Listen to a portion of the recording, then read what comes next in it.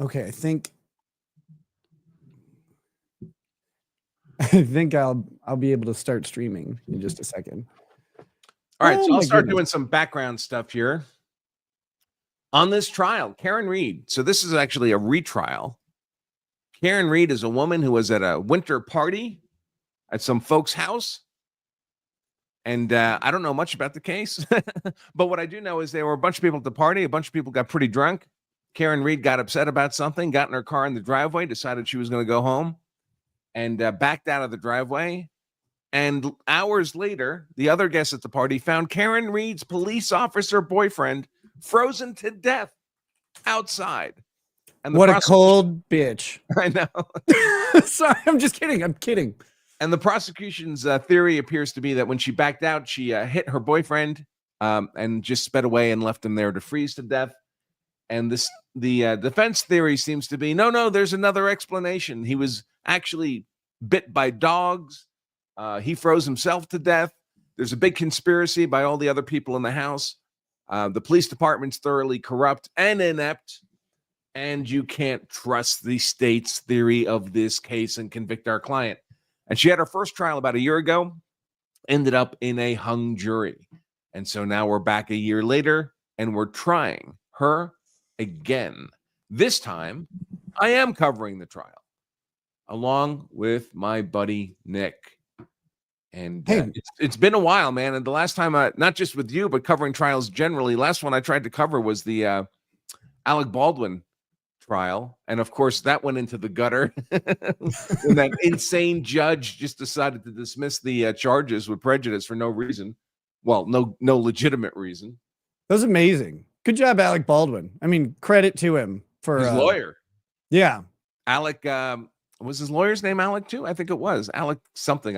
I'm blanking on it now, but and of course, all they did was talk garbage all day, but they got the job done, man. He got a good outcome for his client.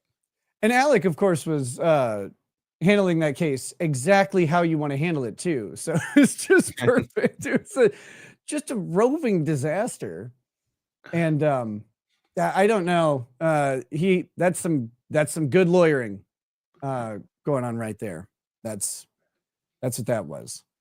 But yeah, I'm very excited to do this. The last trial I covered, was maybe Murdaugh. Oh my God. I think that was a long time ago. Murdaugh being that was that in Virginia or one of the Carolinas? I can't even remember. But that guy who was convicted for killing his son, even though it just, to me, that case they never presented a case beyond a reasonable doubt. But that's the way it goes sometimes. That snide, smirking prosecutor in that case. Oh my God.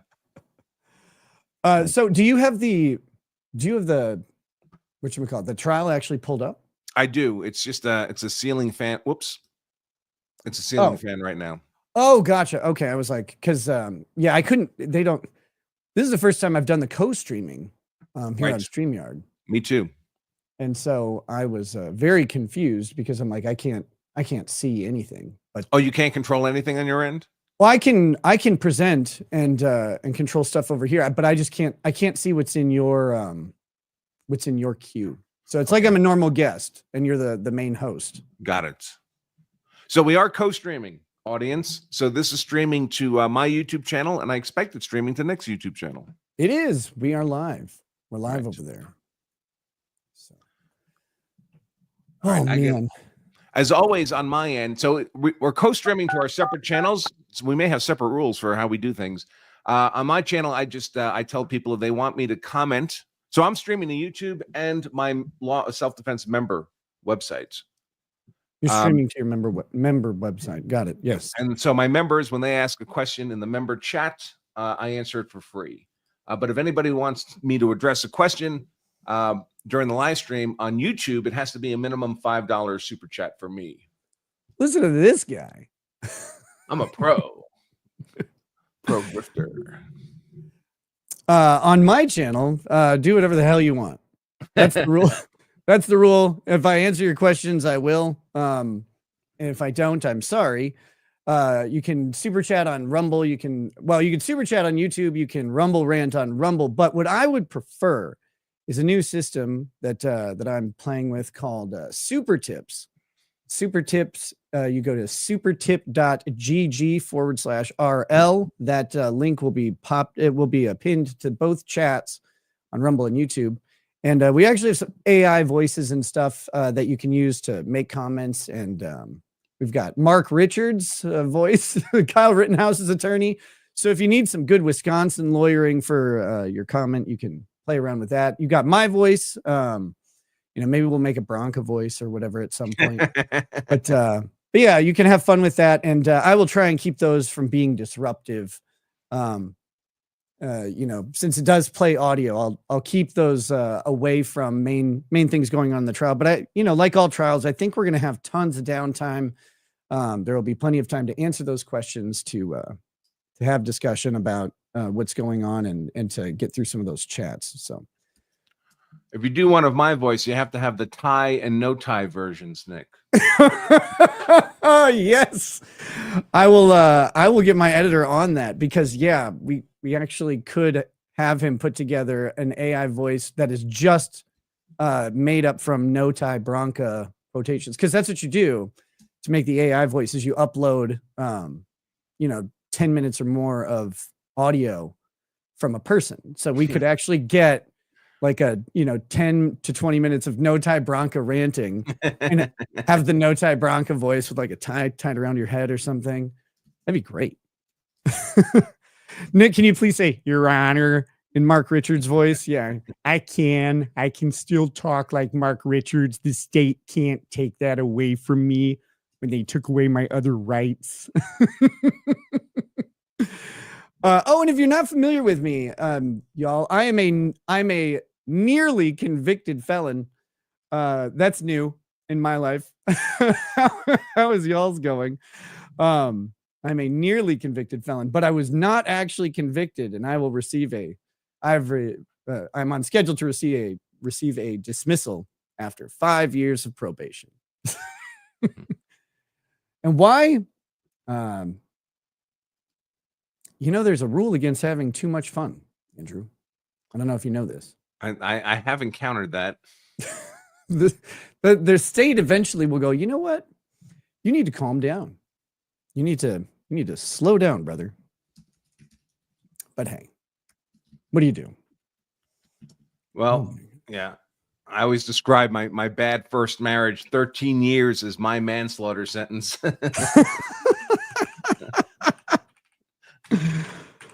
Oh my goodness.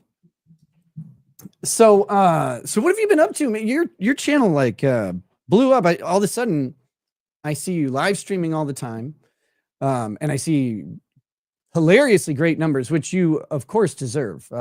Fantastic commentator and streamer, and wise, and also intelligent, handsome, dashing. Yeah, well, we just decided to whoops. What is that? What are you doing? I don't know what. Could that have been from the court? No, the feed's not up. I think like 38 CIA agents just got activated in the chat.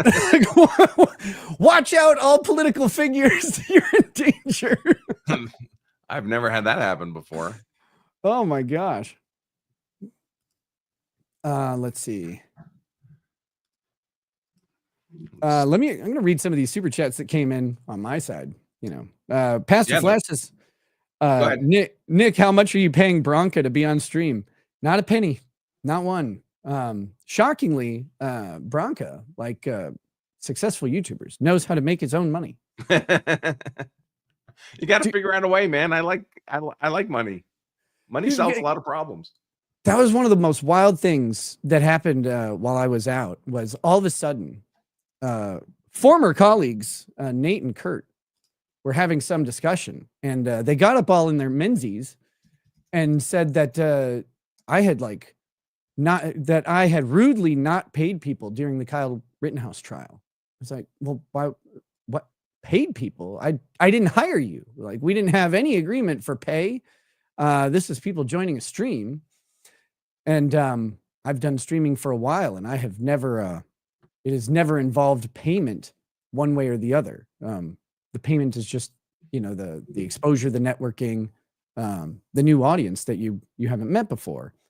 But apparently these guys thought I should be paid, or thought they should be paid for guesting on my stream.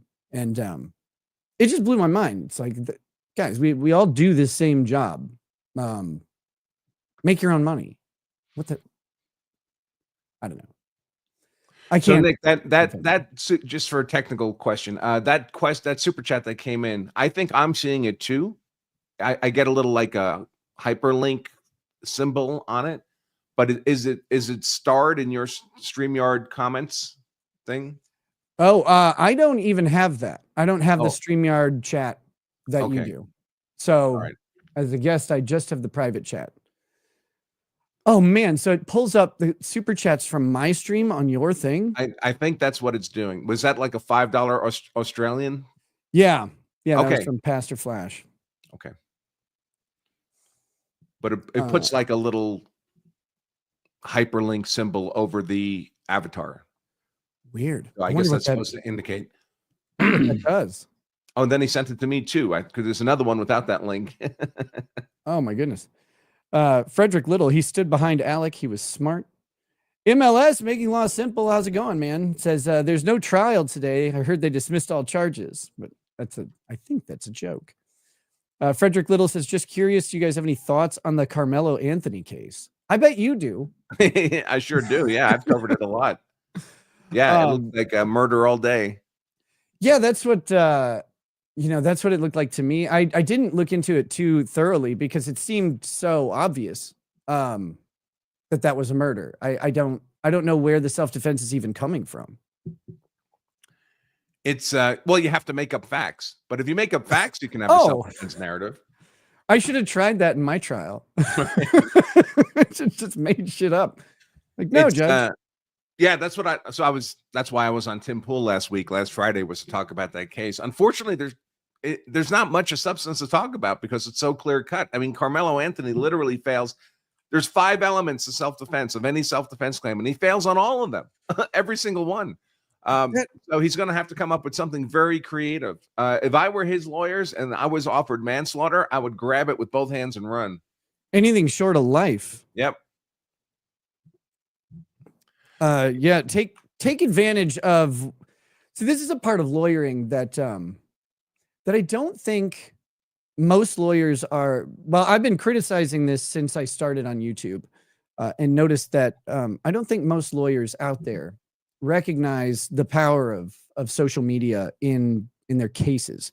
And I will say that I hired my lawyers specifically because they seem to understand kind of that I have a large social media presence and platform, and that it does change the dynamics of what your case is going to be like.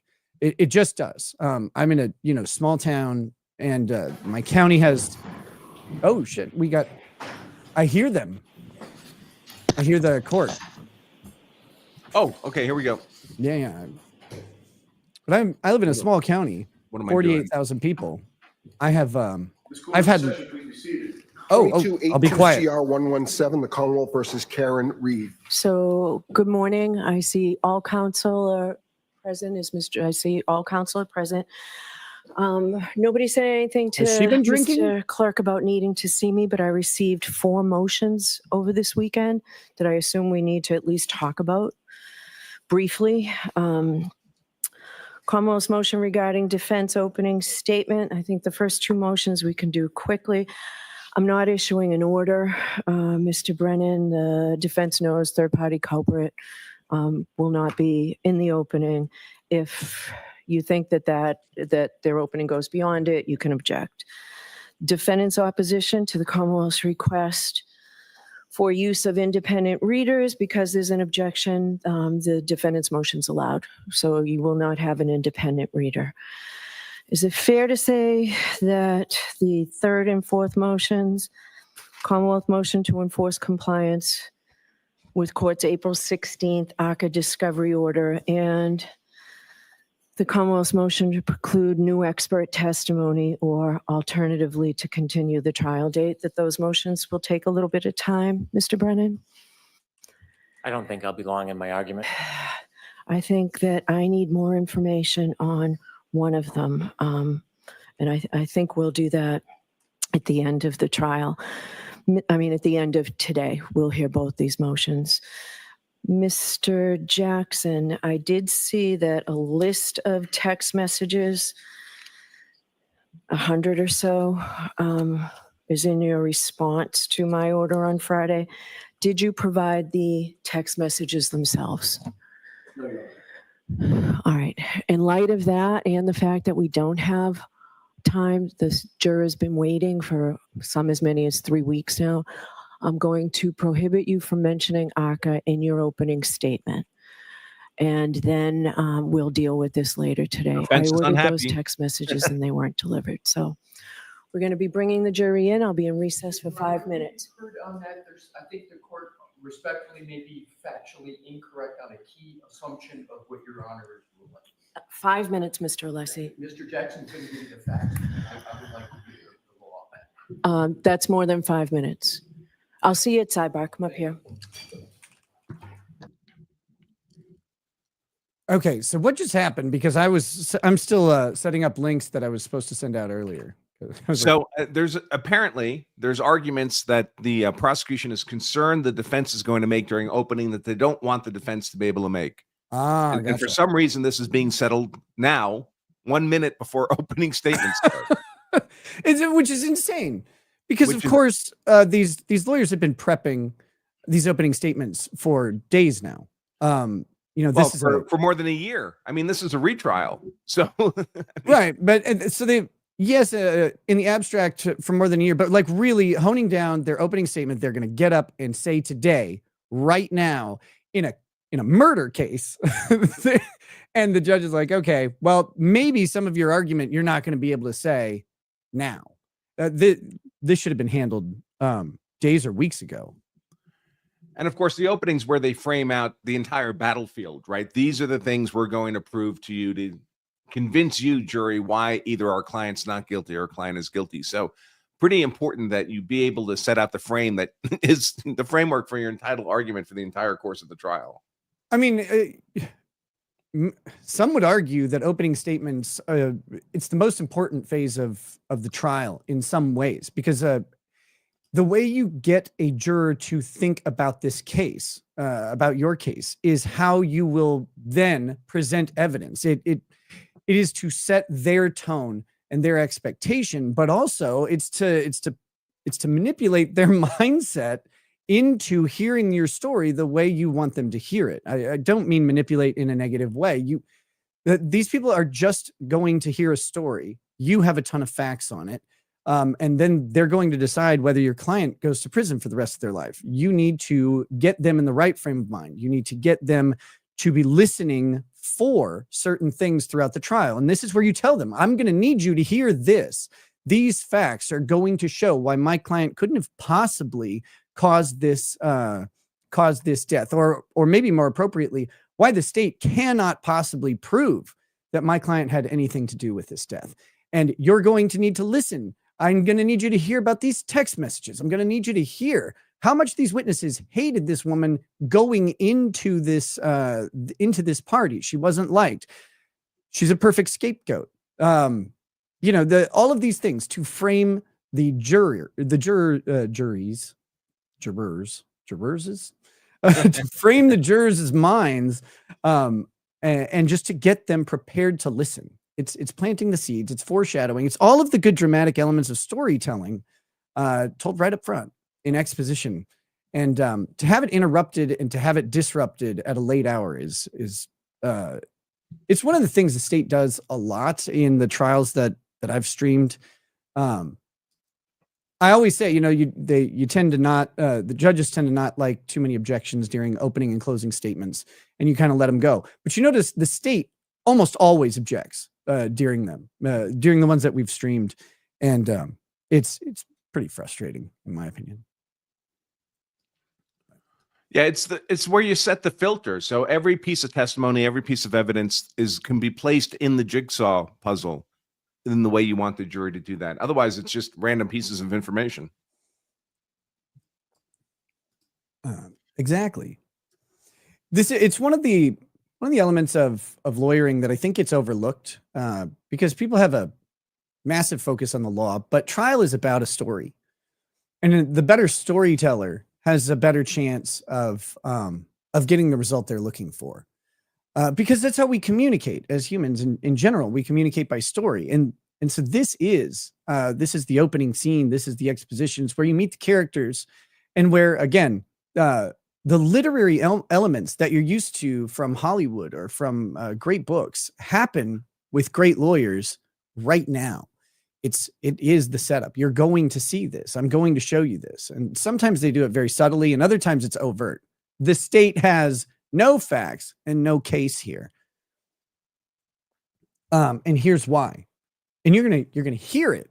You're gonna hear it from the people who were there. In fact, the state is going to bring these people to tell you about it. And you're gonna find out that those people aren't telling a good story. I mean, and this is how you prime the pump. The judge sounded like she sounded more tired than me.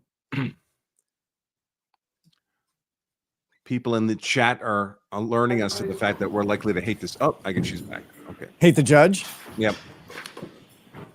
She already reminds me of the judge from the popcorn shooter case. Remember, who looked like she had just come off of like a 6-pack of Budweiser?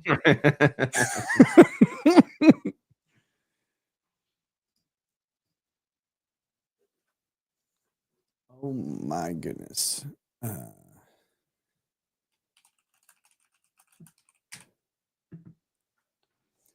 So trial streams, I haven't done them in a long time. I don't think I used to drink during them. So this is normal. I mean, I drink right. sweet This is tea. normal. Although I did just, I had a shorter night than expected because my schedule, I was going to stream yesterday evening and I ended up streaming yesterday at night. And so I did just take my wake up meds, which is great. So accountability to the chat. I have prescription modafinil and Adderall. So it's funny. The state said I was doing too many drugs, and now I'm on way more of them. So it's like, thanks, guys. But hey, I'm going to take this opportunity to remind everyone to subscribe. I, in particular, need subscribers. My goal is to hit 1 million subscribers, and I'm currently at just short of 196,000. Let's hit 196 today, folks. Let's hit 200 today. During the live stream, subscribe, and you can help me accomplish my mission. Be a member of Team Law of Self-Defense. It's free. Hit that subscribe button like it's a Trende Aragua terrorist being deported to the tropical El Salvador prison resort of Secats.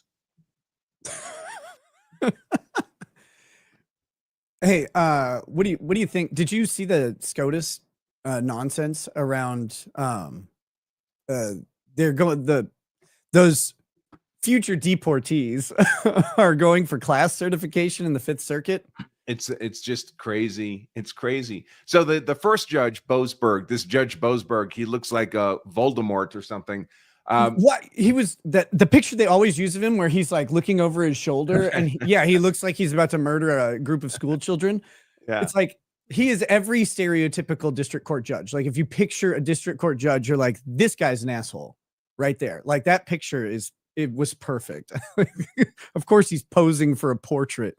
What a fucking dork. So the ACLU walks in with 5 terrorists and he just instantly creates a class out of these guys. And unfortunately for him, as the White House told him, as the administration told him, Your Honor, you don't have any jurisdiction here. These guys are being held in Texas. They have a right to habeas. Everybody has a right to habeas if they're held by the government. But the habeas has to be where you're being held, in Texas, not in the District of Columbia. And he was like, whatever. And so he certifies a class instantly, starts issuing all kinds of injunctions. And it percolates up to the Supreme Court. Supreme Court's like, yeah, you don't have any jurisdiction here. You got to send this to Texas. And he's still handling the case. He's still issuing orders. Now he tried to hold the White House in criminal contempt because they wouldn't turn flights of terrorists around in midair over international airspace. Which he didn't put in his order. He just said it. He just said it in chambers. Right. So he wants his verbal order to have, magical effect, which injunctions and TROs, folks, they have to be in writing because they have to be unambiguous. Otherwise, the person being enjoined doesn't know what they're allowed to do or not allowed to do, and the injunction doesn't have legal effect. So it wouldn't surprise me if, knowing Trump, if he heard the oral version, I plan later to put this into writing that you can't do this. And he said, get him on the plane now, get him in flight. But that's allowed. That's allowed. The injunction was not yet in effect. Right. And the crazy thing is the injunction couldn't be in effect. Not from that guy. Like you said, the class certification has to come in the district where the actual conflict is occurring. Well, they can't even be a class. There's no class here. So to create a class, what the ACLU is actually saying is my clients want to be they would have to be the class representatives. They're the people actually in court. And the class is supposed to be Trende Aragua people who are at risk of being deported. But also, we deny that our clients are Trende Aragua. Well, how can you be the representatives of the class when you deny that you're a member of the class? The whole thing is insane. And plus, this is a novel area of law as well. When you said you can't be a class, it's because I don't believe the court has recognized habeas petitioners as a class ever. Ever. You can't. Habeas is personal, right? I am being detained from the government. I demand that the government present me in court and explain their justification for detaining me. That's all it is. You don't even get right of counsel at a habeas meeting because you're not making any arguments. All the arguments are being made by the government. These are the reasons we're holding this person. It's a thing. I love it when the progressives on social media talk about due process. People are being taken without due process. I'm like, you don't know what due process is. First of all, it's not one thing. It's not like a full-blown trial. It's due. Process is different depending on the circumstances and the procedure and the person being involved.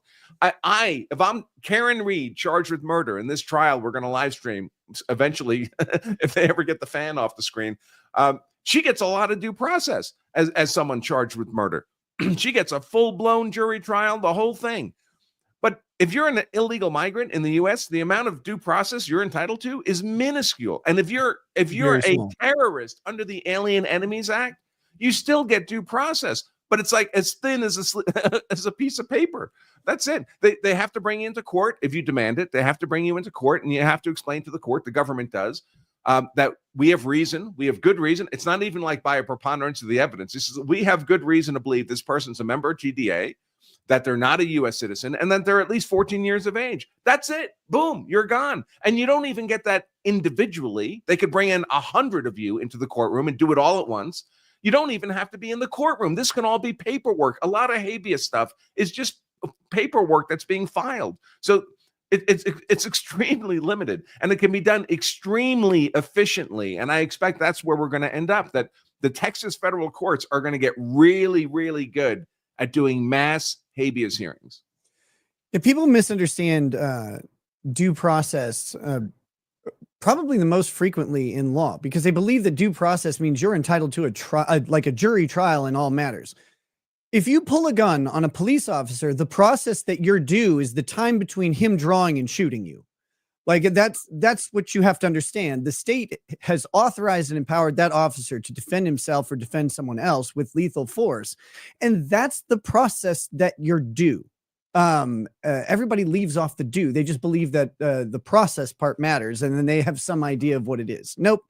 For example, I don't actually like this example very much, but there was that Anwar al-Awlaki guy, right? That Obama drone struck in the Yemen.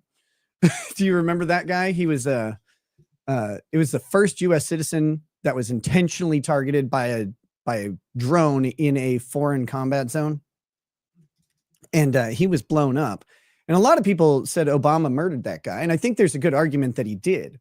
But in the case, he was actually afforded a level of process, and that level of process was a military chain of command that determined that he was a target under the AUMF and because of his associations with ISIS at the time, and that authorized a military strike. And so there is a chain of command process for issuing a drone strike on a specified target.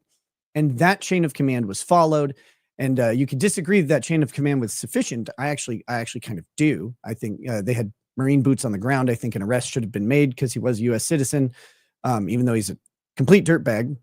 But he still did receive the process that was due to him. And people just, that's one of the critical misunderstandings that I encounter in law and talking to people about the laws is misunderstanding of due process. It's going to be interesting to see how all these attacks that are occurring on the separation of powers doctrine, once they all get settled, if the progressives actually end up with a Trump as an Article 2 executive who's far more powerful than he was when they started this process. Because we've left a lot of these separation of powers things very vague because it suited the bureaucracy for it to be vague. Because, for example, forever from the start.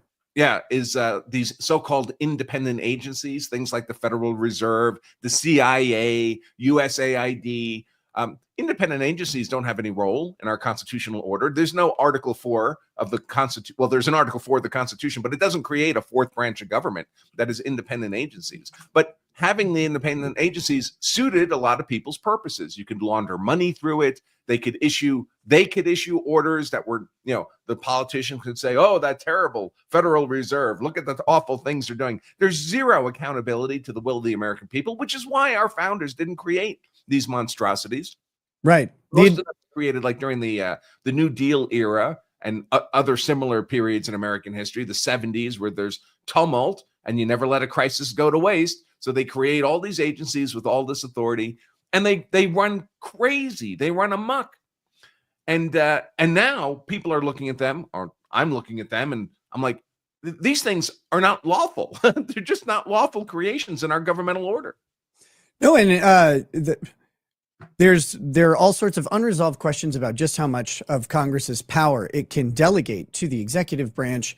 But the interesting thing is that the administrative state exists under the executive because there isn't an administrative branch officially. But the administrative branch of government is everyone's patsy. It allows the people who are supposed to be responsible for decision making and lawmaking in the country that we elect to do that job to not take accountability for what happens. They can then use things like meetings and nice dinners to kind of direct the administrative state without having that accountability because there's never a vote attached to their name on what happens. But the changes that the administrative state can make have the full effect of law on you and I. They don't go in the U.S. code; they go in the CFR, and the federal regulations or the federal. What is it? The Federal Register. And the Federal Register is much bigger than the U.S. Code. And all of these things have the same force of law applied to them. One just is done by the actual elected representatives, and the other is done by people you will never hear the names of. And who can't be fired? Who can't, right. According to them, can't be fired. That's what all these firing suits are over, really.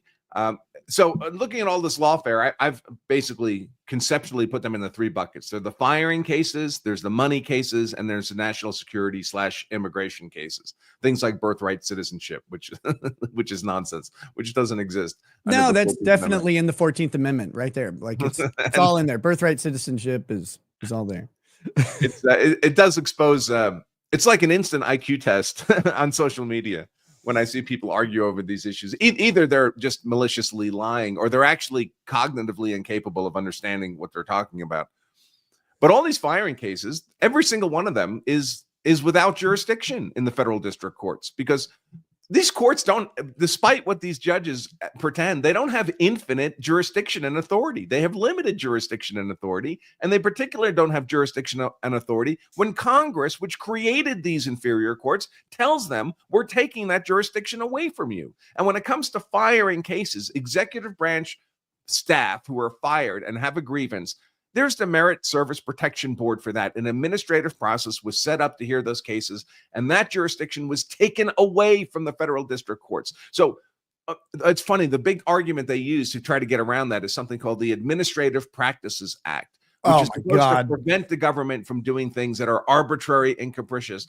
But the reason the APA was created was because these agencies were running amok with their regulations. And so Congress said, we have to protect the American people from the agencies. So we're going to make it unlawful for them to engage in arbitrary and capricious activity, passing these regulations willy-nilly. The whole point of the APA is to protect us from the agencies. It's not to protect the agencies from our political will. They've completely turned it upside down.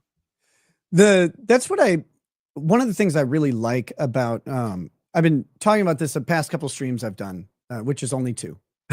It's only 2 in the past 6 months. But the political will of the people is often completely ignored these days. Civics classes don't talk about it. For those who are counting, we say there's 3 branches of government. There's 5. There are 5. They're the 3 that you know about, the legislative, executive, and then judiciary. Then you have the administrative branch, which is it's not a recognized branch, but it's there. And then you have the 5th branch, which is the political will of the American people. And they have ultimate veto power because they have literal revolution at their fingertips. And that is something that governments always forget until it happens. And the revolution is at their doorstep.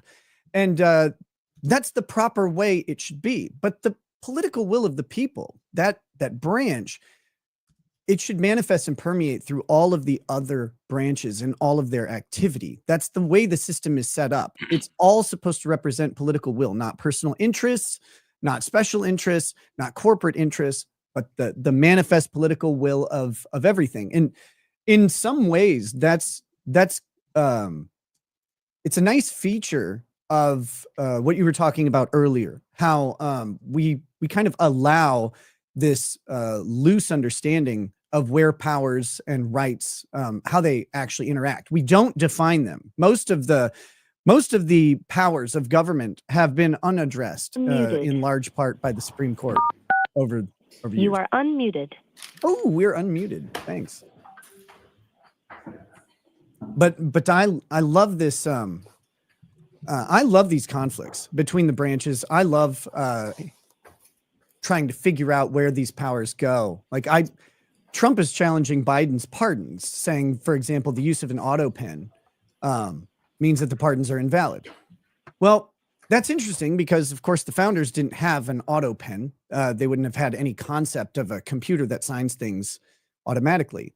But the question then becomes, did the president at the time actually issue that pardon? Before the Honorable Beverly Cannoli, the Justice of the Superior Court, Beverly now holding Cannoli? in Dedham, within and Father County and Norfolk. Draw near, give your attendance, and you shall be heard. God save the Commonwealth of Massachusetts. This court is in session. Please be seated. 2282 CR 117, the Commonwealth versus Karen Reed. Can I have counsel identify themselves for the record? Morning, Your Honor. Adam Lally for the Commonwealth. Morning, Mr. Lally. Good morning, Your Honor. Hank Brennan for the Commonwealth. Morning, Mr. Brennan. Morning, Your Honor. Alan Jackson on behalf of Ms. Reed. Morning, Mr. Jackson. Good morning, Your Honor. Elizabeth Little, also on behalf of Ms. Reed. Good morning, Ms. Little. Oh, they got a Good blonde. morning, Your Honor. Robert Alessi on behalf of Ms. Reed.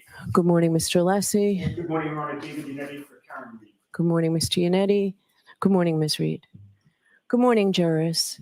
So I have 3 questions I have to ask you because I hope one of them's haven't seen funny. many of you for a long time, and we do appreciate that you were all here, ready, willing, and able to get started early. We sometimes have to. Oh, that deal with Massachusetts people accent's gonna anyway, but we do appreciate kill me it. eventually. So my Started questions early. are, were you all able to follow the instructions and refrain from discussing this case with anyone since we last saw you? Everyone said yes or nodded affirmatively. Were you also able to refrain from doing any independent research or investigation Sure. into this case? Yes. Everyone said yes or nodded affirmatively. Everyone's lying. Did anyone happen to see, hear, or read anything about this case since we No. last met? Not at all. Everyone said no or shook their heads. Thank you very much. Does anybody believe Jurors, can I that have each ever? of you stand and raise your right hands, please? Oh, Do each my of you God. solemnly swear you shall well and truly try the issue between the Commonwealth and the defendant according to your evidence and according to the law, so help you God? Thank you. You can have a seat. No. Jurors, hearken to these indictments. Hearken. Karen Reed of Mansfield in the county of Bristol, on or about January 29, 2022 at Canton in the county of Norfolk, did assault and beat John O'Keefe with intent to murder such person. And by such assault and battery did kill and murder the said John O'Keefe and is guilty of murder in the second degree and not in the first degree in violation of Massachusetts General Law, Chapter 265, Section 1.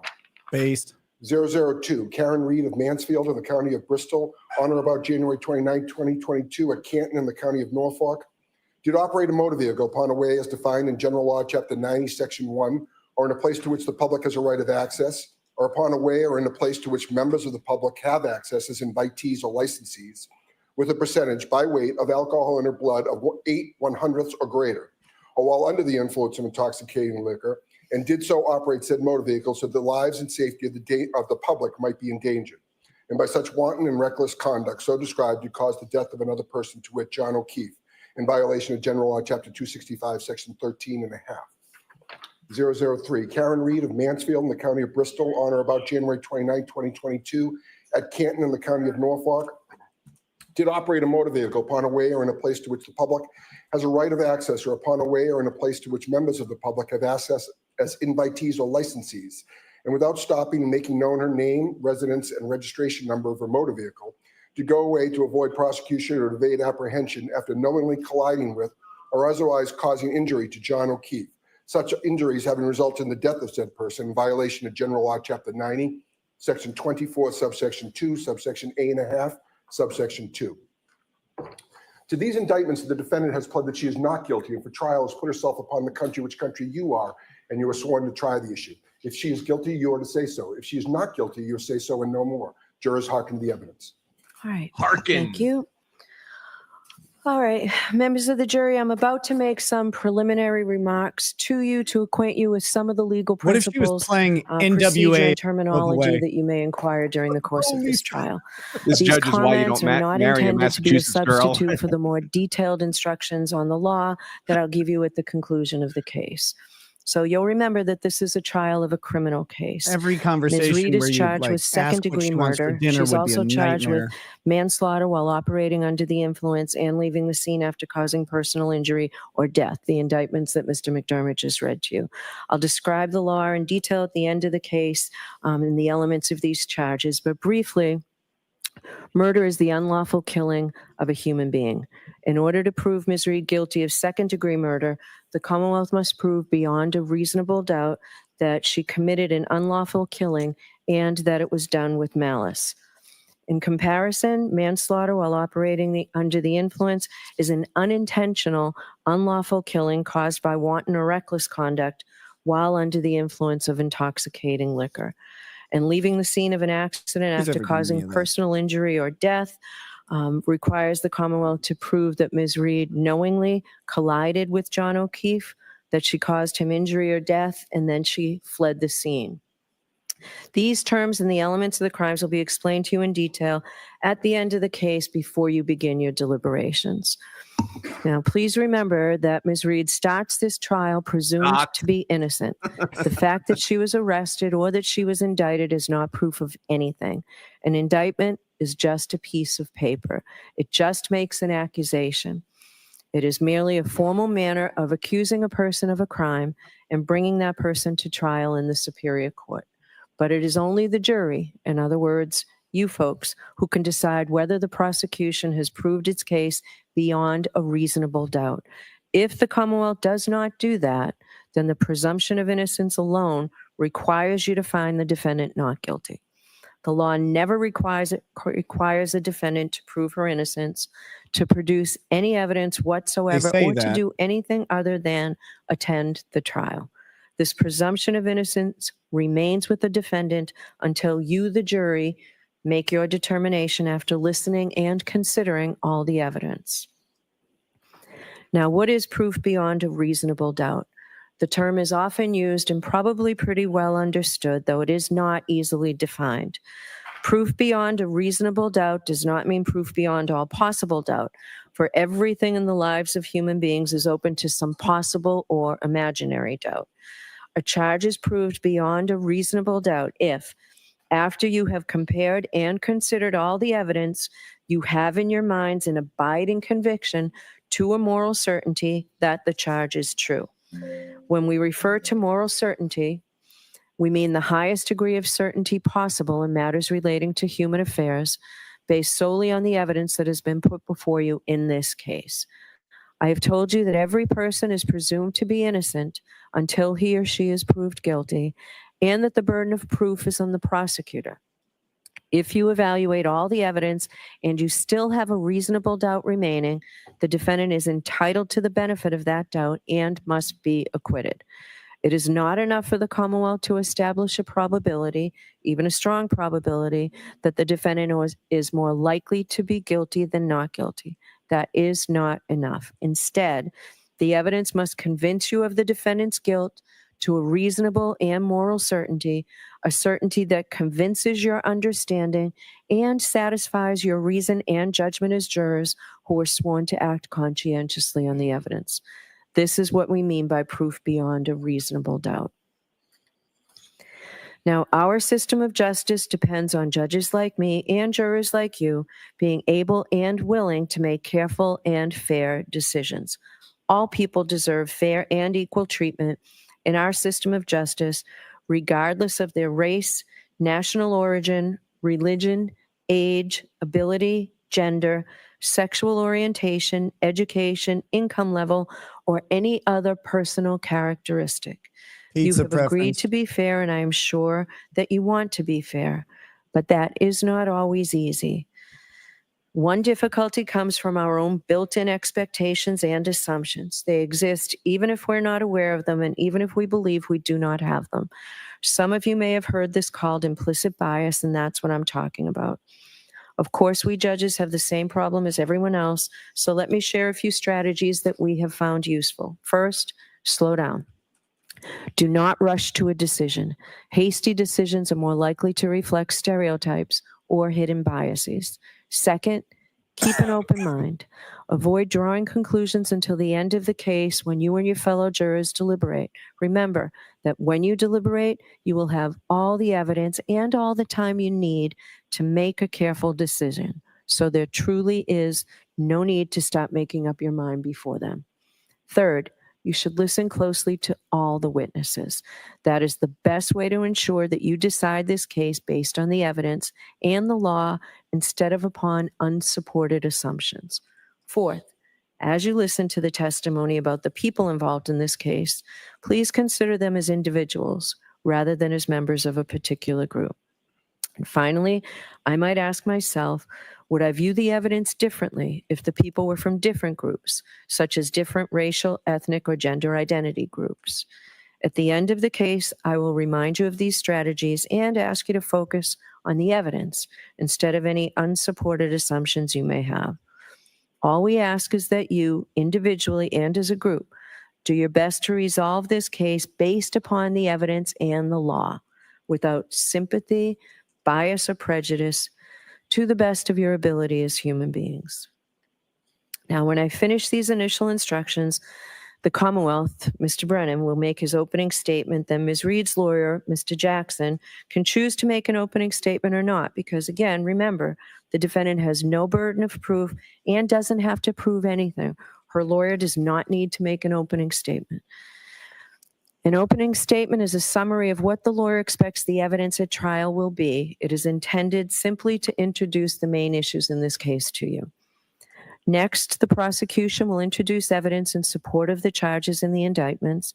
After that, the defendant may present evidence on her behalf if she wishes to do so, but she is not obliged to do so. Remember, the burden of proof is always on the Commonwealth to prove that the defendant is guilty.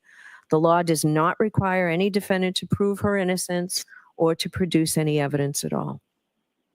After all the evidence, each side will have an opportunity to offer you closing arguments about what conclusions you might draw from the evidence. Like the opening statements, the closing arguments are not evidence.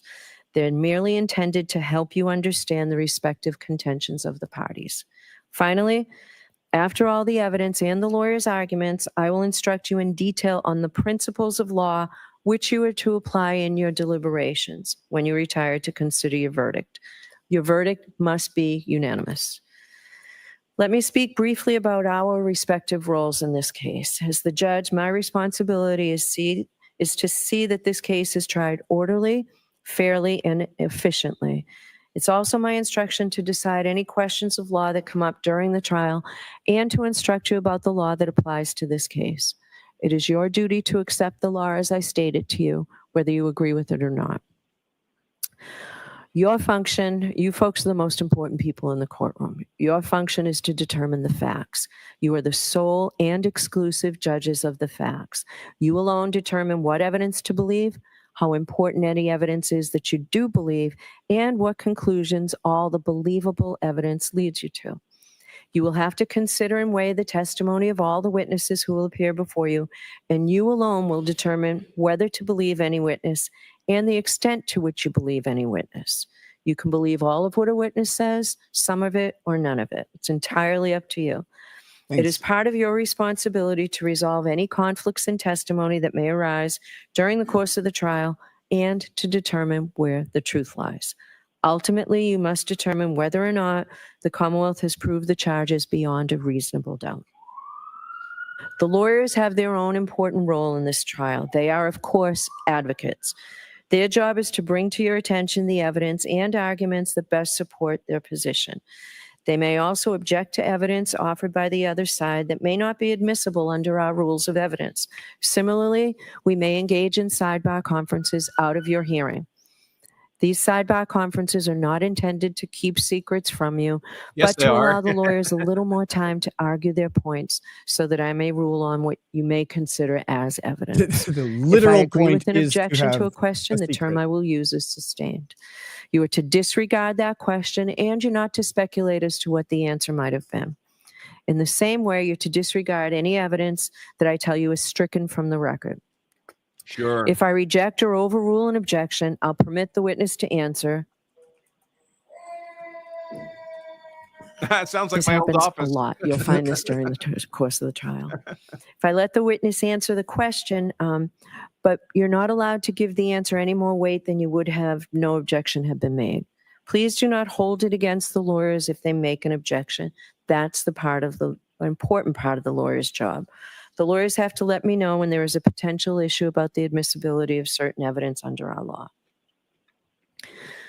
You must decide this case solely on I the evidence hate this presented part. in this courtroom. This will include the sworn testimony of boring. witnesses and may also include any exhibits that are important. admitted into evidence, any facts that I tell you have been agreed to by both sides, and any facts that I indicate to you may be taken as a matter of common knowledge.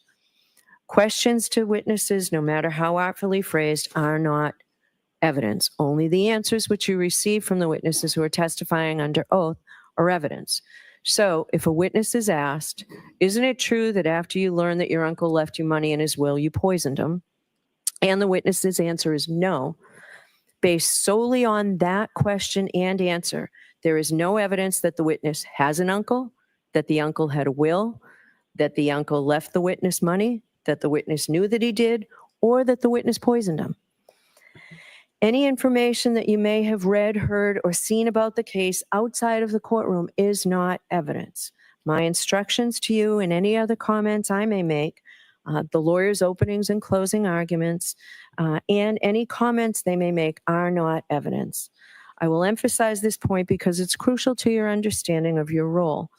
If the lawyers or I make any comments during the trial, those comments are not evidence, and your verdict must be based only on the evidence. In Massachusetts, lawyers are not allowed to make comments other than during opening statements and closing arguments. They are permitted only to ask questions, but they cannot comment on the witness's answer. If a lawyer comments, you are to disregard it. In this way, communication in the courtroom is not like everyday conversation. If a lawyer seems to agree or disagree with an answer, or if a lawyer expresses confusion or any other reaction or emotion, you are to give no weight to what that lawyer does. In the interaction between a lawyer and a witness, you may consider only the witness's testimony as evidence. In a similar way, any comment I make is not evidence. But of course, you can't disregard what I say when I provide you with instruction or direction. Remember, however, I'm the only one who can instruct you or direct you in any way. Finally, on this topic, If one of the lawyers or I refer to some part of the evidence and that does not coincide with your own recollection, it is your collective recollection which you are to follow in your deliberations. Now, in this case, I anticipate that we will go by bus to an area that you'll hear about during the trial. Whoa. You may consider as evidence anything that you observe about the layout of the area, including the scene of the alleged crime when we do go there. I will give you further instructions prior to our leaving for the view. Now, in this case, I'm going to allow you to take notes. Any jurors who wish to take notes during the course of the trial, except during opening statements and closing arguments, because remember, those aren't evidence. If you wish to take notes, you may do so once the evidence begins.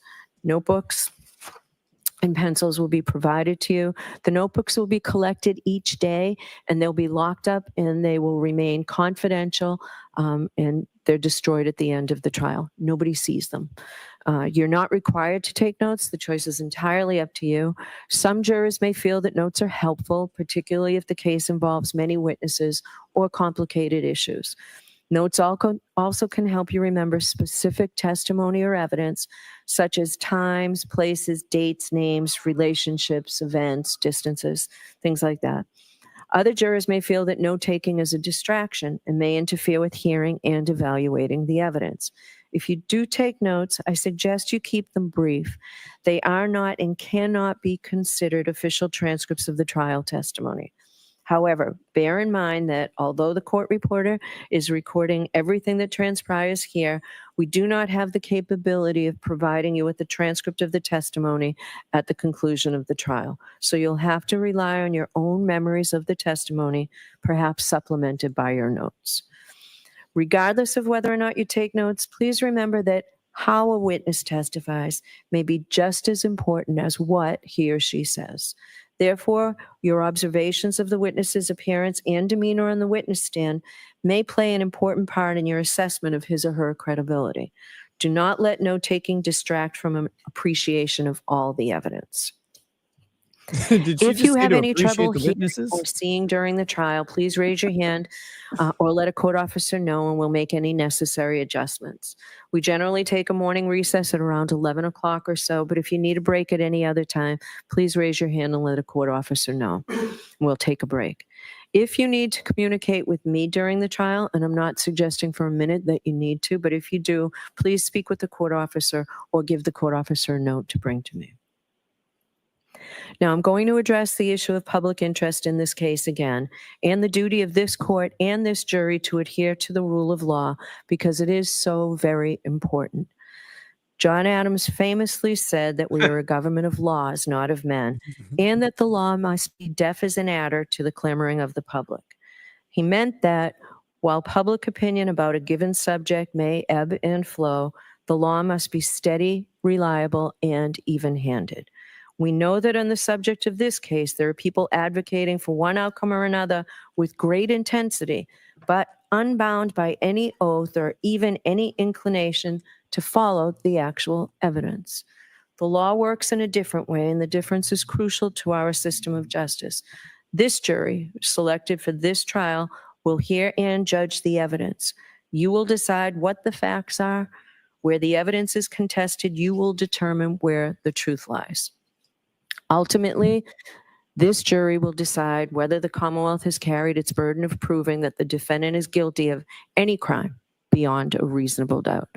People outside of this building have rights, and we know that they have voices, but this trial will be decided by you, an independent jury, free from outside interference, based only upon the evidence presented in this courtroom and the law. This is the only way to ensure that every person who comes before the court receives a fair trial. It is just that simple and that important.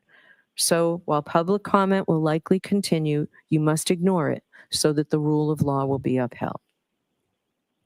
Which leads me to the fact that it is very important that during this trial, until you deliberate, you must not discuss this case with anyone. This includes your family and friends, and even your fellow jurors. Nor should you allow anyone to communicate with you about any specific aspect or any aspect of this case. You must not conduct any independent research about this case, the matters in this case, and the individuals involved in this case. In other words, you must not consult the internet or do anything else to try and find out information from any source outside the confines in this courtroom. Please be very careful with your social media use. Please do not use X or Twitter, Facebook, Instagram, or Reddit. Though you may never have seen anything about this case before on your social about media to. feed, you cannot control what may pop up. You should also remember that use of these platforms can be public and traceable, and any searches undertaken or information received by you can and likely will be discovered. So please be extremely cautious. If you inadvertently see gonna see something your about porn this history. case, please disregard it and let us know.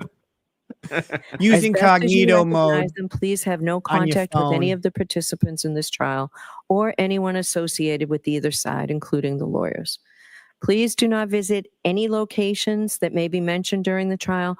We'll go on a view, as I told you, and I'll discuss that with you before we go. Remember, you were instructed that you must not, and you assured us that you would not read, watch, or listen to any account of any aspect of this case in any news media, social media, or from any other source. It is critical that you follow that instruction. Finally, please continue to keep an open mind. I know that you will try glad this I've case never seen according to porn the with a oath that you've Massachusetts just taken accent. as jurors. When you took that oath, you promised that you would well and truly try the issues between the Commonwealth and the defendant according to the evidence and the law. If you follow that oath, approach this case with an open mind, and make your decisions fairly and without prejudice or bias or sympathy for anyone, then you will arrive at a true and just verdict, and that's all we ask of you. So it's now time for the opening statements. Mr. Brennan. Oh, thank God. Thank you, Your Honor.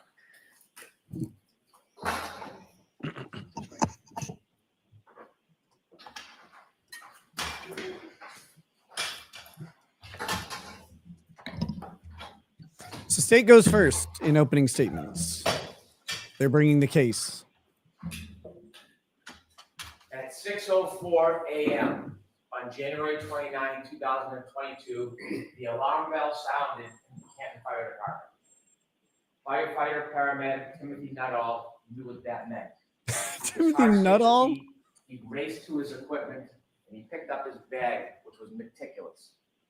There was a sign and a signal, and then there was a voice commanding that there was cardiac arrest. The most serious of calls for a firefighter paramedic, that means that a person's heart has stopped. He didn't know who it was. He didn't know where it was. He took his bag. He had just gotten to the station, and he rushed to the ambulance. He was one of the most senior paramedics that morning.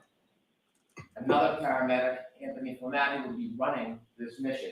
He jumped in the back of the ambulance, the door shut, and they headed off to 34th Fairview Road. As they drove, firefighter Nutall could not see anything. He couldn't hear anything other than the engine of the ambulance. He could feel it sliding across the road. It was near blizzard conditions. He calmed himself. He steadied himself. This is what the firefighters and paramedics are trained to do, to focus. And he focused on his task. He looked around the back of the ambulance to make sure that all the tools were in place. The ambulance was meticulous as well. This was Anthony Flamati's ambulance, and it was well stocked. He calmed himself, and he thought about what was going to happen. What should he be looking for? What is his next steps? He played the scenarios through his mind, and eerie calm was above him. As the car pulled up to 34 Fairview, the ambulance, he stood at the back door, and the doors opened. And he stepped out into bedlam. He could hear a woman screaming and shrieking, the cold, hard air slapping on his face, and the wind, blizzard conditions swirling around him. You will hear him tell you how he trudged towards those screams in the darkness to snow. And when he got there, he saw 3 women surrounding a man lying, not moving on the ground. He walked up to the man and he reached down and he tried to find any signs of life, pulse, anything. And he found nothing. And he got up and he walked over to the woman, and he walked over to that defendant, Karen Reed, and he told her that he thinks that that man is gone. He's a goner. And then he heard the yell from Anthony from That guy, he's gone. And he said, come back, Not let's coming go. back. He didn't make it. Learned that in the cold, even if somebody's heart stops, even if they're presumed to have It passed. sounds like sometimes Peter Griffin they'll delivering say the opening light. arguments. So you'll see on a dash cam video, you'll hear through testimony. You're under reasonable he went doubt. back to that man who's John O'Keefe. He went back to him, and that crew, coordinated effort, they did everything they could to save his life. They got on their knees, they began CPR. God on the knees. Firefighter Nutall will explain as he kneeled over John. God, we invoke thee to bring He back looked up. a lost This officer. man approached him, and you'll see it on the video. Now, he wanted any information, because when you're trying to save someone, you want to know, are they on drugs, medication, do they have a heart condition?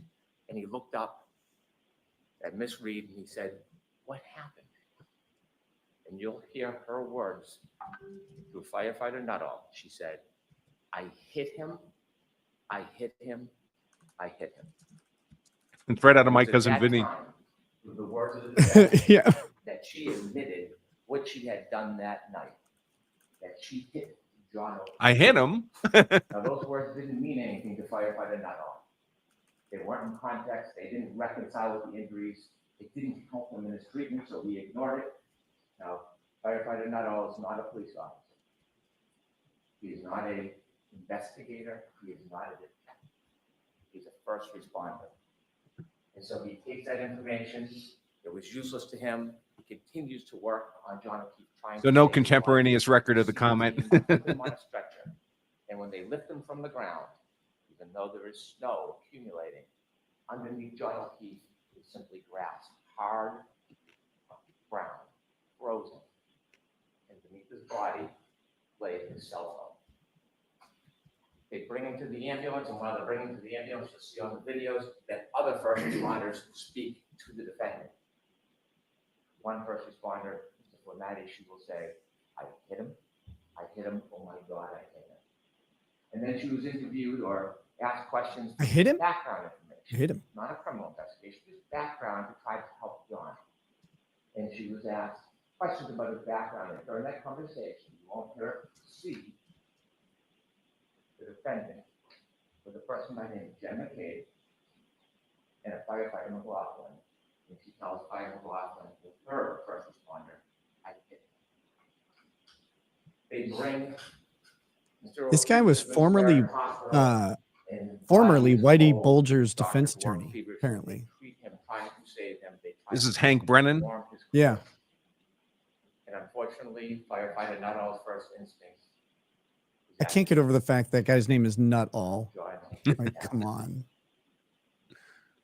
So why are we here today? We are here today because John O'Keefe was killed by the actions and conduct of that defendant, Karen Reed. You will learn through this case, through facts, science, and data, you will learn that on January 29th, 2022, when the defendant and Mr. O'Keefe were in front of 34 Fairview Road, all the way to the left side in a dark corner near a flagpole, you will learn that Mr. O'Keefe got out of the car.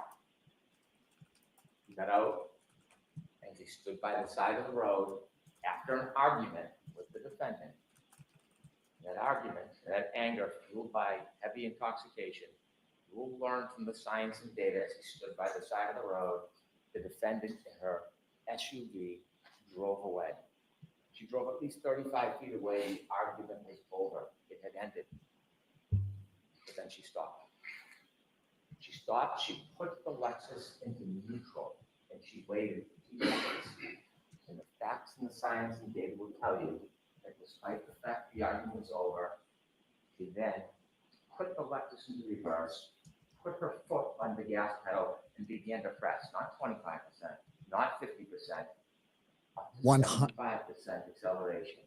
Oh, that's There was a light gust of anticlimactic. snow, the Lexus tire spun backwards. She went backwards at least 70 feet. She clipped John O'Keefe. He fell backwards, hit his head, broke his skull. And there he lay at the corner of Fairview Fairview Road, on the ground, lying on top of his cell phone, alone. And then the defendant will later tell that when she left, he didn't look mortally wounded, yet he was. And she simply drove away. Now, before I tell you, How are they going to prove that 75% pedal depression? Of course, maybe a black box on the Lexus. Electronics in the car. Yeah. Never take those black boxes, A guys. young man, a local kid, very well liked. Not worth a 10% discount on your John insurance. O'Keefe is the son of Peggy O'Keefe. Oh, the car I'll just John record it O'Keefe anyway. Sr., and the brother of Paul O'Keefe. Grew up in Canton, worked hard, he became a police officer. But what you're going to learn, the fact that he worked for the Boston police officer, as a Boston police officer, was just a fraction of his life. It was a small, really unimportant part, because the biggest part of John O'Keefe is he was a family man. Not in the traditional sense. You see, John O'Keefe never had biological children. John O'Keefe was never married. But John O'Keefe had a sister, and she had 2 children.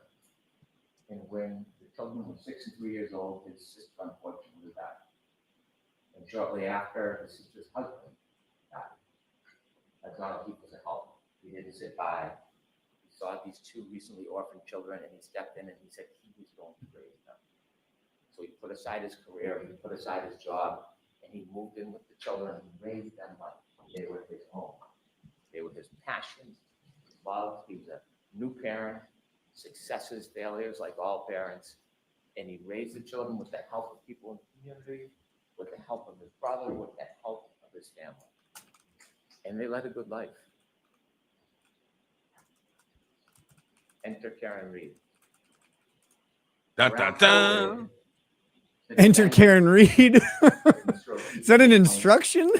And they started a relationship. And you'll hear that even though the defendant had her own home, she was staying with Mr. O'Keefe a lot, 4, 5, 6 times a week. And to most of the world, it was a pretty good relationship.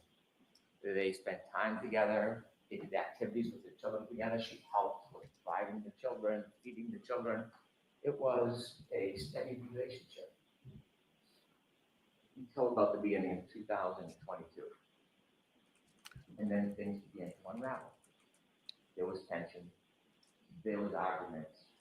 In fact, just a few days before this incident, you'll hear that Thanks, Nick. He asked her to leave, but she wouldn't. What did I do? You're going to be able to read text messages of their conversations on January 28, 2022, and you will see the tension and the unraveling of the relationship. You will read about the discord between the defendant and Mr. O'Keefe. You will see that when he would ignore her calls, they would become incessant. When he would try to push away, she would come closer. You will read those text messages and you will realize that this was the beginning of the end of this relationship. That night, they decided they would go out together. I want to tell you something about data and science before we get to that night. I mentioned that underneath John's body was a cell phone. A cell phone is an amazing piece of technology. It is like It allows you to talk over the air. Extraordinary data. And when they found the cell Like a phone computer. that night, they studied the cell phone, and there'll be some remarkable data that you will use in this case to find the truth. Sounds like Al Gore explaining the internet. Find in a cell phone that's critical to this case. The first is called location data. Waze we've all heard of, Google Maps. Well, at some point that night, John put his Waze on, and Waze is like a breadcrumb that will show exactly where the phone goes second by second. It is the strongest, most accurate location data that you can have. And that night, John was using Waze. I think that's an overrepresentation of Waze Healthcare by a data lot. will show when somebody is moving. Sometimes it's qualified as steps, but it doesn't necessarily mean somebody's stepping, moving their arms, walking, turning. It doesn't show what direction or how far, but it shows movement of a person. Okay. And the third thing, remarkably, you'll be an expert in found a data file on the phone, and it tracks the temperature of the cell phone battery. That will be critical to your analysis in this case, the temperature of the cell phone battery. And so with that, I want to take you back to the timeline of that night. After the discord, both the defendant and Mr. O'Keefe decided they would meet at a bar called McCarthy's. Now, McCarthy's is a local bar, a blizzard is pending, and people are getting together in a celebratory mood. They go to McCarthy's and you see a video of McCarthy's, and you will watch both Mr. O'Keefe, friends, and the defendant drinking alcohol. And you will count 8 vodka drinks that the defendant drank. They arrive at 8:50, they stay till 9:45. She consumes at least 8 7 of vodka those drinks? In less than 2. The last drink, you'll see when they leave the bar, she puts it under her jacket, and they walk out and they go to another bar with another friend called the Waterfall. Based again. The Waterfall sometime around 10 p.m. And when they go into the Waterfall, you'll see a video. And when I said celebratory mood, you will see a group of friends of John O'Keefe, many who are friends with Karen through John, and you'll see them clapping and happy and joyous that they're there. You'll see many hugs between John O'Keefe and his friend and the defendant and many of the people there. And they spend some time together, they're drinking, and they all do a shot. So that will be at least the 8th drink within 3 hours, that you consume. You will see from the data, not just the cell phone data, but there's some other very important data. And the other piece of data that goes hand in glove with the cell phone is information on the defendant's Lexus vehicle chips. You might have heard of black box in an airplane, or there's some type of event that captures a small amount of time. Well, that was captured in the defendant's Lexus. That black box information with the cell phone data will tell you everything you need to know in this case. It will bring us step by step through the entire night to the death of John O'Keefe. And so they leave the Waterfall bar at 12:12, and you'll see that the ignition goes on to the defendant's Lexus. And both John O'Keefe and the defendant in the car, and they decide that they're going to go back to 34th Fairview Road, where we talked about earlier. They're going to go there for a get-together for one of the homeowner's sons who's having a birthday party. And so as they drive back, you will be able to follow them with this location data.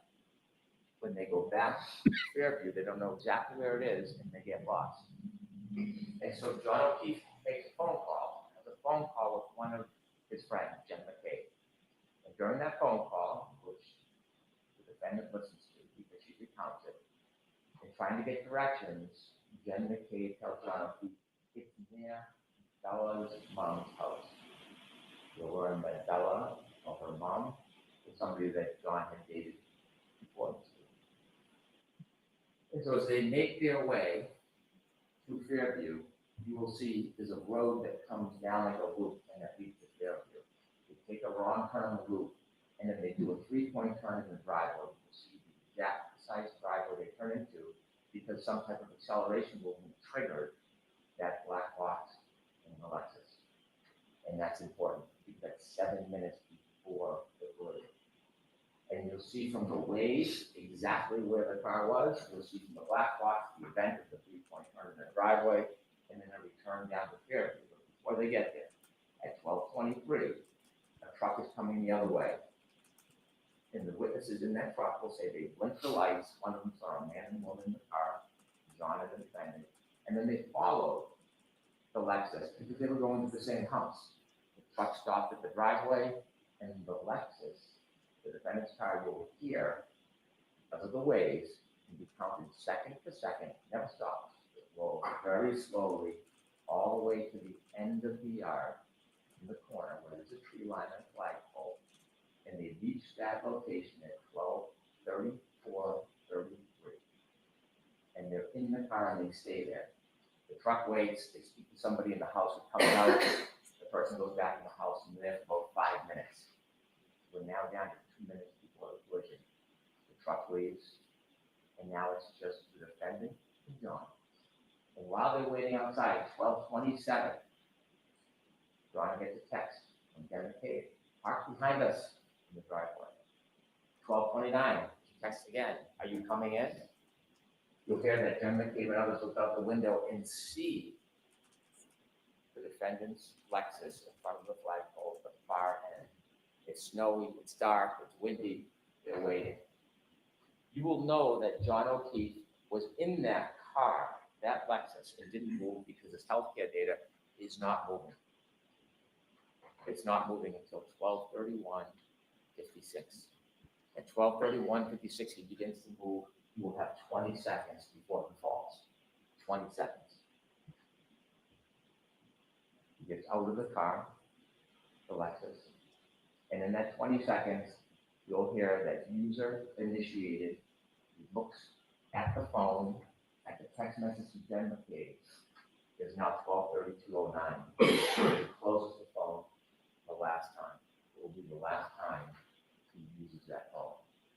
From the waterfall bar, you see that. And at that time, 12:32:09, last user, he has 7 more seconds to move before he lies dormant the rest of the night. We'll also have the information from the defendant's Lexus black clocks. The clocks run differently. There's a 30-second variance, but it's right in the heart of that time.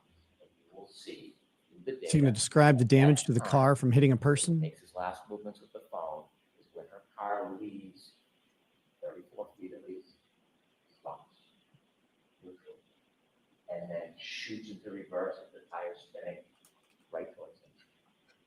Right when he got out. You'll know they're arguing because the next morning she tells a firefighter, I'm sad because our last moments were fighting. She drives away. They said she's made later statements that when she left, he didn't look mortally wounded. He lied on the ground on top of his phone, light dusting of snow, the snow now picking up. And he's just there. It's 12:37. Now, when he's in the car, before he gets to Fairview, the battery temperature of that phone is 77 degrees. 77 degrees in the one car. Now that he's been outside the car for 5 minutes, drops to 72 degrees. She drives to his house. She makes a phone call at 12:33 after she's left Fairview. She calls again at 12:36:33 and leaves a message. You'll hear it. And you will hear the anger and rage in her voice. She leaves a message. John, I fucking hate you. Pardon my language. Oh, yeah. If you say that to a boyfriend or girlfriend, She leaves definitely that kill them. message. He lies on the side of the road. He gets another text message that's unanswered. Where are you? 12:45. Battery temperature, 61 degrees. So he gets almost 40 calls from the defendant that night. His phone rings, but he never answers. You'll hear from an expert that the light never initiates, the healthcare data never moves. John alone with his only companion, his phone. At 12:53, cell phone drops to almost 60 degrees. 12:59, the defendant leaves another message on John's phone. Now, she hasn't spoken to anybody. Nobody has spoken to her, but her message is out. You'll learn the message says, John, nobody knows where you are. And this is where the plot in the cover-up begins. The evidence will make clear that she knew he was there. She did not call 911. But she said nobody Did knew. not go back to him. She did not leave an anonymous note.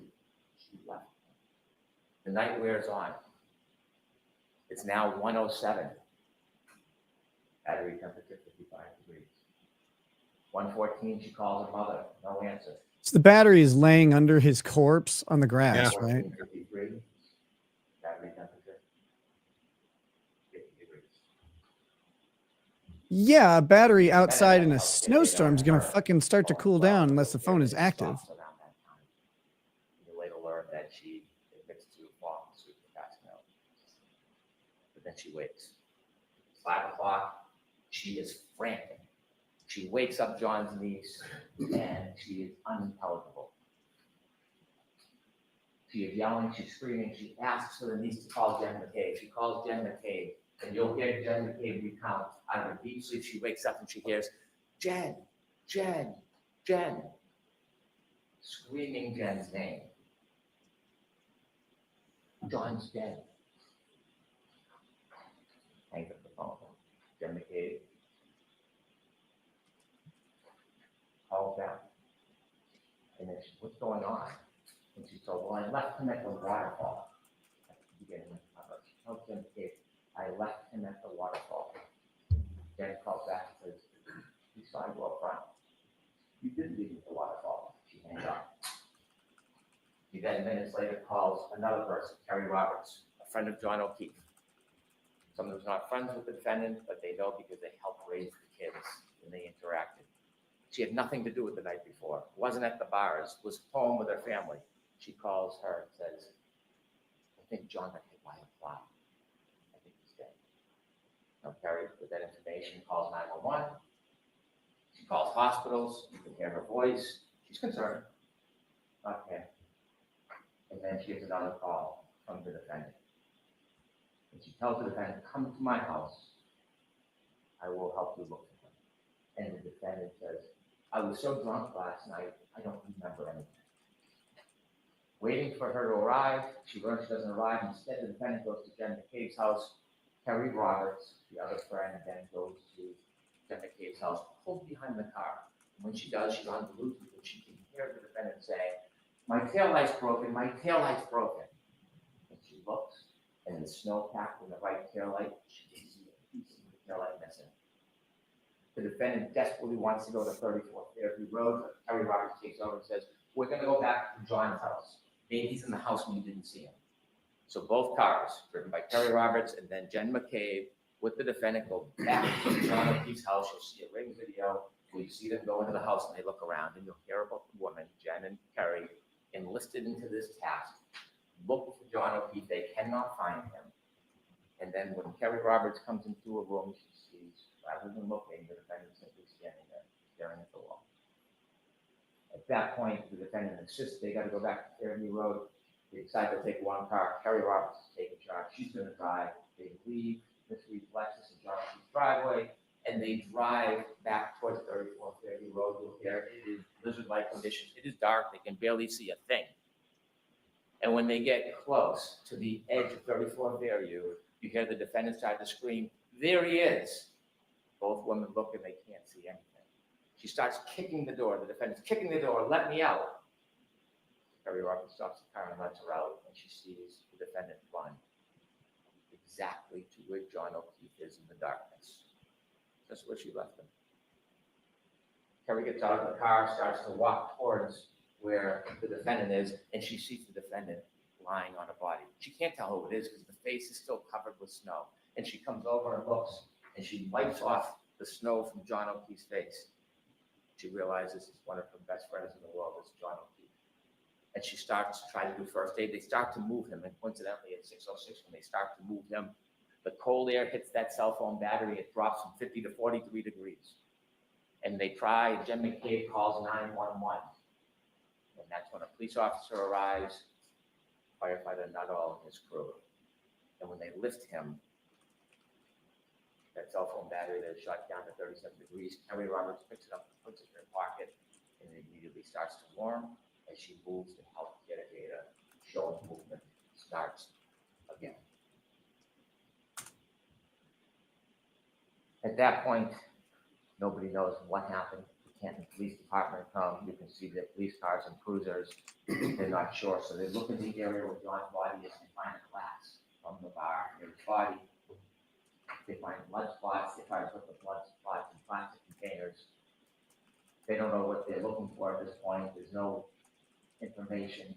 They don't believe or know that there's a crime. They just know that John O'Keefe somehow ended up here with the broken glass and the blood.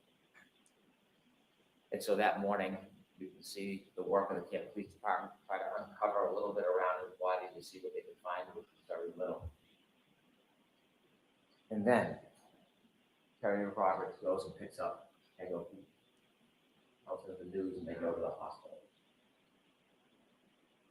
They go to the Good Samaritan Hospital, and Carrie Roberts is walking, and Peggy O'Keefe is going to go see her son, with her husband. And as she walks down the hall, Karen Reed is also in the hospital. See, there was some reports of maybe she was upset or suicidal, so they sectioned her. They put her into evaluation to make sure she was safe. You'll hear Peggy O'Keefe tell her she walked down the hall to go see her son.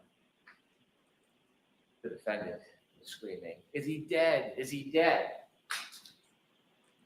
As she walked by Karen Reed, she stopped and she said, "Karen, what happened?"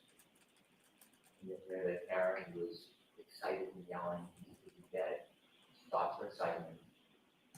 Let's go. Doesn't say a word. Peggy pays respects to her son, and then she has to go back home because she has to tell the children. Now, while she's out, the Canton Police Department sent an officer to the house to make sure the children are safe because they're alone if they're home. And when the officer pulls in, he doesn't notice anything, but you'll see on his dash cam video notices something. That tail light has a big missing piece to it. They can't find the children. Ultimately, Peggy comes home, a friend can take it down, and they bring the nephew home, and he is distraught. And then Peggy hears a knock on the door. It is the defendant and her father. They want to come in. They come in, they open doors, Mrs. Peggy, and they ask, "Can we go upstairs to John's room?" And she's busy consoling her grandson. They go upstairs. They're upstairs for about 15 minutes. They come down. Quickly they leave. Now they got there from the defendant's father, drove his wife and the father to that house.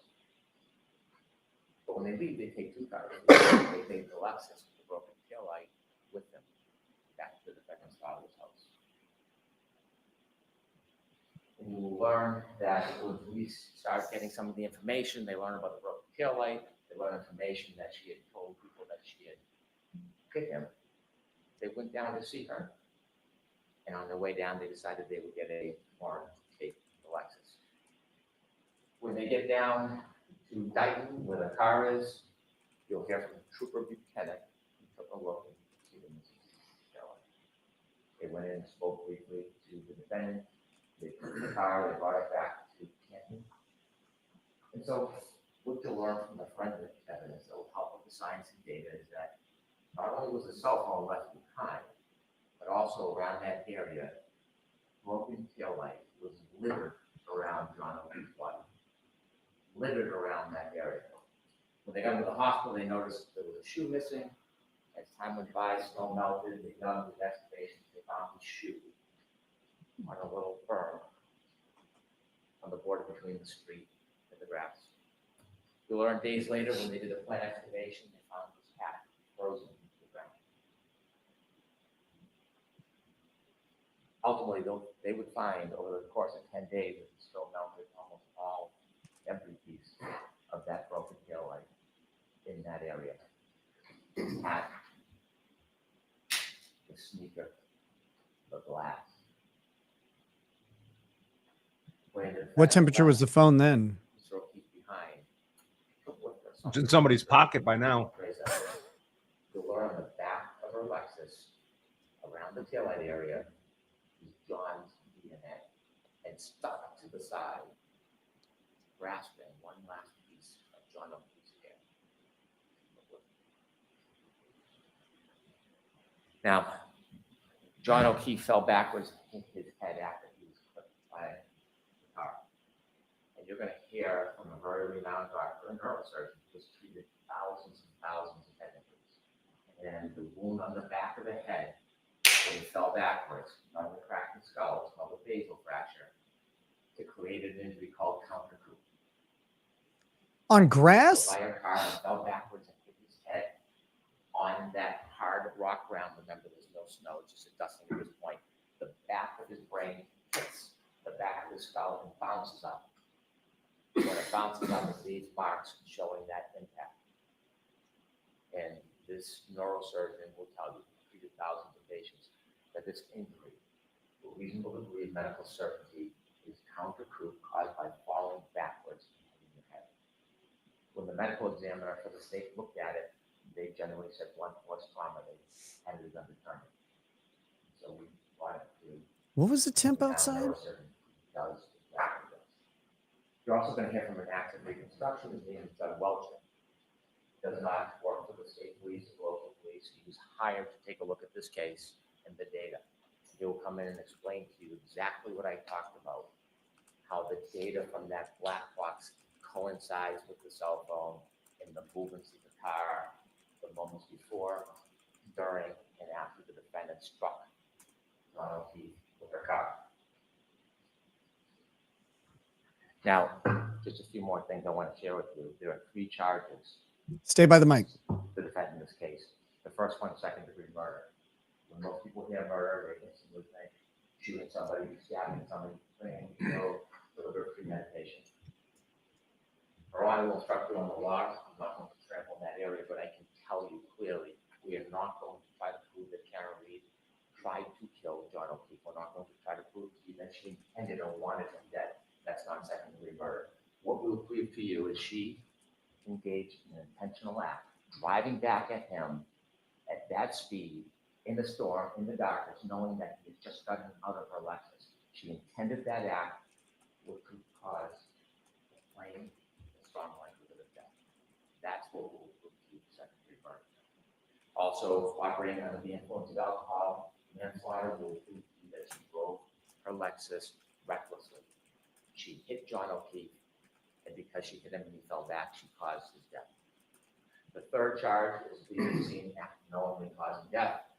Again, she hit Mr. O'Keefe with a car. She knew he was injured. She left him behind. He died.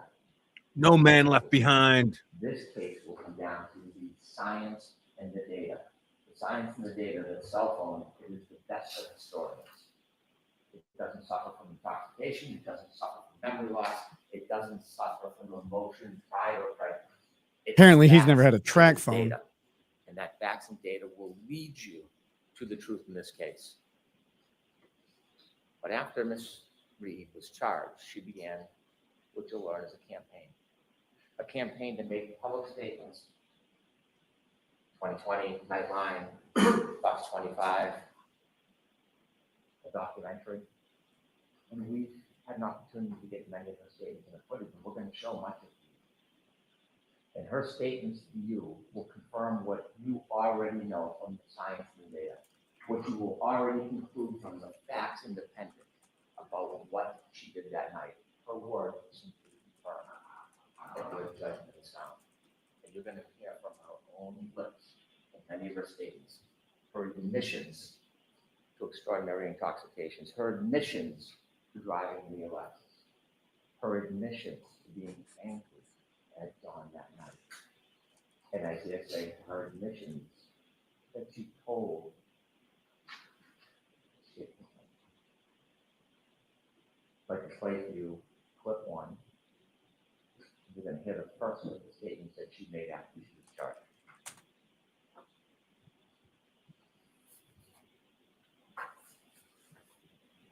I mean, I didn't think I hit him, but could I have clipped him?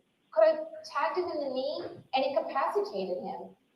He didn't look mortally wounded as far as I could see, but could I have done something that knocked him out and in his drunkenness and in the cold didn't come to again? And this would have been the moment you dropped him off at the party. Yeah, would have had to. Could I have done that?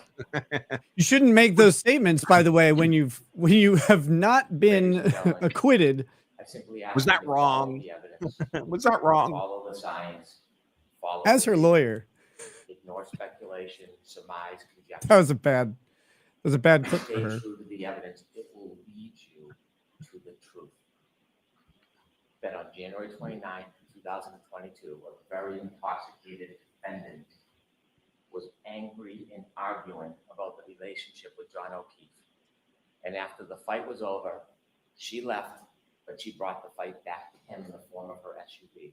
She clipped him, He fell backwards, he broke his head, and then this man who helped, a lifetime of help, was left at the corner of that yard, left to die with no help. The facts, the data, and the evidence will bring you the truth, and the defendant's own words will confirm everything you've already concluded. All right, thank you, Mr. Jackson.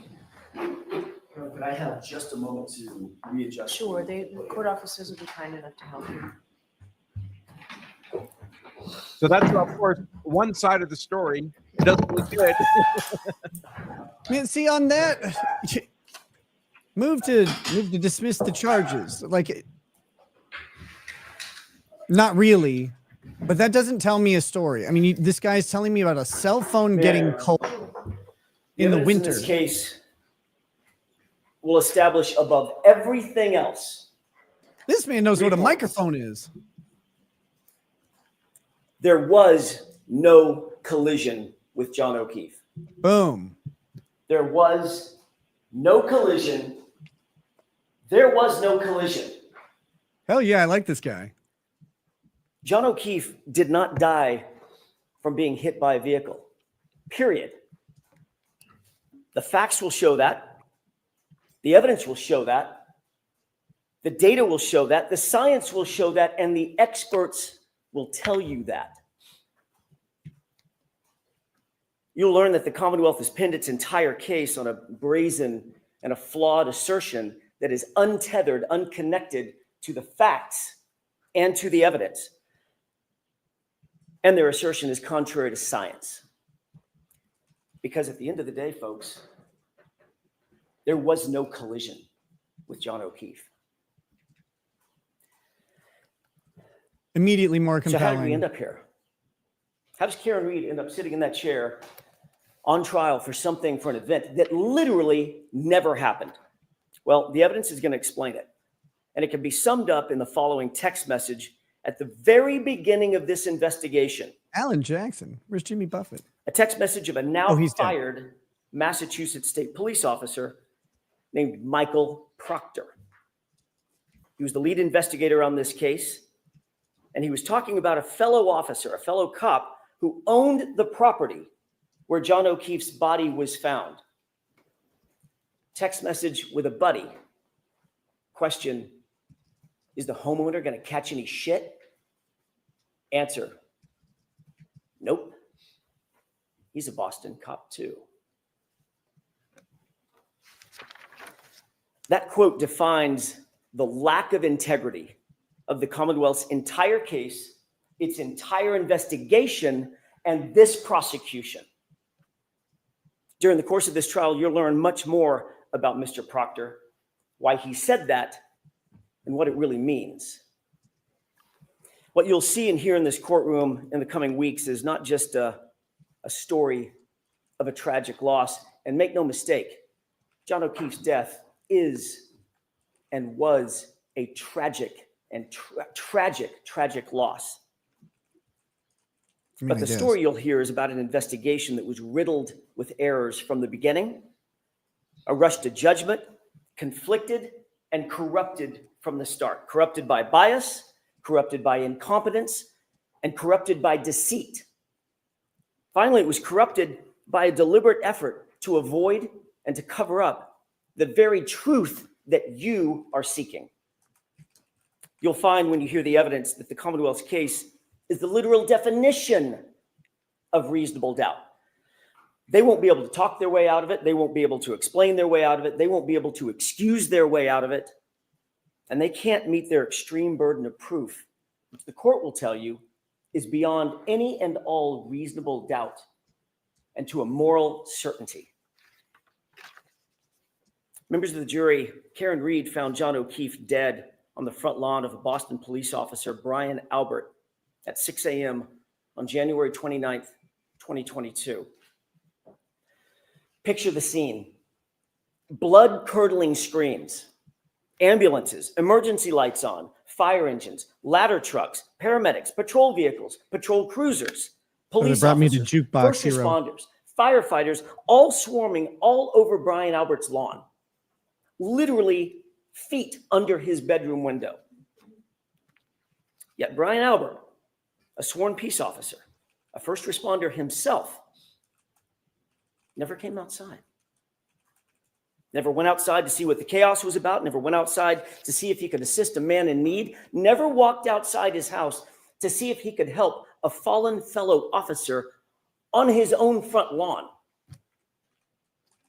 More shockingly, you'll learn that lead investigator for the Massachusetts police, Michael Proctor, never set foot inside Brian Albert's house that day. Never engaged in any investigation inside that house that day, even though a party with much alcohol had just occurred in that house, and even though a Boston police officer was found dead or dying just mere feet from the front door on that lawn. He never secured the crime scene, never separated and secured witnesses. He never properly collected evidence. He never secured the evidence. He never searched for signs of a struggle inside or outside the home. He never properly canvassed the neighborhood. Michael Proctor never did any of these things, even though fellow officers of Michael Proctor's actually mentioned, in their words, not mine, that it looked like John O'Keefe may have been, quote, in a fight. You'll have questions about that conduct. During the course of this trial, you'll find that the Commonwealth will not have answers. You'll see from the evidence in this case that this case carries a malignancy, one that is spread through the investigation, it's spread through the prosecution from the very start, from the jump. A cancer that cannot be cut out, a cancer that cannot be cured. And that cancer has a name. His name is Michael Proctor. Now, you didn't hear his name in the prosecution's opening statement. Not once. And I suspect that was probably by design. But make no mistake about it. The evidence will show in this case that Michael Proctor is the very definition of the Commonwealth's case. And he's also their Achilles heel. He was the lead investigator on the case officer, the architect of the entire prosecution. You'll learn there's not a single part of this case, folks, not a single part that he didn't touch, that he didn't direct, that he didn't orchestrate personally. Every single bit of it has his fingerprints on it. You'll learn that Michael Proctor was a longtime family friend of the Alberts. And he's been disgraced by his own agency, not by us, by the Massachusetts State Police. Investigated, suspended, and fired. The evidence will show that Massachusetts State Police found Michael Proctor guilty of bringing dishonor to the department for his conduct, not in some other case, not in some tangential case, in this case. The investigation of Karen Reed. Conduct that included bias in favor of his friends, the all-powerful Albert family, and bias against my client, Miss Reed, the outsider. Do you have any idea how hard it is? That's a bad fact for the state. To get fired? The evidence is going to show that Michael Proctor earned it. Every bit of it. You'll hear that within hours of a Boston police officer being found dead on Brian Albert's lawn, Michael Proctor, the lead investigator, who had investigated exactly nothing up to this point, right at the beginning, made an early pronouncement that Brian Albert himself was not going to, quote, catch any shit, end quote. And that was for one reason and one reason only. He's a Boston cop. The evidence will show that Michael Proctor made this statement in a text conversation with his high school buddies. A text he never thought would see the light of day, certainly never thought we would get a hold of. And when he thought no one was looking, he actually said the quiet part out loud. He's a cop too. We'll give him a pass. You'll learn that in Michael Proctor's world, rank has its privileges. And the evidence will show that's privileges that you don't get and I don't get. But apparently a Boston police officer, Brian Albert, and his friends, they do get. You'll learn that in Michael Proctor's world, he didn't care about finding the truth. In his world, his priority was to protect the brotherhood, to protect that blue wall, to protect his friends who were at the Alberts house that night. Hashtag back the blue. I want to take a step back, if I could, and spend the next few minutes talking a little bit more detail about what the actual facts in this case will show, not based on speculation, not based on surmise, not based on guesswork or conjecture, but the actual true facts that you will learn through the course of this trial. On January 28th, 2022, it was a Friday night. John and Karen had made plans to meet up with friends for drinks. It was a happy and normal night for them. They were affectionate, they were loving, they were in good spirits, nothing out of the ordinary. They started at a local watering hole called C.F. McCarthy's. You've heard that name before and you'll hear it again. And eventually they made their way over to the Waterfall Bar and Grill, another bar where they ended up. When they got to the Waterfall Bar and Grill, the Albert family was already there, already heavily drinking. You'll learn that this was no ordinary family, the Alberts. The Albert family was a well-known Canton family. Some might even describe them as a very powerful Canton family. Brian Albert was there at the Waterfall. You'll hear that he's a longtime Boston police officer. His wife, Nicole Albert, was there with him. His brother, Chris Albert, a powerful Canton politician. He sits on the select board. The select board actually governs the police department, the Canton PD. He was there. His wife, Julie Albert, was there. Their daughter, Caitlin Albert, was there. His sister-in-law, Jennifer McCabe, was there. Her husband, Matt McCabe, was also there. They were all there drinking before John and before Karen ever arrived. You'll learn that a man by the name of Brian Higgins, also a law enforcement officer and longtime friend, longtime pal of Brian Albert, he was also there. And the two of them, the two Brians, had been drinking most of the night together. You'll see video footage from the Waterfall, which will show you that Karen and John were happy. They were affectionate. They were caring. They were loving. Just business as usual, out on a date on a Friday night. But that exact same video footage which lead investigator Michael Proctor plainly chose to ignore that video footage. It paints a very different picture of Brian Higgins. You'll learn that Higgins had romantic designs for Karen. That becomes important. Brian Higgins had engaged Karen in flirtatious texts, but days earlier, she had put a stop to it. She had ghosted him, in common parlance. In other words, just ignored him.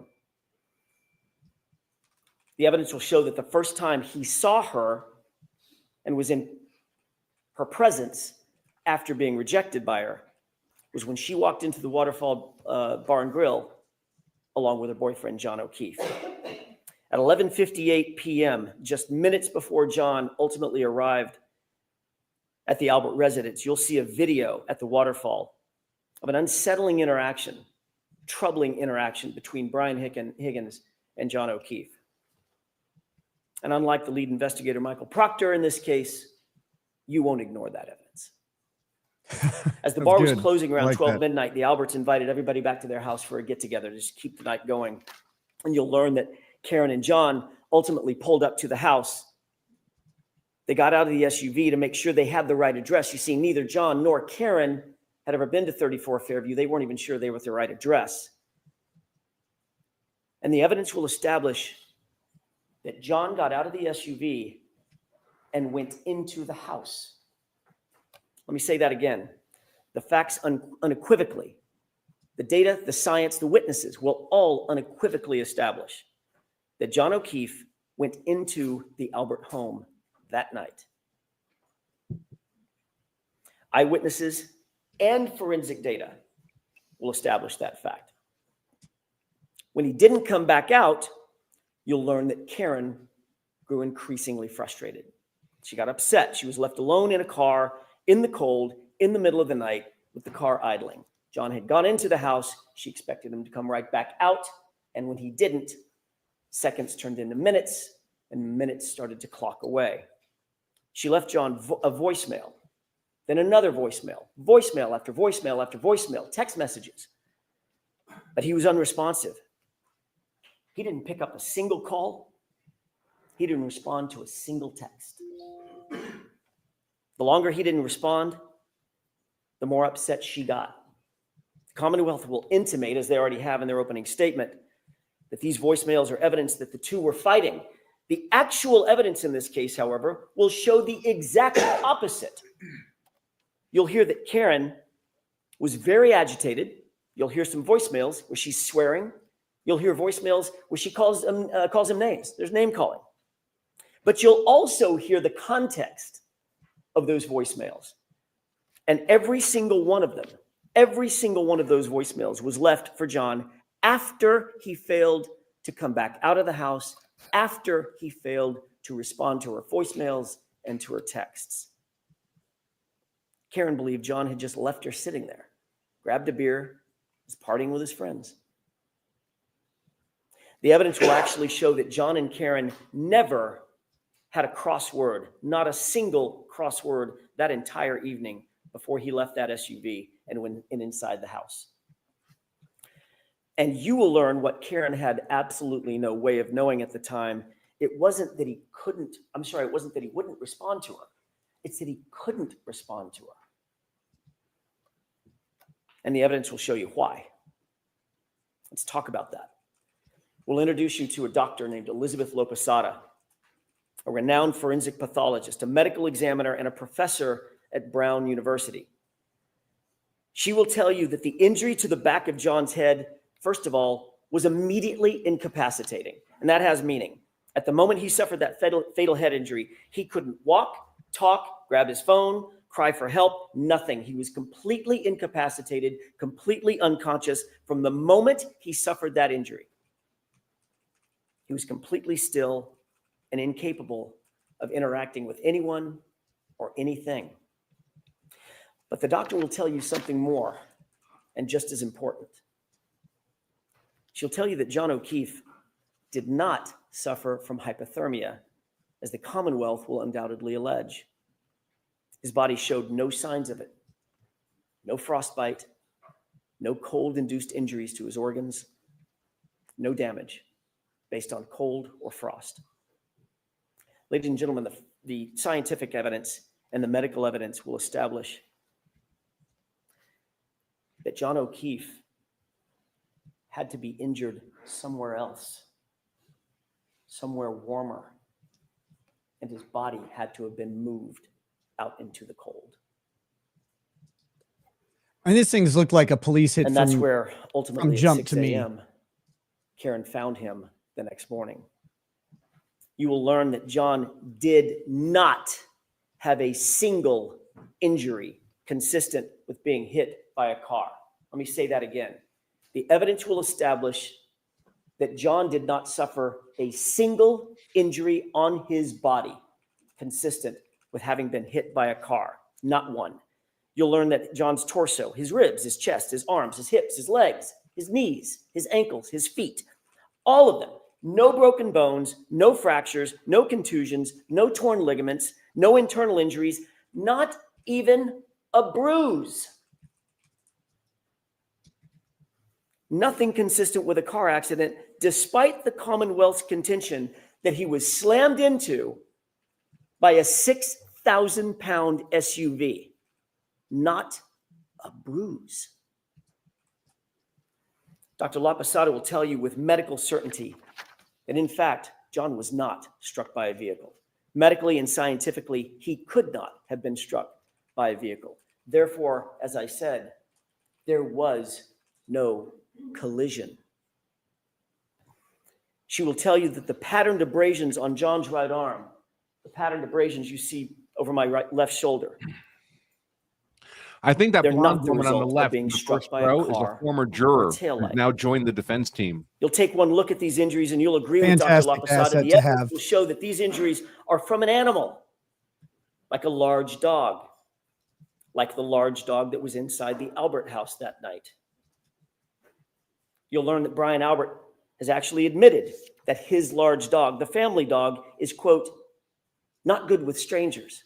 And of course, John, never having been to the house before, was a stranger that night. You'll also learn that oddly, very oddly, after having their family pet for 7 years. Well, A Pookie short didn't time make after it. this incident, the Alberts got rid of that dog. They called it rehoming her. But she was gone. Dr. LaPosada will also tell you that the injury to John's head was not the result of falling backward onto a flat lawn, cold or otherwise. Rather, Dr. LaPosada will tell you with medical certainty that the injury pattern to his scalp was produced by an impact from a raised or ledged surface, a surface that does not exist on Brian Albert's front lawn where John was found. The medical evidence will establish no hypothermia, no injuries from a car strike, Table. no collision with a motor vehicle. And forensic analysis of John's cell phone, Mr. Brennan mentioned that in his opening statement.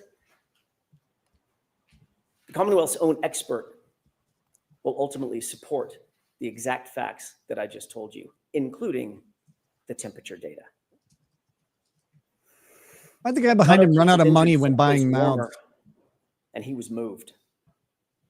That alone is reasonable doubt, but there's much more. You'll also learn that there were many people at that after-hours gathering at Brian Albert's house who would have left by the front door just feet from where John O'Keefe's body would have ultimately been had he actually been there right after 12:30 a.m., which is what the Commonwealth's claim is. There were nearly a dozen people who walked out that front door directly adjacent to the precise spot where John O'Keefe would have been lying. Not a single person, not one, not a single person saw a 6'2", 216-pound man laying sprawled in the front lawn in dark clothing on a light white dusting of snow. Not one. Then the evidence will also show that every one of those same people drove by that same spot, not walked by it, drove by it to leave the house, and still not one of them saw John laying in the yard when they left between 1 a.m. and 2 a.m. in the morning. But you know who else you'll find never saw a body on that lawn? The snowplow driver, a completely independent witness charged with plowing the streets in Canton that night. You'll hear that Michael Proctor, oh, he's not done yet, Mr. Proctor. You'll hear that Michael Proctor wrote a report where he claimed that Fairview had not been plowed that night. You'll learn that that was completely What a bad false. night for him. That was a lie. Michael Proctor did not want any more witnesses. He didn't want the truth. And he falsely claimed that the road was never plowed. You'll learn that he wouldn't look for the plow driver, but we did. And we found, and we'll introduce you to, Brian Loughran. He plowed Fairview that night, and what he's going to tell you is that there was no body on that lawn at 2:30 in the morning. You'll learn that Brian Loughran passed by 34 Fairview, traveling right next to Brian Albert's front yard, and at 2:30 a.m., John O'Keefe was not there. But you'll see that the plow driver also provides some other troubling information, troubling testimony for the Commonwealth. You'll learn that after making that pass at 2:30 a.m., he showed up with his plow an hour later. He stopped at the entrance of Fairview. He was looking up Fairview to decide whether or not to plow it, but he saw an obstruction. At 3:30 a.m., he looked down the street, and in the very spot precisely where Karen would later find John's body laying at 6 a.m., there was a car parked in front of it, a Ford Edge. You're going to ask yourself, who's moving a car at 3:30 in the morning into a blizzard on the side of the road? You'll learn that Michael Proctor, the lead investigator, intentionally ignored this fact as well. He did no investigation to find out who owned a Ford Edge, but again, we did. And the evidence will establish that Ford Edge happens to be a favorite model of the Albert family. More than one Albert owned a Ford Edge at the time. You'll learn that those facts will add to the mounting and the overwhelming evidence that there was no collision and John O'Keefe's body was moved onto that lawn. You'll find that this is yet additional reasonable doubt in the case. You'll be introduced to science and physics, even from the Commonwealth's own experts. That science will establish that Karen Reed's SUV was not damaged by hitting a pedestrian, and conversely, John O'Keefe's injuries did not come from being struck by a vehicle. The Commonwealth me. mentioned triggering events. But what you'll actually learn from the experts, some of them the Commonwealth's own experts, is that a triggering event is not evidence of an accident. It does not evidence a collision. That's why we're here. A collision. And there's no evidence of one. Zero. You'll also find that those exact sort of triggering events that the Commonwealth will rely on are relatively commonplace on Karen's SUV, and none of them are associated with a claim of a collision. Folks, the science will not lie, and the physics cannot lie. And that science will tell you with certainty there was no collision with John O'Keefe. You'll add that to that rising mountain of reasonable doubt. I thought he was going to say in my pants. I want to take you back to the night in question, January 29th, for just a few minutes. Remember, Karen had gone home after dropping off John and John walking to the house.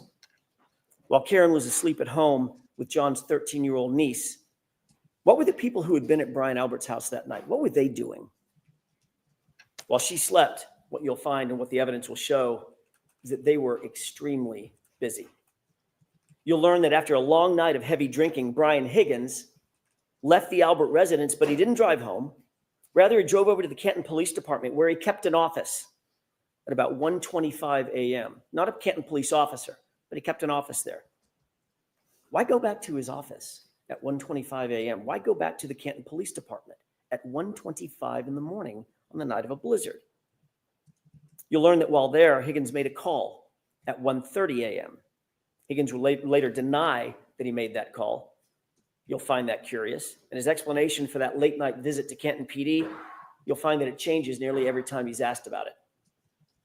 You'll learn that after everyone left Brian Albert's house, Brian Albert actually claimed he had no contact with anybody else except his wife. No contact. Until he woke up the next morning. So he says. Then you'll learn that that too is a complete lie. His phone records establish that he placed a call to none other than Brian Higgins at 2:22 a.m.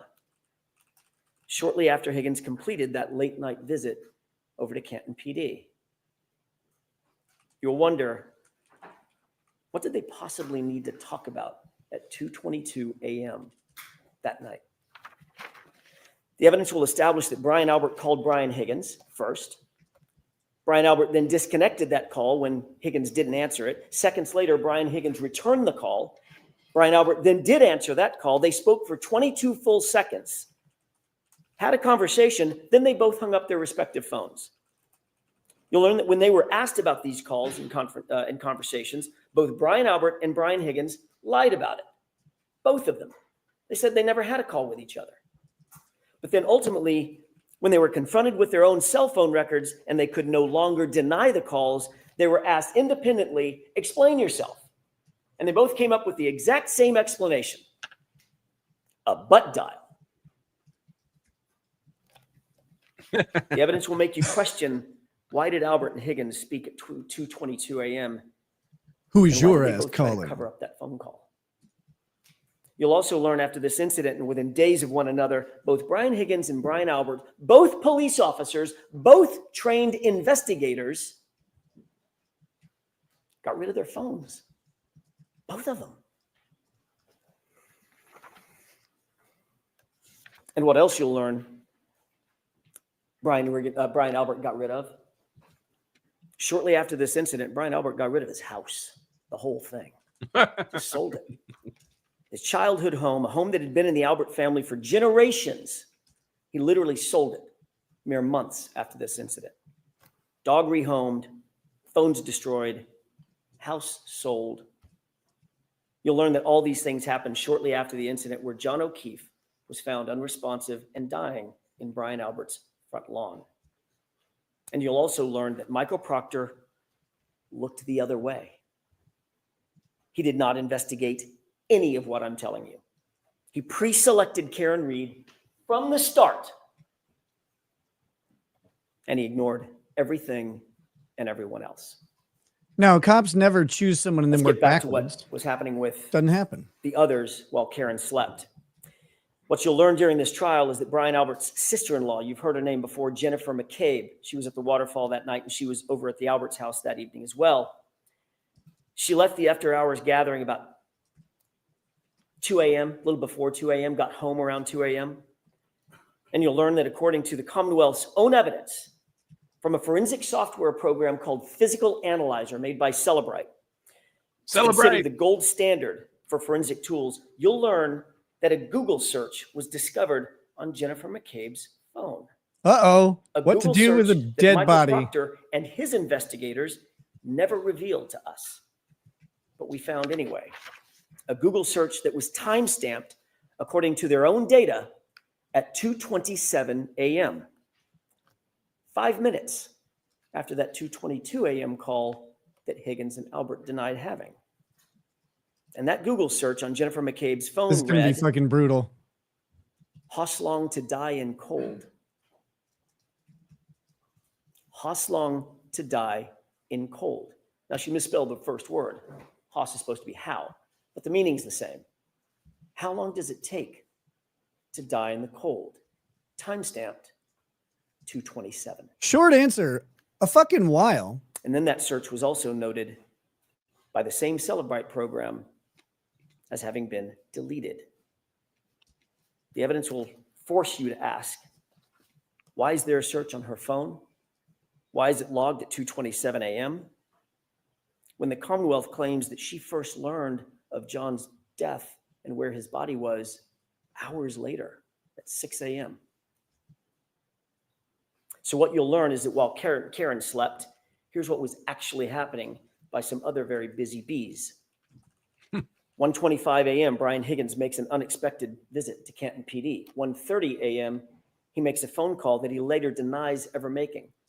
At 2:22 a.m., Brian Higgins and Brian Albert talk. They both deny and lie about having made that phone call. 2:27 a.m., 5 minutes later, a Google search appears on Jennifer McCabe's phone, Hoslong to die in cold, hours before John's body was ever discovered. A Google search she denies making, and that she later, or at least it was later logged as deleted. Meanwhile, at 2:30 a.m., the plow driver confirms that O'Keefe's body was not on the lawn of Brian Albert's house, not at 2:30 in the morning. And at 3:30 in the morning, that area was obstructed by a Ford Edge like the one the Albert family liked to own. The evidence will show in the meantime, Karen dozed in and out of a fitful sleep for the rest of the night, only to awaken just before 5 a.m. And that's when she realized, in a panic, John had never come home. She claimed that Karen Reed it wasn't like John to not come home. In the back of the car when they were driving around looking for him. You'll see and hear evidence that Karen's emotions had morphed. It'd gone from frustration and anger, which you'll hear in the voicemails, to abject fear. Fear that something bad had happened. The evidence will establish by this time Karen was panic-stricken. She had a feeling something was very, very wrong. She was unable to get a hold of John. Karen went to go look for him. She got in her Lexus and she backed up to leave her garage at One Meadows. You'll hear a lot about that address, One Meadows. That was John's house where Karen was staying. She backed out of the garage, and during the course of the trial, you'll hear that she actually struck another car with that right rear taillight. During the course of this trial, the Commonwealth is going to desperately claim that Karen Reed's taillight was actually damaged by hitting John O'Keefe. They'll have no evidence of it, mind you, none, but they'll make the claim. We'll show you a video of exactly how that taillight was originally damaged, or exactly what happened at 5:07 in the morning.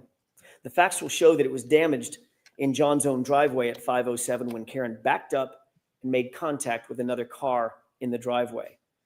This is 5 hours after she dropped John off and he went into the Albert residence. As a result, the taillight was minimally cracked, but it wasn't completely shattered or damaged or broken.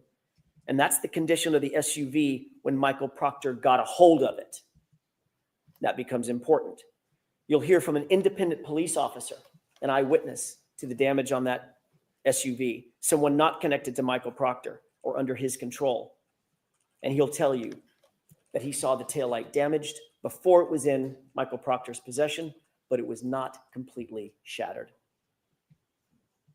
And you won't have to speculate how that taillight got cracked originally. You'll see it for yourself. It's on video. You'll learn that part of the reason that Karen's Lexus hit that car at One Meadows is because she backed out looking for him at a time when she was absolutely panic-stricken and grief-stricken. Where was John? Why hadn't he come home? What had happened to him? Is he hurt? Is he passed out somewhere? Her mind was reeling. The evidence will establish she wasn't giving anything away. Everything was on the table. What could have happened to John? You'll learn that when she woke up and he still wasn't home, she was just racking her brain for what could have happened to him. And she was worried about possibly the worst. He'd gotten out of the car. He'd walked to the house. She was confused. And later, when she found him at 6 a.m. on the lawn, where she last saw him going toward the house, her mind started reeling, oh my God, did a plow hit him? Did I hit him? Could I have hit him? What could have happened to him? And that video clip that you saw, out of context, when she said the words, he did not look like he was mortally wounded, she's not talking about at midnight. She's talking about at 6 a.m. when she found him. That's what she was talking about. Your job will be to make sure that the evidence isn't presented to you too cute by half. She was saying all those things. Did a plow hit him? Could I have hit him? Did I hit him? She was saying that to herself and to other people. And the Commonwealth, very obviously, will try to seize on that panic and twist this into some admission. But here's the actual truth. That's not a confession. Could I have hit him? Did I hit him? Could a plow have hit him? That's a person trying to make sense of an unexplainable circumstance, a natural concern of a bereaved significant other, a woman desperately trying to piece together what could have happened on this tragic night. John didn't come home. And the evidence will show that Karen Reed never said, I hit him. Never. Not in the background of the 911 recording, not on any dash cam video, not on any audio, not on any police body cam, not to a first responder. It's never mentioned in a single report. It's never reported in a single report from January 29th, not by one person, because it never happened.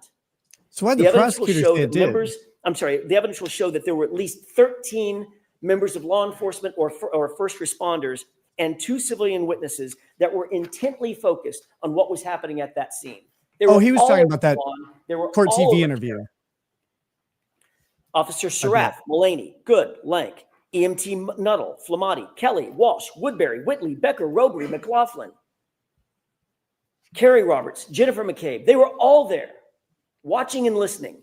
On January 29th, when John O'Keefe was found, not one first responder reported having heard Karen Reed say the words, I hit him. Not one.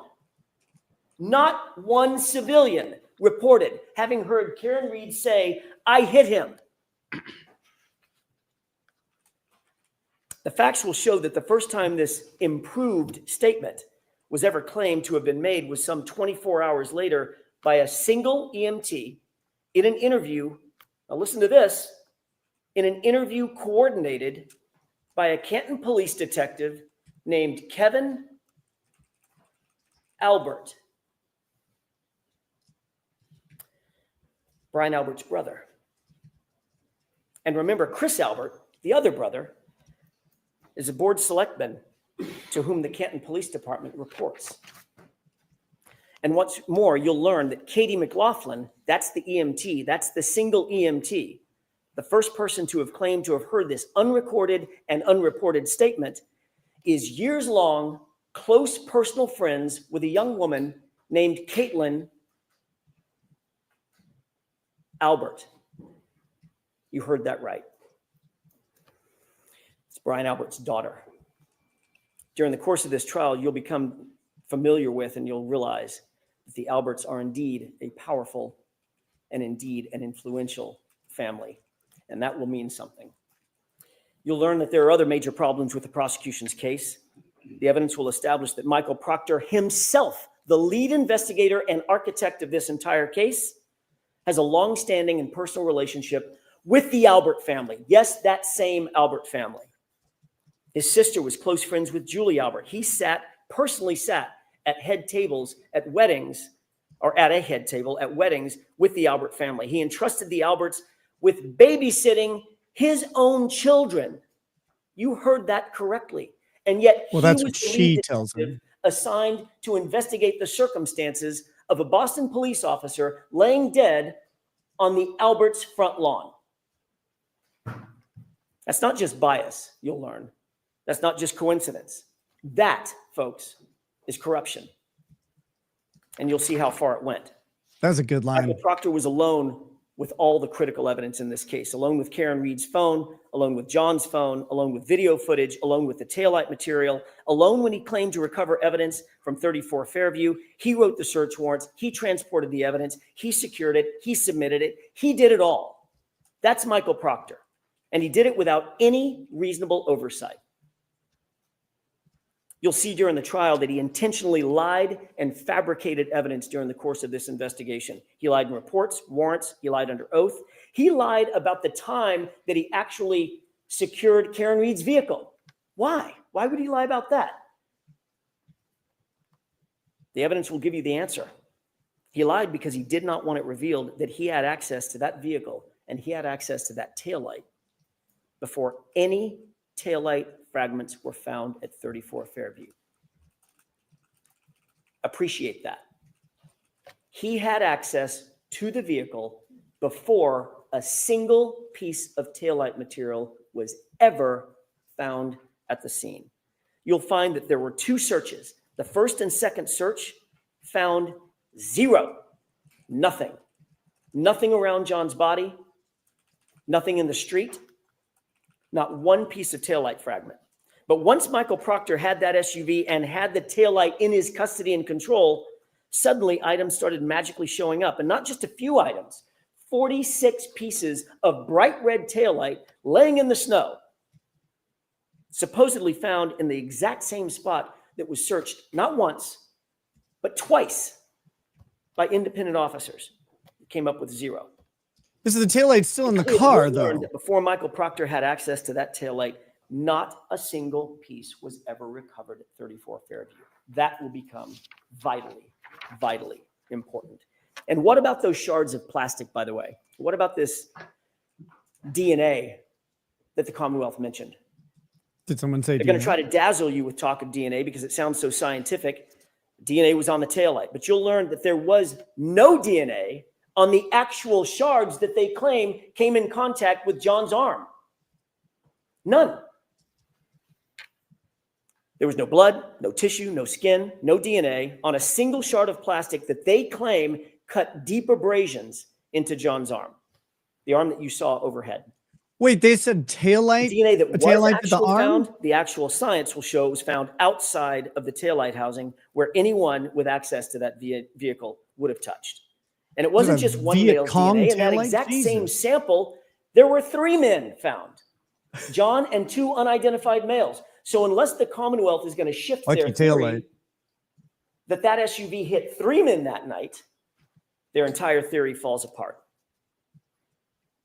And speaking of DNA, the evidence will further establish that John O'Keefe's shoe, the one that he was wearing when he was found, was sampled.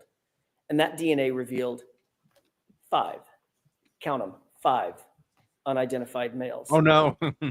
Recall that taillight belongs to the streets. Independently, that John was injured someplace warmer and had to be moved onto that lawn. 5 unidentified males touching that shoe.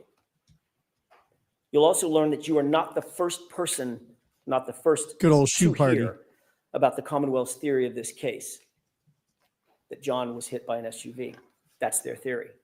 The Commonwealth presented this exact same claim to their own medical examiner, a woman by the name of Dr. Irini Scorti-Bello. And you'll learn that after reviewing what's called a law enforcement accident notifier, with law enforcement's theory of the collision written in it, defined in it, after conducting the autopsy herself, after examining John's injuries in detail, she refused to conclude that John's death was a homicide based on the Commonwealth's presentation and their theory. That's right. The Commonwealth's own medical examiner will not deem the manner of death in this case, a homicide. She won't do it.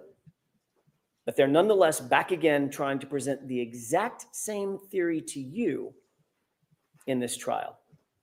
Again, the evidence will show that that is reasonable doubt. Throughout this trial, the Commonwealth will try to convince you of paranormal events, phones calling themselves, messages deleting themselves, Google searches made and then unmade, evidence magically appearing and evidence magically disappearing.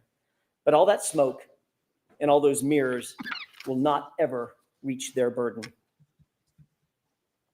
Because that's what this case is ultimately about. It's about the Commonwealth's burden of proof. You'll learn that during the trial, the Commonwealth bears the highest burden known to our justice system. They must prove every element of every charge beyond a reasonable doubt and to a moral certainty. And you'll learn that moral certainty means the highest level of certainty known in human affairs. It's not a small thing. Good job. They're not going to be able to do that. Not when every piece of this case was handled by a disgraced investigator with a motive to protect his friends, not when the physical evidence contradicts their very theory, not when their own medical examiner won't call this case a homicide based on the exact theory that they're presenting to you, not when the conduct of those in the House and the utter lack of investigation speaks volumes about those who actually have something to hide. By the end of this trial, you'll conclude that Karen Reed is not guilty of hitting John O'Keefe with her SUV. There was no collision. She's the victim of a botched and biased and corrupted investigation that was never about the truth, folks. It was about preserving loyalty. You'll find that this case is the very definition of reasonable doubt. And at the end of this trial, we'll ask you to return the only verdicts, all three of them, that are consistent with the evidence, the science, the truth, and justice. Not guilty, not guilty, not guilty. Thank you. That was awesome. I love that nicely ending. done. Jackson? Good job. Why don't we take our morning recess? About 15 minutes. All right, morning recess.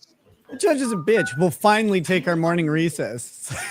Those opening statements weren't particularly long. Calm down. Oh my goodness. So this case doesn't belong in court. I know those are opening statements, but honestly, one second. Give me just a moment. Sure. Yep. I got a child coming.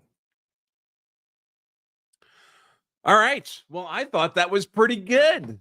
I like both those opening statements. Very different narratives of events.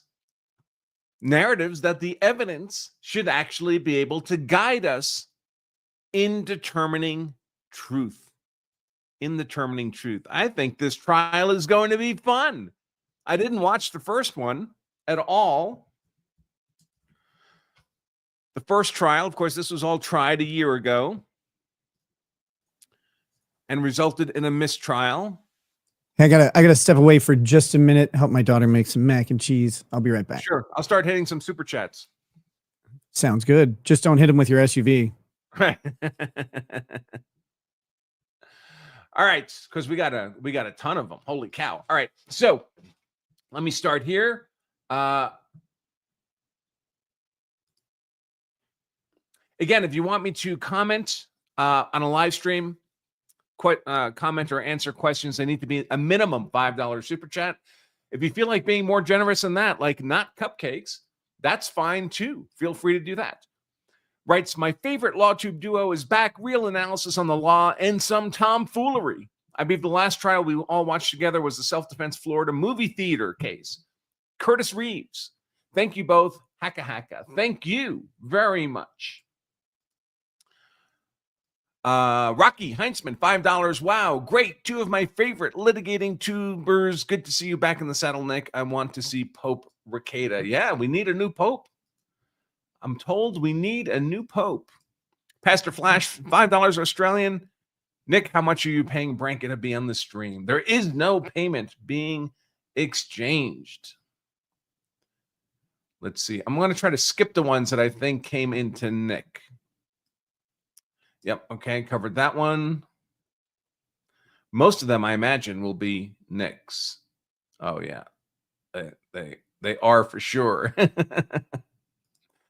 Q Reeves says, just want to $5 super chat says, Q Revere. Just want to take a minute and say thanks for getting Nick to do the stream with you. Haven't watched a trial in a long time. Won't miss this. Well, you're very welcome. And thank you for being here. Let's see.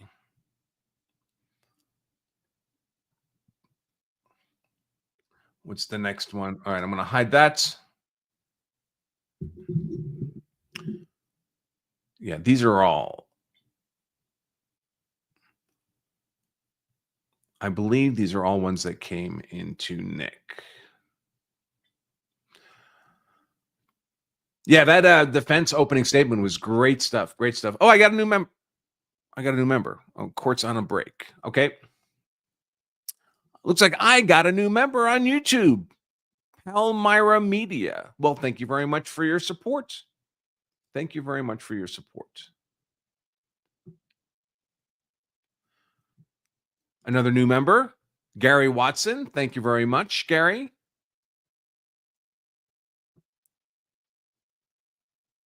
What happened? Okay. Up. And there's Shane with the wrench. He writes, is this thing working or getting the band back together? The Law of Self-Defense family would like to welcome Nick Rekieta back. Indeed. Indeed. This is going to be a lot of fun. Everybody, if you could, if you're watching on either of our YouTube channels, whichever you're on, please hit that subscribe button. We are streaming independently, simultaneously to my Law of Self-Defense YouTube channel and Nick's Rekieta Law YouTube channel. Hit that button.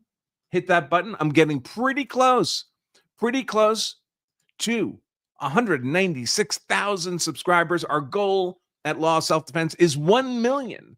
We can get there with your support. We inch a little closer every day. We're currently almost 19.6% of the way there. Give us a hand and smash that subscribe button like it's John O'Keefe on a winter night. That would be greatly appreciated. Let's see. Yeah, hit the like button. Let's get Andrew to 196 followers today or more. We're going to be here all day. Plenty of opportunity. Not Cupcakes, a new member. Thank you very much for your support. Not Cupcakes. Let's see.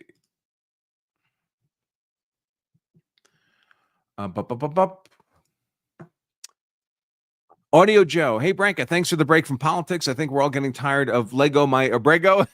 That's a good line. Nick, it's good to see you. Yes, it is good to see Nick. Thank you very much for the $10. I'll still be covering some of the politics stuff, but at the end of the day, in the evening after the court has recessed for the day, I'll cover whatever the highlights are. We'll still do that.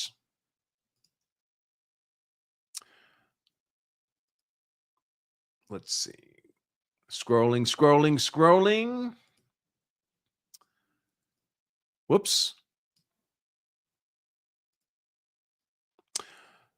Susie Q 364 $5 super chat. Thank you, Branca. How did we get here? Let me know when you hear more. When I hear more. Is this another one? Same thing? Two separate ones? Okay. I don't really understand the question, but I will let you know when I hear more. Oh, here's a long one.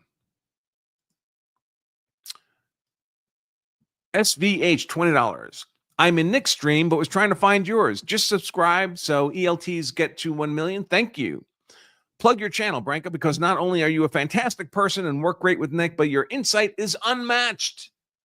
That is very humbling and much appreciated. Just go to YouTube and search for Law of Self-Defense, and you will find my channel there. Only 46 away from 196,000. Justin, GGBZ, $5. Branca, what are your thoughts on distributism? I have no idea what that is. Well, here's one directed to me, I guess, from Nick's show. So I'll go ahead and answer that one. Pink Like Peachy, $5 says, Sir, Branca, have you seen the crazy gun bill in Colorado? Yes. I mean, they just passed one that basically bans every form of semi-automatic firearm known to man. That was good. And now they're looking at something they're calling the armory bill that tells you how many guns you're allowed to own. I'm not kidding. So if people wonder why I'm leaving Colorado, that is why. Troy Nix became a YouTube member. I think that's over on Nick's channel, but that's very kind of you. Let's see. Hide that.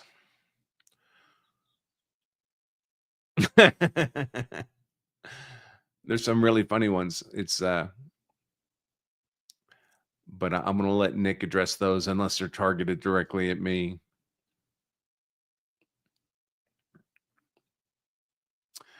Yeah, feel free to go to, I don't know, can I put the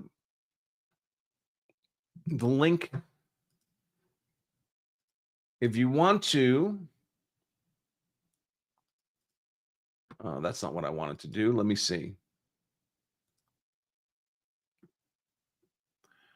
I'll put the links in for the shows for Nick's and mine so everyone can like in both places. That's the way to do it. So if you want to find, where can I put it?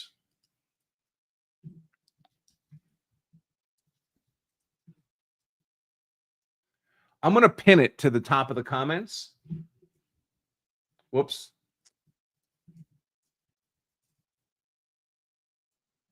Hey, I am back. Whew. Sorry about that, guys. No worries. Yeah, my daughter's like, I don't remember how to make mac and cheese. I'm like, you make mac and cheese every day. It's one of your go-to snacks. Oh my goodness. So I was telling you about super tips. I don't know if you remember the system, but check this out. So someone sent this in earlier. We've got this. The special prosecutor is Hank Brennan. He is a crybaby weasel. He filed motions on Friday to not allow the defense to use a photo of John's arm, and he also filed motions so the defense can't use third, party culprit, in their opening. He filed a motion to have text messages between Karen and John read by 2 state troopers. Oh, yeah, and the judge is seething. Another win for the toe. This judge gets White Claw schwasted. This judge is Beverly Cannon, and she is a real DUMB ass.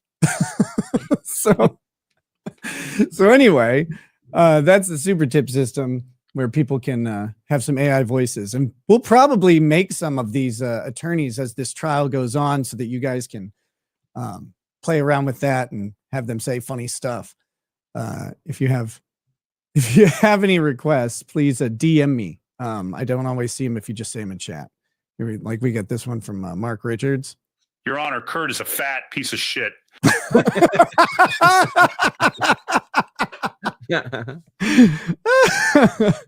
Here we go from Just Jewel. We've got Based Branca is the best Branca. Tie or no tie. Love you both, and so happy you're doing this trial together. It does feel good, man. It's been so long. People misunderstand. I've wanted to do a trial for the past 2 years. They're great for the channel. They're great for income. They're great for audience engagement. It's good stuff. But my daytime schedule was just garbage. I just didn't have any ability to make the time.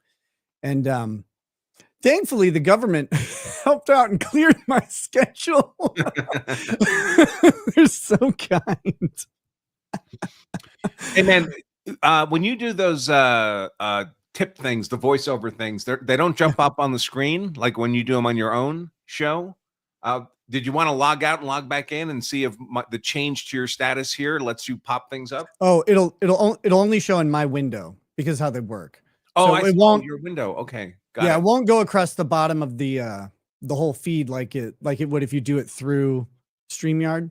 Got it. But because it's running through my OBS okay thing. But I've got another one here from, I don't never know how to pronounce this. I'm going to say Ava, even though it's EWA. We've got great to have you back where you belong, Rackets. Comments on trials without you were boring. LFG, let's fucking go. Thank you. Good to be back. And we have another Mark Richards. One more He to lives. 196. I thought Nick got eaten like Chandler's parents by that fat hog guy that was protesting him outside, slightly offensive.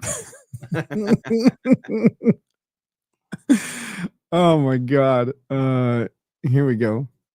This Proctor guy is sounding like a big liar, kind of like another person. I don't know who, but I can't put my finger on it. There we are. There we are. I got a bunch of these lined up. I'll probably do some more later because I've got some super chats as well I want to read. Where are we? Deb Trulook says, so glad to have you back. Carrie says, so glad as Nick is back. Thank you guys so much for these. Lost Bullets, how you doing, brother? Hey, Nicker. Today is my final day of law school. Off to my articles. Sorry I missed your show last night. Good to have you back. Hope you and the family have been well. Has it been that long, man? Congrats. I hope your final day of law school is followed by a hasty graduation and whatever Canadians call the bar exam. So congrats, man. Go get it. Go become what do they have in Canada? Barristers and homosexuals. I think those are the two types of Canadians. I'm kidding. Florida Dad says, Bama lawyer here. Massive respect to Branca for standing by Nick. I bought your book. Almost needed it for a near home invasion last week. Even lawyers need to know the particulars of self-defense law. Yep. Lawyers, most of all, I think they get in their head that they do know it. And like any other area of law, it is a specialization, and it has very particular aspects to it that do run different. I mean, some of them we've talked about in the cases, like in Kyle Rittenhouse. The difference is you normally don't want a defendant on the stand, but in a self-defense case, you're going to have to sell it. You're going to have to say why you pulled the trigger and shot someone in a lot of ways. And the other thing, again, the typical advice at the beginning of any case is don't talk to the police, don't make any statements. But when you make a self-defense shooting, that's not entirely true. You have to, or you don't have to, but you often, when you make the call, that you're reporting your own shooting. You're talking to the police. Right. And it's critical that you are making a statement and doing it in a very specific way. And if you just advise your clients generally, you just don't talk to the police, that could be the difference between them getting acquitted and them being convicted for murder, is how they approach that initial conversation. And of course, many people believe that your silence can't be used against you, but that's not really true. Like in this Carmelo Anthony stabbing case down in Texas. First of all, people say, well, Carmelo Anthony immediately confessed to the crime. He said, I did it. Well, you're always saying I did it if it's a self-defense case. You're not saying it wasn't me. You're saying it was me, and then you're raising the legal justification in self-defense. But if you say some things on your first interaction with police, the things you don't say can be used against you because you didn't say them. For example, Carmelo Anthony said he put hands on me, but he didn't say I was in fear for my life. Right. That's going to be a problem. You stab somebody in the heart. Why didn't you say you were in fear for? You were making some statements. Why would you leave that out? And some self-defense, alleged self-defense cases, they make actually the opposite statements. Michael Drejka, Michael, right? Drejka was the guy. Yeah, the guy in the parking lot. Parking spot case. Yep, and he basically said to the cops, "I carry a gun, so I'm never afraid. I wasn't afraid then." It's like, well, if you're not afraid, you cannot pull the trigger. That's the law. You must not only be objectively, reasonably in fear, so that the reasonable person would be in fear for their life, but you have to be subjectively and specifically in fear when you make the decision to defend yourself with lethal force.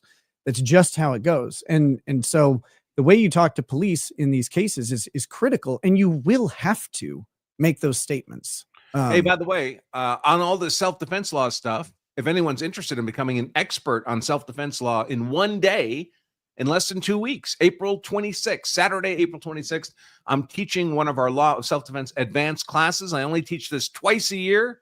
It's live streamed to you. It's a live class all day, well, about 6 hours or so. And you can still get it at 50% off and become hard. Get hard to convict in a single day. Learn everything you need to know, including we spend almost an hour talking about interacting with the police in the aftermath of a use of force event and a lot more. Check it out at lawofselfdefense.com/advanced and get your 50% off registration now. Remember, you don't know when you'll be attacked. We don't teach this class for another 6 months after this one. What if you needed the information and you didn't have it and you screw up the self-defense and you're looking at spending much of the rest of your life in prison? Don't be easy to convict. Be hard to convict. Check it out, lawofselfdefense.com/advanced. So what would you say if the head detective at the scene of the alleged crime was talking to the alleged or purported defendant, and the defendant told the head investigator, "I hope you catch gonorrhea and die"? Is that an advisable statement? Because I know someone who did that. Stephen Bravo, welcome to Paralegal Status. Justin Livin says, "Hey, Bronco, when you move to Tennessee, you're going to hold a meetup for us motorcycle riders at the Tail of the Dragon, Deals Gap." I don't know if I'll ever go back to the Tail of the Dragon. It's pretty crowded there. There's a lot of people there who don't know how to ride motorcycles. There's a lot of accidents, and there's a lot of law enforcement, which I try to stay away from when I'm riding around on a motorcycle. My motorcycle is very poor at adhering to speed limits, unfortunately, which is fine when there's no cops around, but it gets a little time consuming and costly when there are lots of police. But besides Tail of the Dragon, those mountains are full of great riding. So I'll definitely be around for sure. I, for one, have never driven above the speed limit. Heather Whitaker says, "Howdy from San Antonio." Gosh, I actually like San Antonio. Most people don't. "I'm so glad you decided to cover this trial. As for your super tips, you need to add Jesse Lee Peterson." Yep. Love that guy. God, he's funny. Ava, how do I pronounce your name? Sent some gifted memberships. Thank you so much for that. We've got Ian Mack says, "Never used to have a lot of time for Branca. Fair play for standing by a friend. Good to see you back streaming. Good health, Nick." Hey, thank you. Thank you.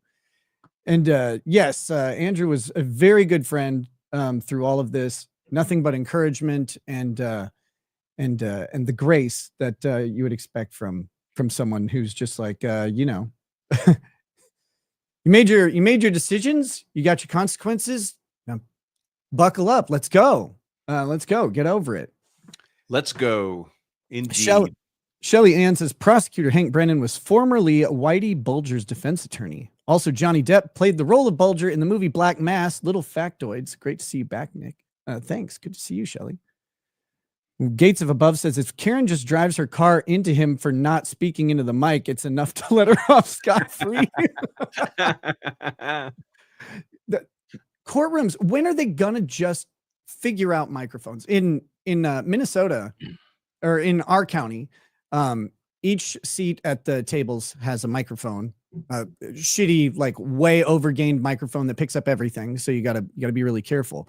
But they do not they don't want the lawyers to stand up. They don't want you to walk around or have a podium. They want you to sit down at the table and deliver your argument because the microphones pick it up, and they don't have a live court reporter. They record everything, and if a transcript is ordered, a court reporter makes it from the from the video and audio recording that they do in the courtroom. And for what it's worth, it removes a lot of the dramatics, but it is really effective at everybody in the courtroom being able to hear very clearly what's said. And that it would be nice if they would figure that out for some of these major trials, especially ones that are going to be broadcast. Can we get the news station to lav mic, the main attorneys or something? And it's so easy now. It seems like every YouTuber has one of those Rode little Bluetooth lapel things. I go to shooting courses where the instructor uses that with, battery operated speakers, and it lasts all day. I mean, just buy a dozen of those to the courtroom, only clip it to one person at a time who's ever, but then no matter where they go, you get good audio. And the crazy thing is, a lapel mic or a lavalier mic, they've come down so much in price because, as it turns out, the entire world now has access to audio video production and distribution for free. And so the AV industry found out that if they could create reasonably high quality products at an accessible consumer price, they're going to make a fortune. And so they managed to do that. Like you said, Rode microphones, or Elgato has, microphones that, and these things, they last all day. They have pretty good sound quality. I mean, maybe you wouldn't want them on a professional, multi-million-dollar broadcast set, but you don't need that. No courtroom sounds that good, but these microphones would sound infinitely better than the trash that they have. So they could just do this rather simply. And they're cheap enough that they could have several of these microphones just in case one doesn't work. You just swap it out. No big deal. Bryce Byerly says, awesome to see the band saddled up again. Although I am disappointed that I have Branca mention tyrannical black-robed inferior court judges. Come on, Andrew. I'm jonesing hard here. Brody Sattva says, been watching Nick since Vic Mignogna, but never watched live trial stuff. Looks like I picked a good one. Hats off to Branca, Barnes, and others who had a friend's back at a dark time. And my front. I mean, there are quite a few of them, One thing I wanted to talk about with you was, what is this case? Is this case a cop hit? Like, is this a cop gang? And you got a guy gone bad, so he needs to be either disciplined or put down, and that goes awry. Do you just have a bunch of drunk friends at a party? A couple guys, some old beef comes up, they get in a fight. One guy falls, hits his head on a kitchen counter or a kitchen table, something like that. And they go, oh shit, we've got a problem. Guy's got to go outside and he's got to die in the cold because he's already dead in the house. But we need to, we need something like that.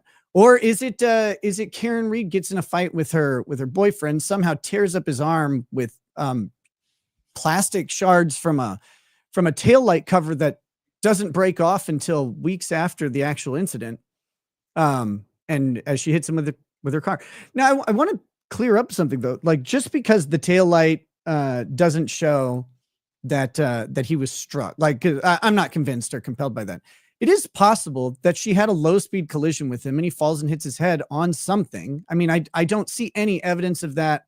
I heard the temperature was somewhere in the low 40s. It was starting to snow, but like, we're not talking permafrosted ground here.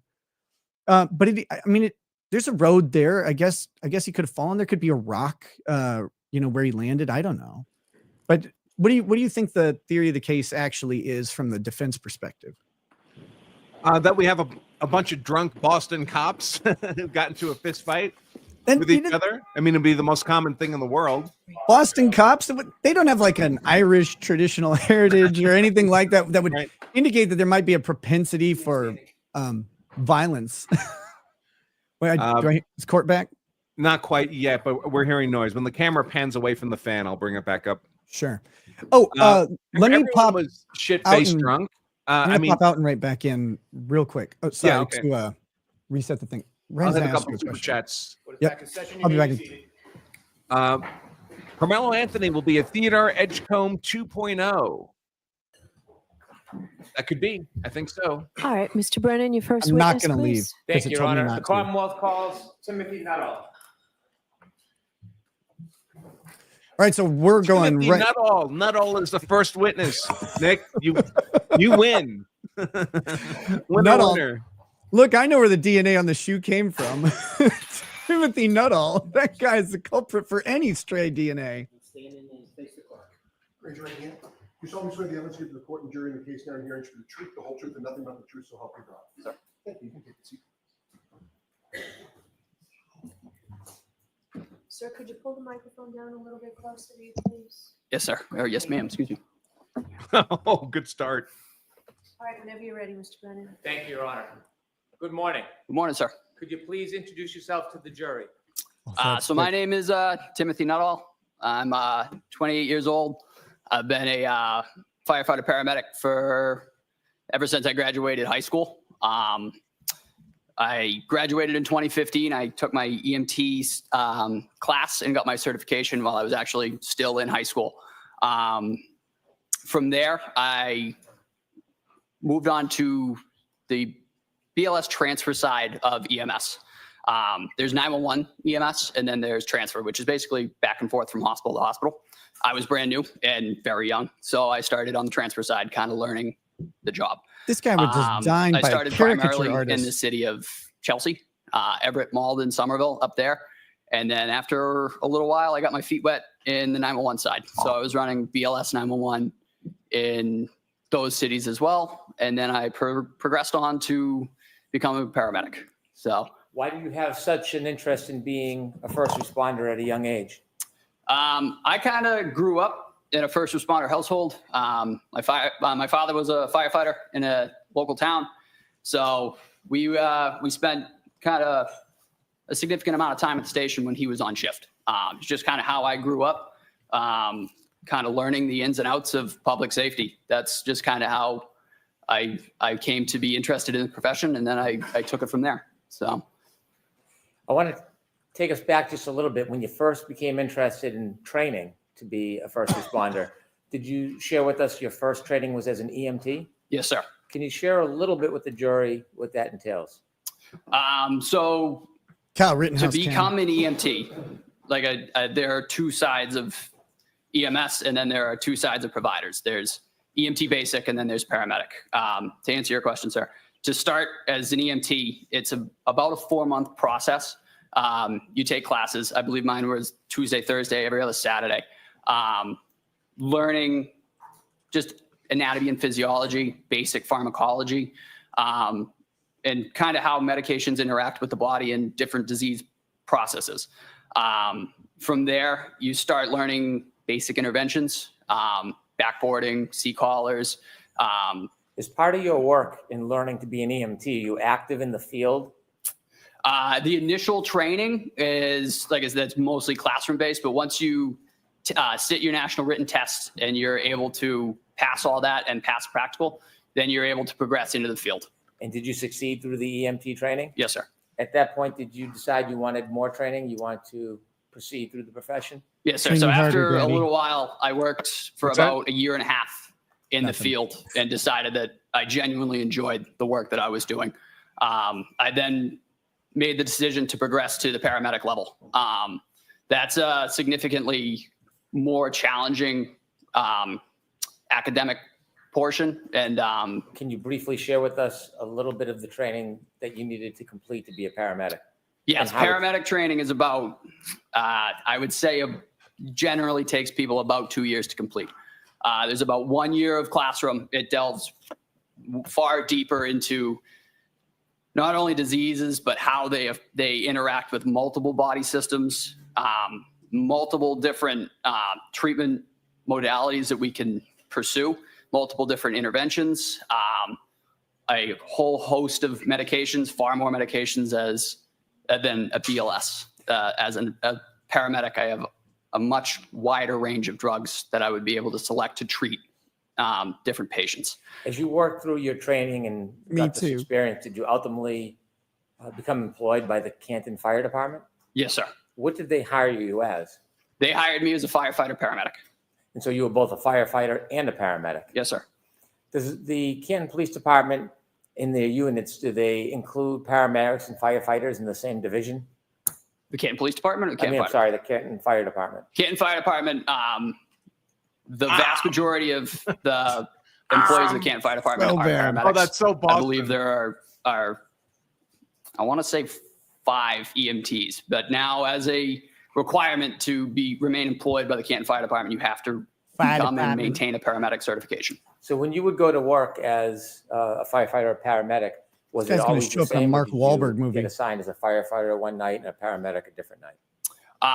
So we would cross-man trucks. We were always fire suppression personnel, but we were also cross-trained as paramedics. So for example, if a fire call were to come in the town of Canton and I was assigned to ambulance 1 for the day, have you ever seen I would take all my equipment off ambulance 1 and I would transfer it to ladder 1. And then we would take ladder 1 to the fire call and operate as fire suppression personnel. If a medical call were to come in, I'm assigned again to ambulance 1. Then we take on the role as EMS. I take my paramedic skills and put them to work in the town on ambulance 1. Let me ask you one more background question about how the Canton Fire Department works. When there's a call, an emergency call, is an ambulance sent with other vehicles or alone to the call? Yes, sir. It's typically an engine, the engine of that district and the ambulance of that district. Depending on call volume, that can change. But if all is not to use the word quiet, it's kind of a taboo word, but if all is everybody's in quarters and there's a dispatch in District 1, it'll be Canton Engine 3 and Canton Ambulance 1, and they go as a unit together. Mr. Nutall, I want you to take us back, if you would, to the early morning hours of January 22nd, 2022.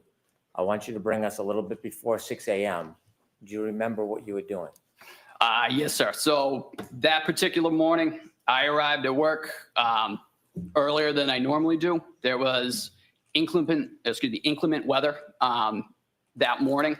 So I left earlier than normal just to get in before the roadways got particularly difficult to travel and to relieve anybody that may need to get out if they needed to get home before the roads got particularly bad. I arrived just before 6 a.m. I was walking in. I was assigned to Ambulance 1 for that oncoming 24.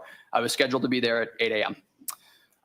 Could you share with us a little bit about how the weather was as you arrived around 6 a.m.? It wasn't great. I was driving. It's about a 35-minute ride for me to get to Canton. The roads were starting to get. They weren't great. They had been treated, but they weren't pristine. The wind was starting to pick up. The snow was starting to come down a little heavier, which is the reason that I left at the time I did.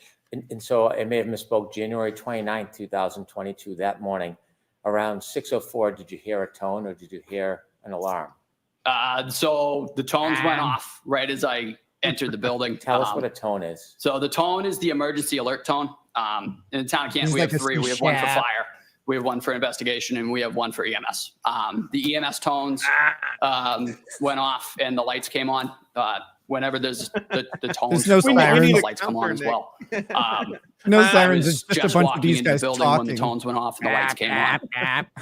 And is there information that accompanies the tone, information about the call that needs response? Yes. So after the tones had cleared, there's an overhead dispatch, which is our dispatch center communicates to us before we get in the trucks and on the air responding.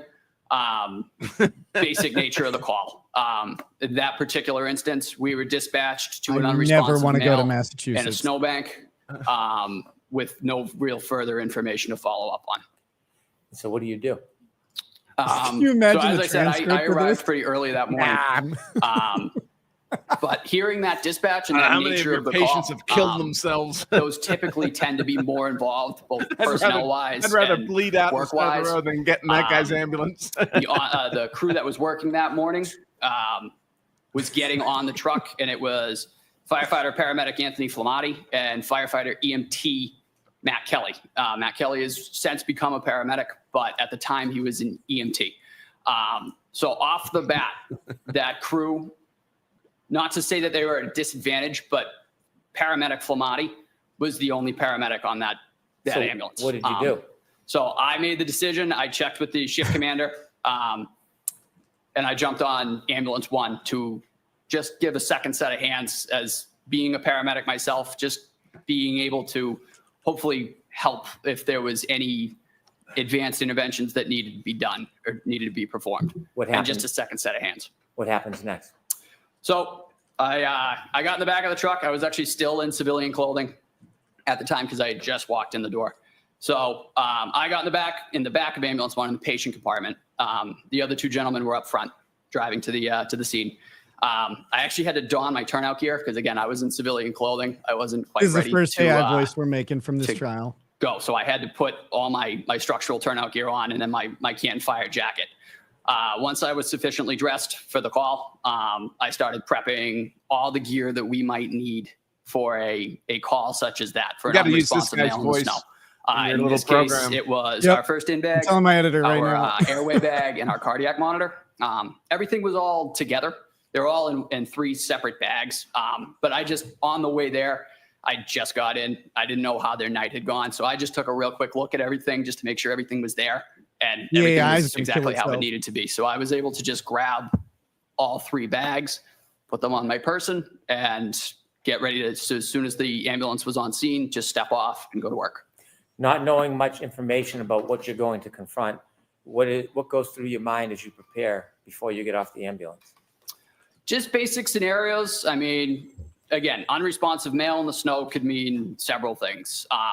Not having much to go off on the dispatch was, it left much to be desired. I mean, he's going to in get terms of what we might need. So in gathering all the equipment together, it can kind of cover all the major bases, if you will, in terms of what we were expecting to meet once we got on scene. How was your focus before you get off the ambulance? I was ready to go. A dispatch like that, any unresponsive male in the snow, it can kind of up the level because you just don't know what you're walking into. You know, it could really be. Yes, you do. Unresponsive and in the snow. Anything.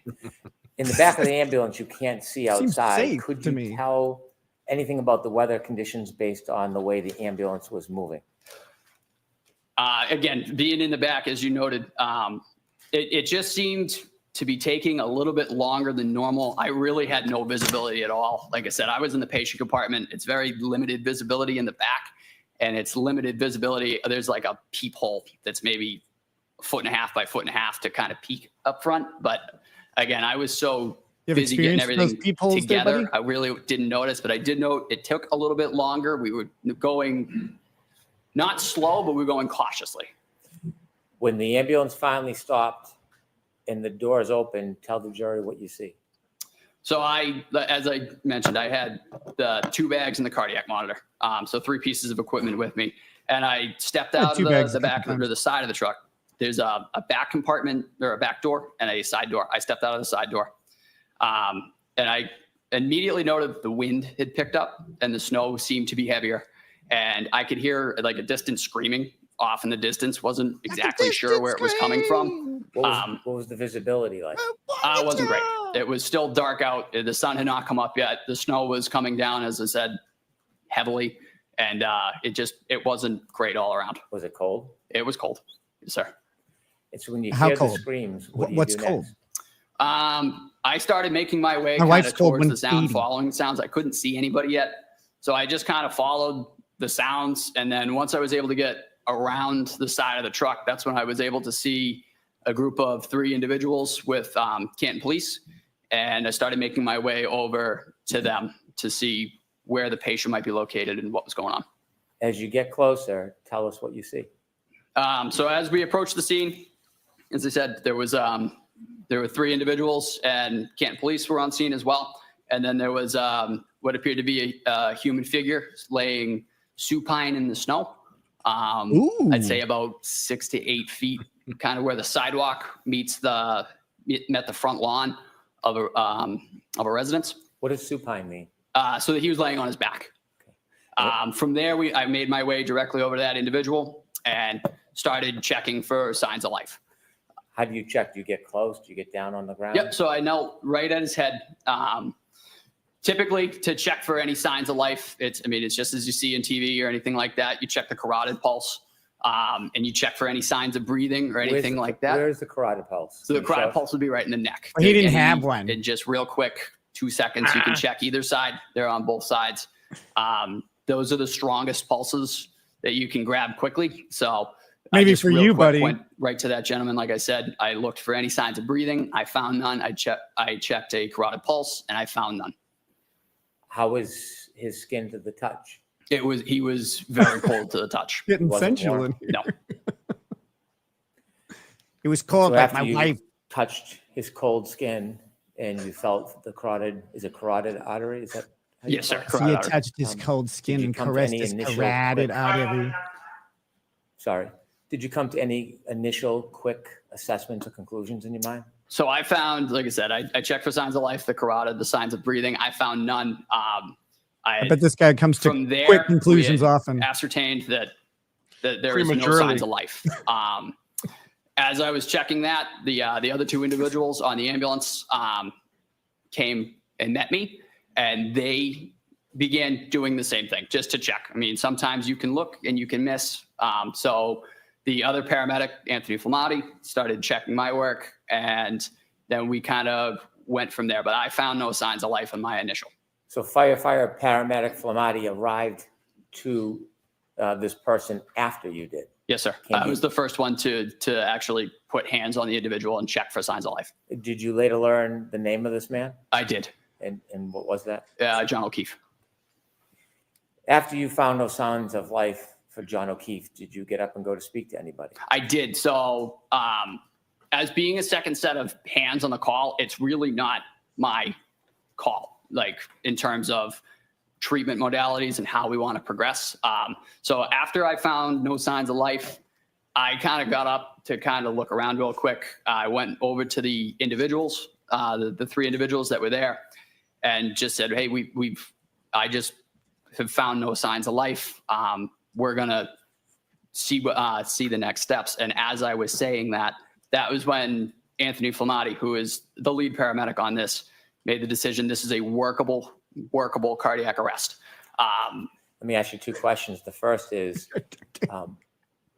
as a paramedic firefighter, are there times when you're they should just go back and forth saying, on call? Yes, sir. And so it changes call by call, but this one was firefighter. At the end, they'd go, Flamati good talk. lead. Correct. He was the lead paramedic on this call. There are other times when you're the lead and firefighter, paramedic Flamati is on your crew and you lead? Yes, sir. So we typically switch off. We'll do one, and then once my rotation is complete, we'll do the next one. So it's patient for patient, typically. When firefighter paramedic Flamati called you back and said it was a workable situation, can you explain to the jury what that means? Yes. So in medicine, there is a term that is, you're not dead until you're warm and dead. Meaning your core temperature, your core body temperature has to be within normal limits for it to be considered a futile attempt at resuscitation. Noting that, Tony, the other paramedic, Tony Flamati, realized that this gentleman was very cold to the touch and that this was now a hypothermic cardiac arrest, or a cardiac arrest in a hypothermic setting, which means as providers, we have a duty to initiate life-saving measures, CPR, ventilation, and continue those efforts until we get him to a hospital and a physician is able to take over and they are able to monitor his core body temperature for a certain amount of time. I want to ask you about a term you use. You said a hypothermic situation. As a firefighter paramedic treating a patient at the scene, you're not diagnosing. Tony Flamati sounds like he does D. Martin covers. So you're not making a medical diagnosis. You're just saying it's a hypothermic situation because of why? Just because of the conditions. He was extremely cold to the touch, and he was in the elements. We didn't know how long. So taking the fact that he is extremely cold to the touch and he had been outside for an unknown amount of time, that quantifies it to us as a hypothermic arrest or a cardiac arrest in a hypothermic setting. Is there anything about Mr. O'Keefe's fingers or hands or his face that gave you any indication if he had been there just recently or had been there for a while? His fingers were quite cold. They were not well perfused at all. They were very. Mean? I don't know. What is not perfused? Sorry, did not appear to have been any blood flow at all. Just because he was, again, presumably being outside, his fingers were very, very white. They were very stiff, which can be signs of hypothermia and frostbite. And again, touching the neck. So typically when you get cold, you kind of work back from your extremities in. So again, I noted his fingers were quite cold, but also when I checked his carotid, his neck felt quite cold as well. That just kind of tipped us back further down the road of a hypothermic cardiac arrest. I see. When firefighter Flamati called you back, where did you go exactly? I went, so when I was told that this is what we're doing, I turned around and I went right back to where I previously knelt, which was right at Mr. O'Keefe's head. And then I took over the ventilation aspect of a cardiac arrest. So I was in charge of the airway. So I began giving him positive pressure ventilations with a bag valve mask. which is just a glorified balloon that you can push oxygen through and I was down hoping into from your mouth to respiratory mouth. tract to get oxygen moving. While I was doing that, I believe firefighter EMT Kelly had begun CPR. So is this fair to say it's Yeah. a team effort, Yes, sir. a coordinated effort? Very much so. And depending on where you're placed, whether in the back of the ambulance or driving or leading, does everybody have an important role to play? Yes. Yeah, we work in conjunction with each other. Typically, the most well-defined roles in a cardiac arrest in EMS is your airway monitor, which was myself in this situation, and then your cardiac and medication administration, which is, that would be Anthony Flamati, that would be Tony. Just because of my position at the head, I just took over the ventilation aspect, and that was where I remained throughout the call. You said you went back to try to help Mr. O'Keefe, and you were helping at the airway. Do you have to actually get on the ground to do that? Yes, sir. I was kneeling at his head. While you were kneeling at his head, No well, chat. let me ask you a more of a background question. Is it helpful to I get was gonna information intubate about him. the history of the person when you're trying to treat them, when you happen upon a scene and you don't know? But the it was a little too Yes, cold sir. for Very my much. taste. Getting information on medications, history, and allergies is our top priorities in any call, not even this call, just really any your run-of-the-mill fall or chest pain. That's typically the first questions that we ask. What medications are you on?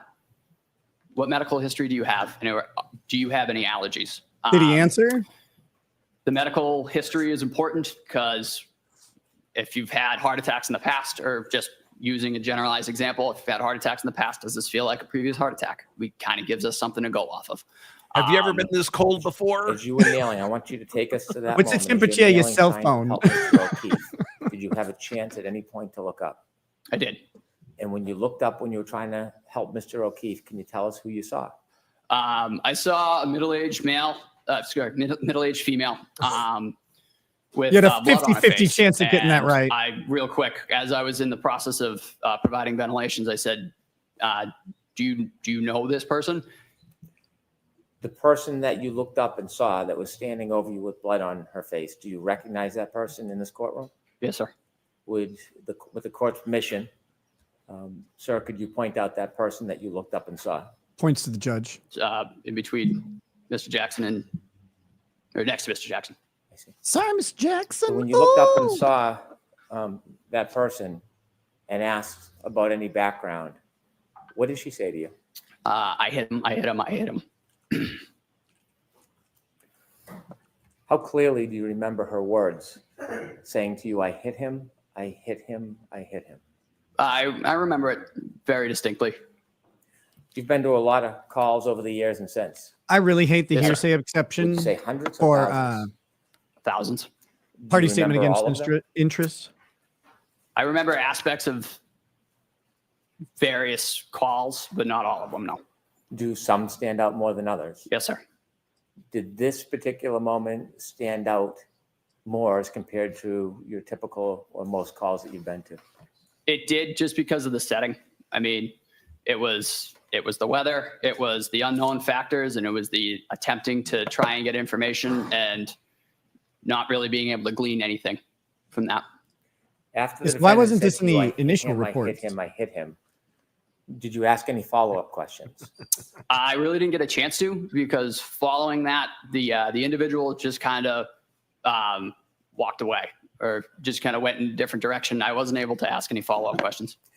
Have you ever received any police training? No, sir. Are you a police officer? No, sir. When you're helping a patient, do you have any interest in detective work? No, sir. Do you have any interest in investigating potential crimes? At that time, in this particular instance, because I was at the airway, that is a pretty critical aspect of a cardiac arrest. I was stuck there. I couldn't get up and kind of follow up on that at all. I was there doing that ventilation. Is it your job to investigate cases or simply to get information to help treatment? Just the information. When you go out as a firefighter That's a paramedic, really good question do in you have chat. a purposeful cause? I don't want to bring up. Yes, sir. And what is that? To save lives. And is that your only focus? In this instance, it was attempting to restore circulation and breathing. At some point with your colleagues, did you lift Mr. O'Keefe from the ground? We did. When you lift him, what do you put him on? So we put him on, it's called a scoop stretcher. It's basically just a hard plastic moving device with some seatbelts on it, just to get the patient up and onto the stretcher. And then from there, we can move from the stretcher to the ambulance. After you lift him to the stretcher, tell us what happens next. So we put Mr. O'Keefe on the scoop stretcher and we were able to get him onto the stretcher itself and then off to the ambulance. From there, I maintained my role as the airway individual. It's amazing. On The this prosecutor call. here has even less personality than Mr. We made our way to the ambulance. I got in the tech seat, which is directly behind. As annoying as this guy So is, I had he is access to the airway again. like he's clear. I was he continuing speaks to provide positive pressure confidently, ventilations minus the to ass. Mr. O'Keefe, and we had put in an OPA as well, which is just a plastic hook, if you will. It just keeps the tongue from falling back into the airway, so we can continue to provide positive pressure ventilations. That's very important. Once we got him in the truck and we continued that, they get mad if you mess that up. we set up a suction system and we prepared to intubate Mr. O'Keefe. Me too. We prepared a suction system just because as I was ventilating out outside of the ambulance, there were some secretions in the airway that I could see, and you could kind of hear it as you go to squeeze in breaths into the individual. You can kind of hear the secretions kind of getting Secretions in the airway as you're bubbly and squeezing stuff like in. that. So we knew we were going to need to suction him. So we got him in the truck. We really quickly suctioned him, and then we were able to intubate him successfully to definitively give him an advanced airway and give him better ventilations, get more oxygen into his system. Now, you mentioned that he wasn't warm. He was very cold. No, he was still very cold. What does the team do to try to assist with that? Treating his airways. The most basic thing that we did, we turned the heat on as high as it would go. We also stripped all of his clothing off, just getting all of that wet clothing off of him. I didn't really have a role in that particular part of it, just because once you're on the airway, that is kind of yours. Nobody can breathe for him. So every time I squeeze that bag, he gets a breath. So I'm kind of tied to that airway for the duration of the call. So when your colleagues are stripping the clothes off him, is your attention on the clothes or more on the airway in your job? It sounds like a crime that occurred if on an a endotracheal tube set. is dislodged for whatever reason, it is typically more difficult to get So what's one your in. job on the set? The integrity of that This tube description is staying either where it someone's is best and not day being or worst dislodged, day. that is another key aspect of airway management. As you're doing that, do you notice what any of your colleagues are doing to help?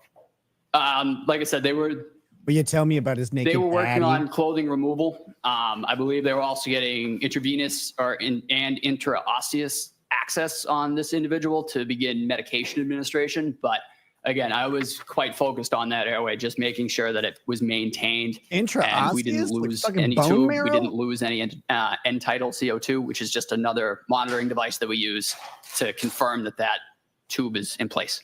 How quickly do you get to leave the scene and start moving towards the hospital? I honestly couldn't give you an accurate estimate. It didn't seem to be out of the ordinary realm, though. We were able to move. What's within the flow. ordinary? In addition to Mr. Keefe being very cold, did you notice? No one knows any what these other numbers injuries? are. Like, So I noted that he had a hematoma right above his right eye. Could you explain to us what that is? Yep, it's just, Subdermal. for lack of a better Subdermal. term, it's just a big egg. He had a pretty good bump over his eye. And you said his right eye. Yes, sir. Did you know how that hematoma was caused? No, sir. No idea? Brian In Higgins addition to punched him in the hematoma face. That's above how it his happened. Right eye. What other injuries did you see? There were also several scratches on his right arm, just below his shoulder and traveling down his right humerus. They terminated right about his right elbow, just And- above it. Those scratches, have you also described them as abrasions? Yes, sir. Is there any difference in your mind, difference between scratches and abrasions? Nope. There These were, should be. They were deep and they were that's not not bleeding, a scratch. but they were Abrasion is way notably deep. different. Did you ever describe it as furrows? I did. And in describing those scratches, do you have any idea how they were caused? No, sir. And did you notice any A other shotgun blast of injuries on tail Mr. light O'Keefe? fragments. No, sir. Those were the kind of the only ones that we noted. As I mentioned, we suctioned a little bit of blood out of the back of his airway as well. I believe it was blood, mucus, and saliva. But those were the extent of the injuries that I was able to note. Did you notice anything about the back of his head? Actually, yes, I did. I apologize. There seemed to be a little bit of matted blood around in his hair around there. Really didn't see anything too obvious at the time. He was also placed in a cervical collar as well, following intubation, and that was kind of there just to maintain his cervical spine. But there was, like I said, there was noted to be a little bit of dried blood on the back of his head. At some point, did you finally make your way with Mr. O'Keefe to the Good Samaritan Hospital? Yes, sir.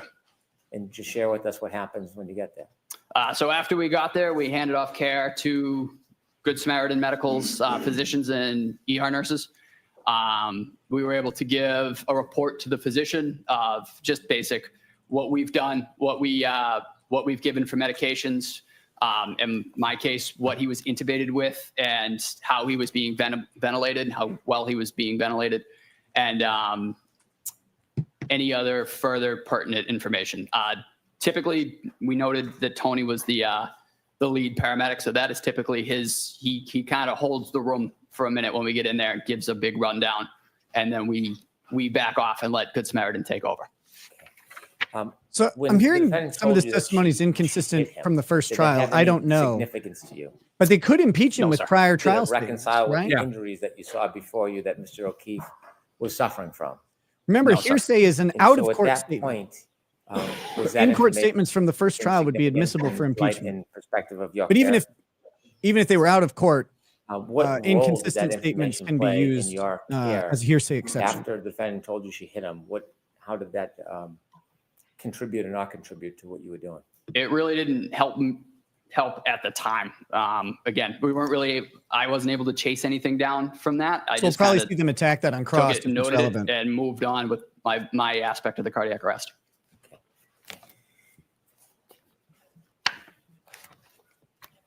I hope the former Have you had an jurors want to be opportunity at any cross-examined. point to see any video of that morning taken from any source, police car, dash cam? Yes, sir. All right, I'd like to introduce a video stream. So this will be in evidence. There are agreements with some of the evidence already? I believe there's no objection, but I don't want to speak for the defense. Okay, thank you. Yes, you can show it. And for the record, if I may note, this is Cruiser 683 Stream 2.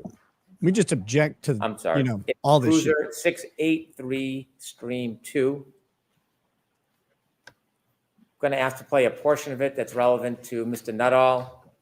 Ms. Gillum, if you would please move to 6:11 a.m. Your Honor, can you have Karen Reed suck one off, please? Jeez. God, Daryl Brooks, man, calm down.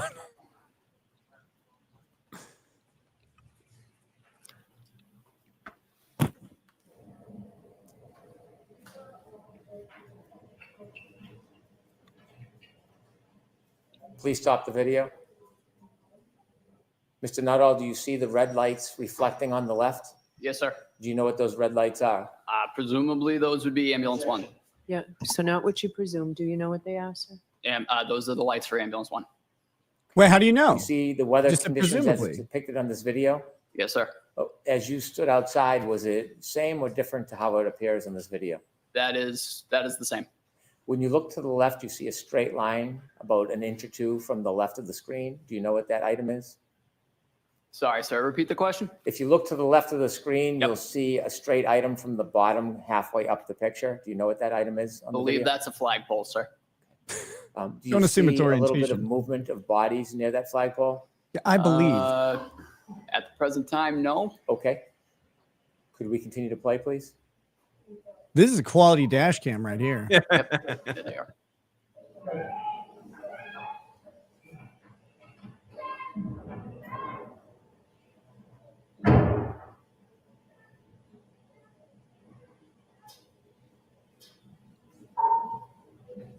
Could you stop, please?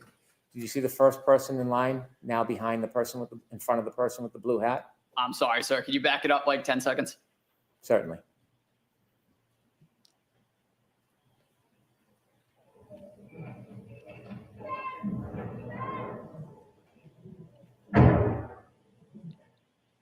Keep going, please.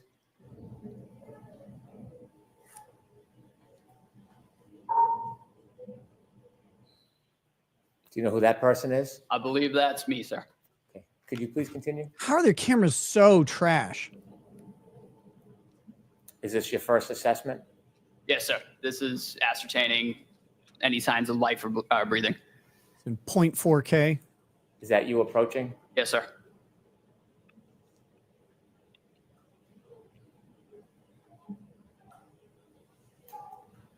Could you stop, please? After informing you return. My wife is says that all the time. Firefighter Flamati called you? So right Flamati. after that, when I turned around, that was when Tony said, "Hey, we're Damn you, working, Flamati. we're working this." Flamati's meat Please market. continue.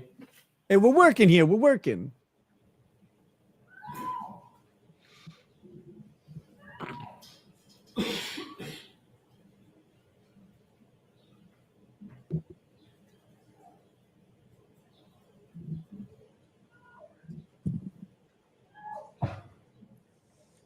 Now we know where all the used webcams from You see the 1998 person went. come over to where you are? Yes, sir. Is it at that point or another moment when the defendant said, I hit him, I hit him, I hit him? It was right there, sir. Could you continue, please? Just not captured on the video.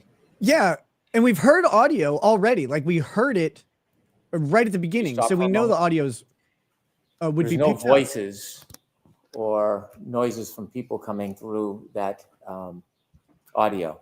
When you were there that night throughout the event, That was a it statement. That silent wasn't or a were question. people speaking? Did you hear people speaking? There was, as I noted when I got out of the truck, there was quite a bit of screaming. It was quite chaotic. The wind was also a factor, but there were people around. They were speaking within themselves too, but there was screaming, there was wind, and there was different side conversations as well. And when you were working on Mr. O'Keefe, were you having conversations with your colleagues? Yes, sir. They're not picked up on the audio? No, sir. Please We were continue. discussing post-imperial Japan, expansion into an industrial age.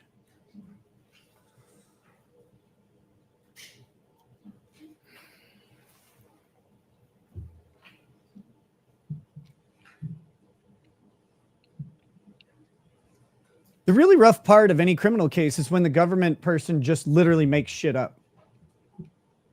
It's tough on the defendant. Because government witnesses are given, especially someone like an EMT, they're given a massive amount of credibility based on the job that they do for no reason. There's no particular reason why an EMT would be inherently more honest than anybody else. Yes, sir. I'm kneeling at the head of the patient. But they're given that credibility in the minds of the jury just by function of their job and a uniform, typically. But again, while she said this, where is it? These cameras do pick up audio. You watch police dash cam videos all day, and you can hear the officers have exchanges with a person in a car. You can hear the person in the car talking on these things sometimes.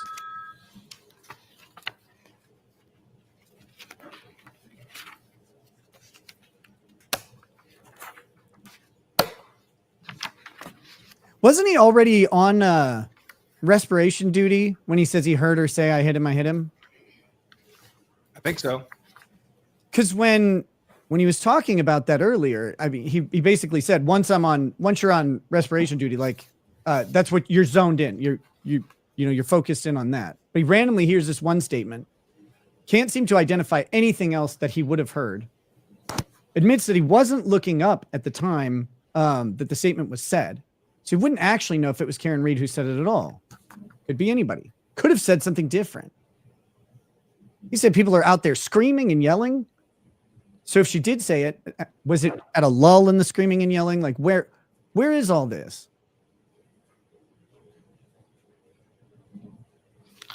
I mean, these are questions you ask on cross. Included in that group of first responders? I am not, sir. I have actually exited to the side with the bags. I believe I'm entering the ambulance at this point. Okay. Thank you. We can conclude the viewing. We can conclude the viewing. Is it a body? With the court's permission, I'd like to approach and show a few exhibits to Mr. Nutall. They've been shown to the defense. Yes. Thank you. May I approach? Yes. Thank you. I'd like to show him some of my personal headshots and some body shots. Is Invite him out for this your drinks. profile at Grinder, Mr. Nutall? Can I show you a photograph? Yes, sir. We got from Amazing Wireless too. This Sir, do you trial is recognize streamed using a that Nokia. photograph? Yes, sir. Those are the scratches on Mr. O'Keefe's arm. Does that appear the same as when you saw his arm that morning, or is there any differences? And if there's any differences, can you share them with us? That appears how they were to me at the time of the incident. Okay. May I approach again, Your Honor? Yes. I'd like to introduce this as an exhibit, please. Okay. Awesome. Oh, that's a good super Hold, chat. hold on. I'm sorry. Thank you. Pardon me, Your Honor. May we publish to the jury? Yes.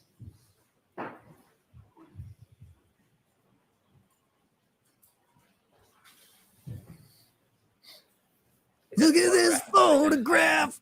Yes, sir.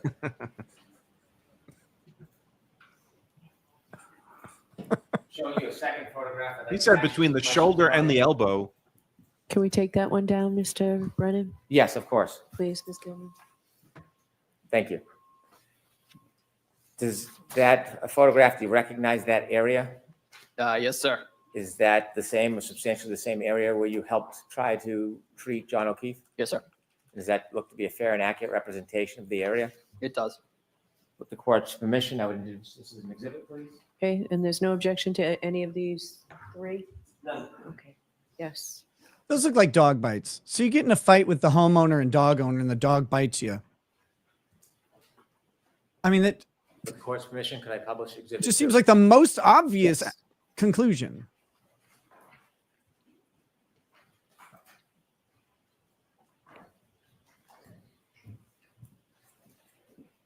And sir, that's what you recognize as the area where you were helping to treat John O'Keefe. Yes, sir. I've left one last photograph in front of you. Yes, sir. And do you recognize that? I do. Tell us about any differences between when you were there and what you see in that photograph. The street appears to be plowed. There's bare pavement. The weather conditions are significantly better. It is also daytime. If we could take down that exhibit 2, Ms. Gilman. May I approach, Your Honor? Yes. I would move to introduce this as exhibit 3. All right.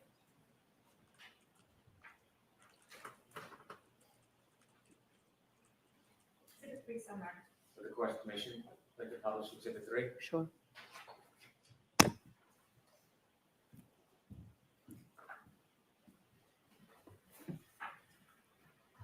That's New England. Is that the photo you just identified? Yes, sir. Okay, we can take that down. Thank you.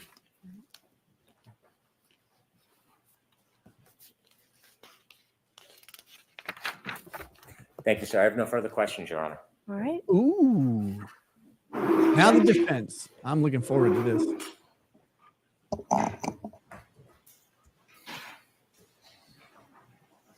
Your Honor, John could not have died in the snow. As we know, all the snow was seen at the Rakitas 1,506 miles away.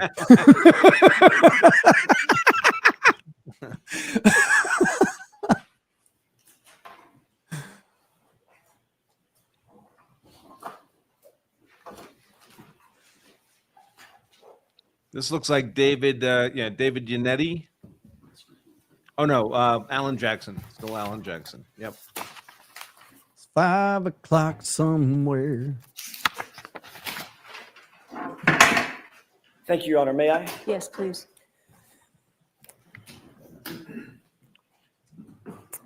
Good morning, good afternoon, Firefighter Nutall. Good afternoon, sir. Nice to see you again. You as well. Before your testimony this morning, how many conversations had you had with any member of the prosecution team in anticipation of your testimony today? I believe it was 3, sir. When were those? I could not give you dates off the top of my head. Give me a time frame within the last 3 weeks, within the last 3 months, last 3 days. Within one within the last 3 weeks. I believe one the week after that, and then one last night. One Last night. last night. What you did discuss, let's take them in order. First of all, who'd you meet with 3 weeks ago? I met with Mr. Brennan and his staff. And when you say his staff, who else? I honestly couldn't tell you, sir. Mr. Lally? No. Staff wasn't a person. Male, female? One female, one I believe state trooper. Okay. Had you ever met State Trooper Tully previously? Yes, sir. Actually, I believe that was him. It was State Trooper Tully? Yes, sir. Whom you've met with several times, correct? Prior to that, I believe only once or twice. He was the one that he has formally interviewed you previously, correct? I believe he arranged the meetings with Mr. Brennan. Okay. But beyond that, I can't speak to. What did y'all discuss 3 weeks ago? The first meeting, going in order, it was mostly just kind of an introduction. I had not met Mr. Brennan yet. I really didn't know him. So it was mostly that, and then just kind of seeing where we were at with testimony, going over previous testimony and in that sort of realm. Prior to today, how many times have you testified under oath concerning the incident on January 29th, 2022? Once at a grand jury hearing and once last year. All right. As a matter of fact, last year in this courtroom. Yes, sir. Okay. Did you look over your testimony at the grand jury 3 weeks ago during that meeting? No, sir. What about the testimony from last year? We did go over the testimony from last year. Yes, sir. Were there any issues that Mr. Brennan or anybody else in that meeting brought up concerning any of your testimony? There was just a question of how many times the I hit him came up. It was 3 times. And were you advised that that's not what you said at your testimony last year? No, sir. 2 times? What was that? You said it was 2 times last year? I honestly can't recall, sir. Okay. But you just saw that, or you just read that and went over that 3 weeks ago? I believe so, sir. Yeah. But you can't remember, as you sit here today, just 3 weeks ago, what y'all discussed in terms of how many times you previously testified that you heard the phrase, I hit him. So previously testified possibly to 2, but it was 3. Okay. Your memory is clearer now than it was, for instance, a year ago when you testified. Sure. It's always a Your great memory is question. clearer now, as you sit here, that it was 3 times you heard that, than it was a year ago when you testified that it was 2 times. Yes, sir. Okay. Does your memory get better with time generally? Your memory. I'm not talking about the royal you. I'm talking about you. In certain settings, I mean, there are certain things about different aspects that I recall better than others. Okay. And does your memory tend to get better or does it fade over time? That's my question. It can fade over time, but it depends on the context. But in this case, What you're would telling prompt the his jury that memory your improving? memory is better now than it was a year ago when you testified about the exact same circumstance. Typically, you would need an external stimulus like to Yes, approve sir. it. Like you Okay. watch video and you're reminded of fact. You then met about a week after that, which would be 2 weeks ago. Yes, sir. Who'd you meet with then? The same group. And what did you discuss at that meeting? Again, just prior testimony. And that was really the gist of it.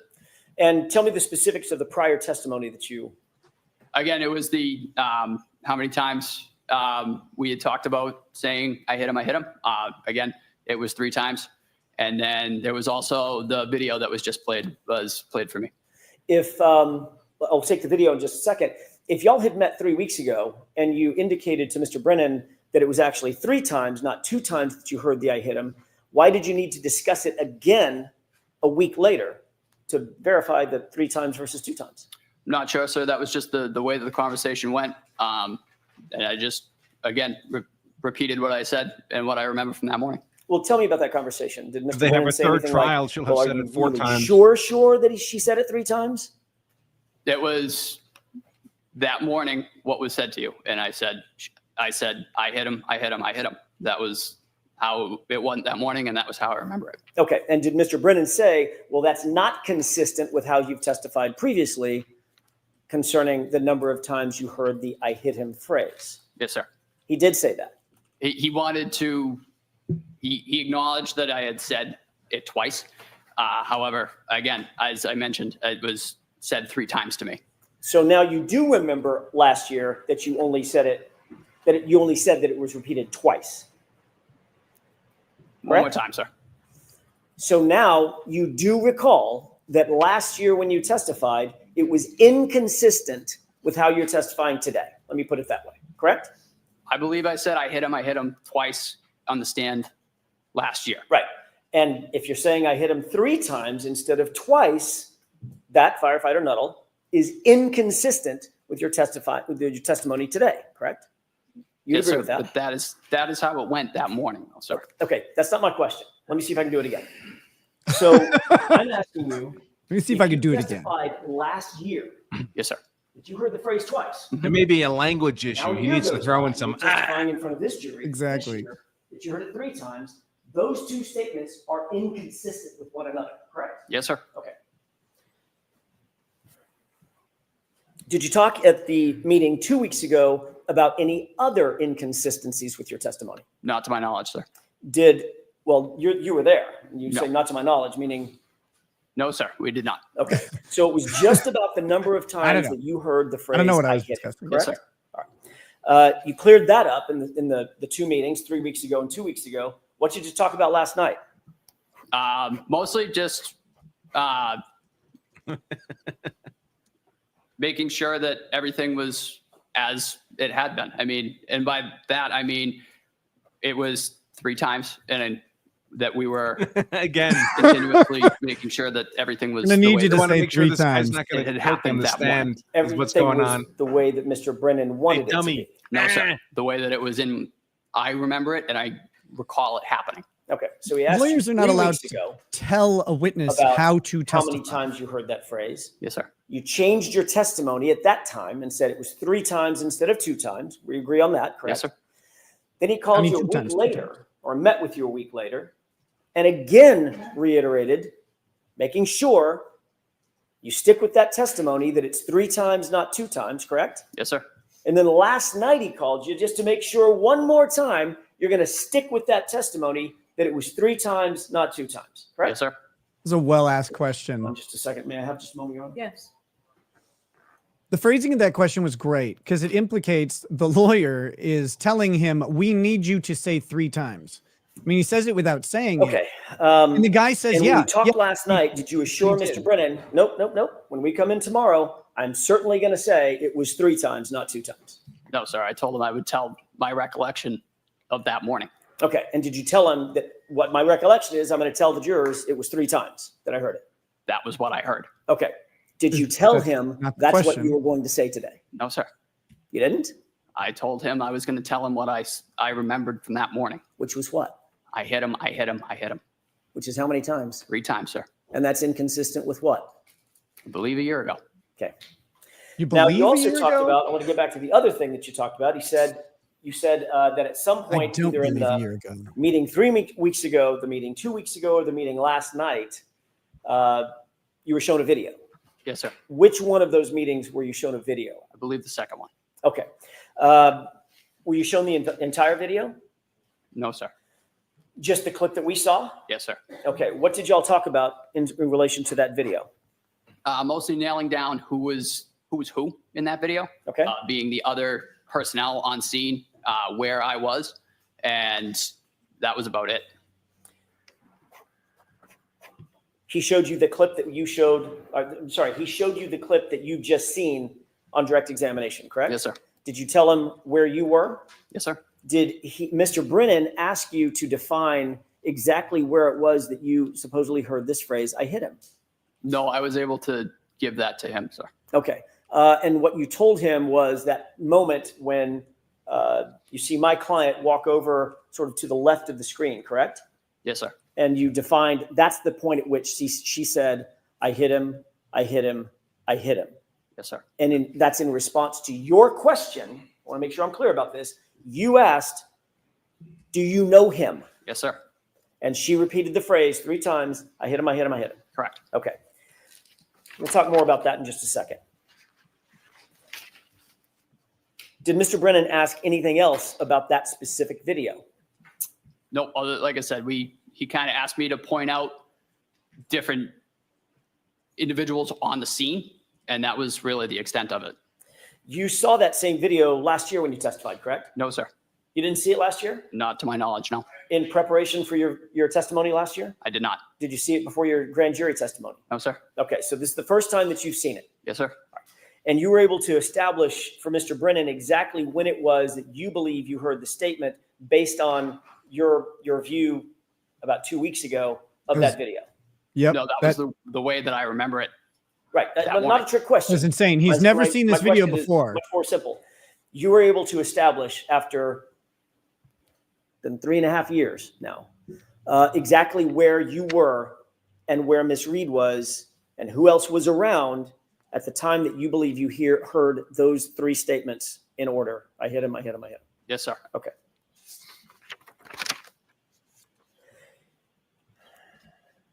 You testified last year as well that there is a normal protocol for removing clothing from a patient, and it's essential to just discard it and get it away from the patient so that you can concentrate on the life-saving measures that you're undertaking, correct? Yes, sir. That could be done you said in the ambulance, it could be done in the hospital, it could be done in situ out there in the field, correct? Yes, sir. But the point is you want to get as much clothing off of the person as possible so that you can assess that person's physiology. Yes, sir.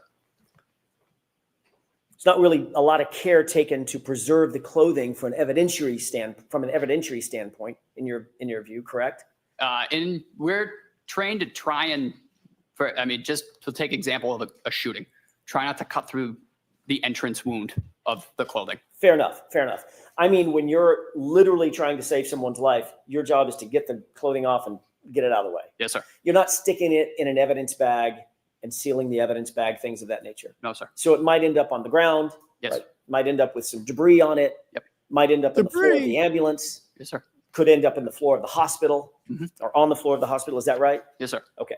What about on the floor of your bedroom, Nutall? And if it's tossed in the floor of the ambulance, the clothing may well pick up debris from the ambulance. Oh, yeah. Yes, sir. Or the debris from the floor of the hospital or wherever. Mm-hmm. Is that yes? Yes, sir. Okay. You testified previously at the grand jury Could end up in your April mouth. of 2022, correct? Yes, sir. I believe so, sir. Okay. So this happened in January of 2022, that same year in the springtime. You testified at a grand jury, April 20th, I think it was. Yes, sir. Does that sound right? Yes. Okay, I want to take you back to that testimony for a second. You testified at that hearing that Mr. O'Keefe was, quote, dressed appropriately for the weather. You remember that? Yes, sir. All right. It was obviously well below freezing at that time. Yes. That night that you responded? It was. We just seen the video. It looks cold as hell, right? It was chilly. All right. The wind was howling. Yep. It was snowing. Is that right? Yes, sir. And you testified that John O'Keefe, quote, had a heavy coat on and possibly 2 other layers of clothing. Yes, sir. In April 2024, you reiterated your very specific memory of and you even called it a puffy heavy coat that he was wearing, which was then removed so that you could assess his injuries, correct? Yes, sir. All right. Not to get too colloquial, but a puffy coat is like, it's got down and stuff in it, right? Correct. Looks kind of like Stay Puft Marshmallow Man, right? Yes, sir. Okay. Pretty distinctive article of clothing. Yep. And you testified last year that Mr. O'Keefe was wearing that clothing, which you had to remove or somebody had to remove in order for him to be properly assessed. I did testify that way. Yes, sir. Okay. And you mentioned that your memory of that big, heavy winter coat was as clear as your memory of other specifics in this case, correct? Yes, sir. I asked you that exact question, didn't I? You did. And I said, your memory of him having that big puffy coat on, which stood out in your mind, it's a trap, just as clear as the other specifics that you've testified to about the case. Yes, sir. About that night. And turns out you were completely wrong about his clothing, correct? Correct. Matter of fact, he wasn't wearing a coat at all. No, sir. He wasn't When you wearing hear a the winter lawyer coat, get excited, you know that. correct? Nope. He wasn't wearing a heavy winter coat, correct? Correct. And he wasn't wearing a puffy, heavy winter coat. He was not. Yet you testified that he was wearing all of that, and that was clear in your mind at the time. Yes, sir.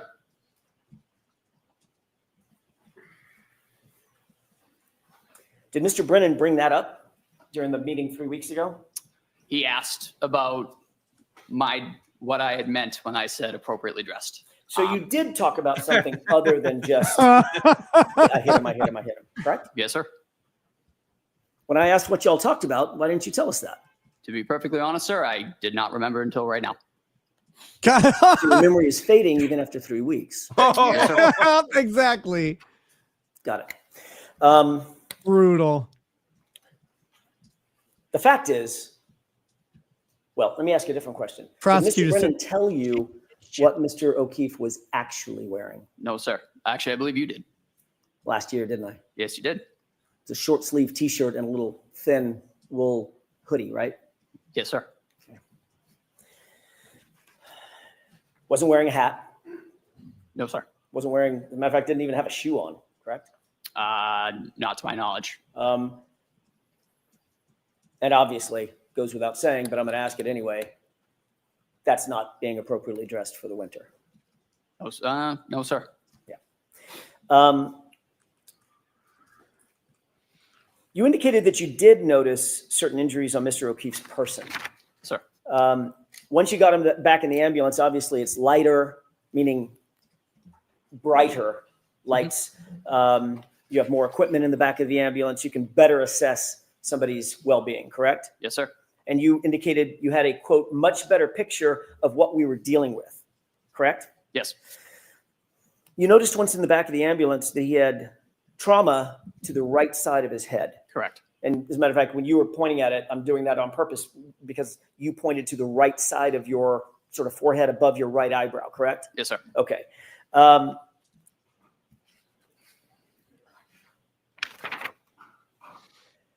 The majority or the worst injury that Mr. O'Keefe suffered was actually to the back of his head, which you indicated, you noted was quite matted with blood, correct? Yes, sir. I want to talk about the injury to the right side of his head as distinct from the back of the head injury for just a second.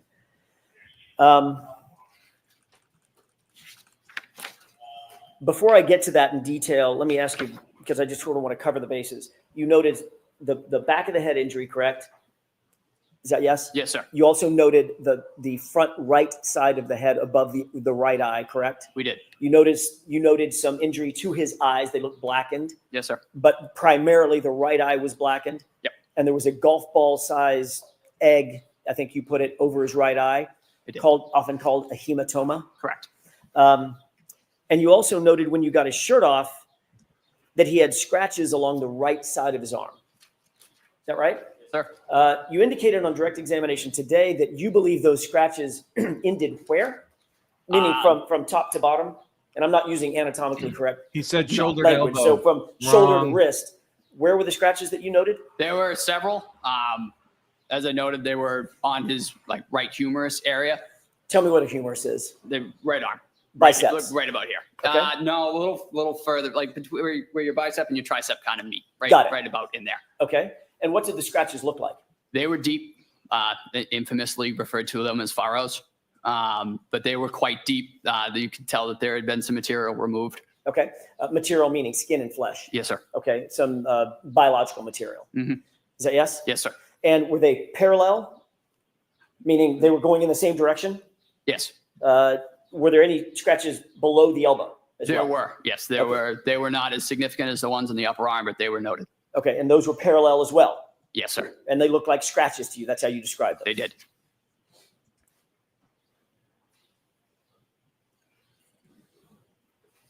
None of these injuries make sense with being hit by a vehicle. Last year, when and you taillight. described those scratches, you curled your fingers up, exposing sort of the nails, and drew it across your biceps. Is that what you were using to describe what the sort of scratches looked like?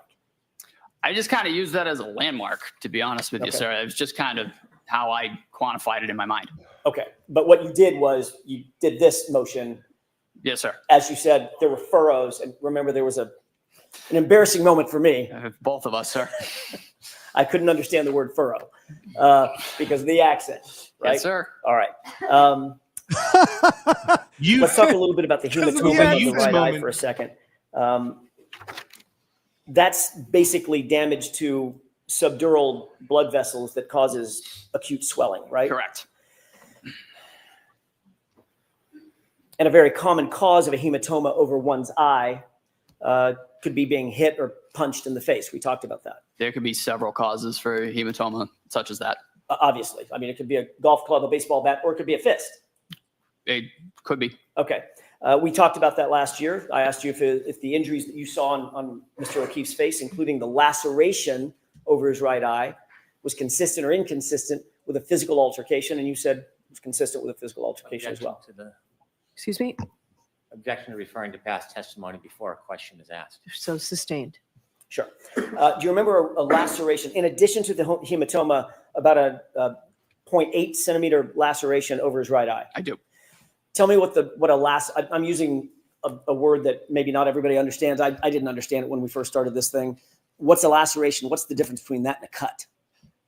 A laceration is they're basically the same thing. A laceration is just a deep cut. Okay. So it's a parting of the skin. Correct. In other words, where the skin separates. Yes. And that can be from blunt force trauma, meaning something hits it rather than cuts it. You can get sustained. He's testifying. What are some of the causes of lacerations?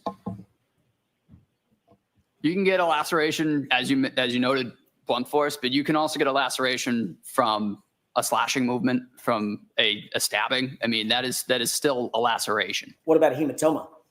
That is Blunt force primarily laceration? caused by blunt force trauma. Yeah. And the If it's hard enough. hematoma and the laceration were right next to each other. I thought that correct? would be an Yes, sir. abrasion, like a tearing of the skin And you rather than a indicated cutting. last year, or let me ask you this way. Is that consistent or inconsistent with a physical altercation? Objection.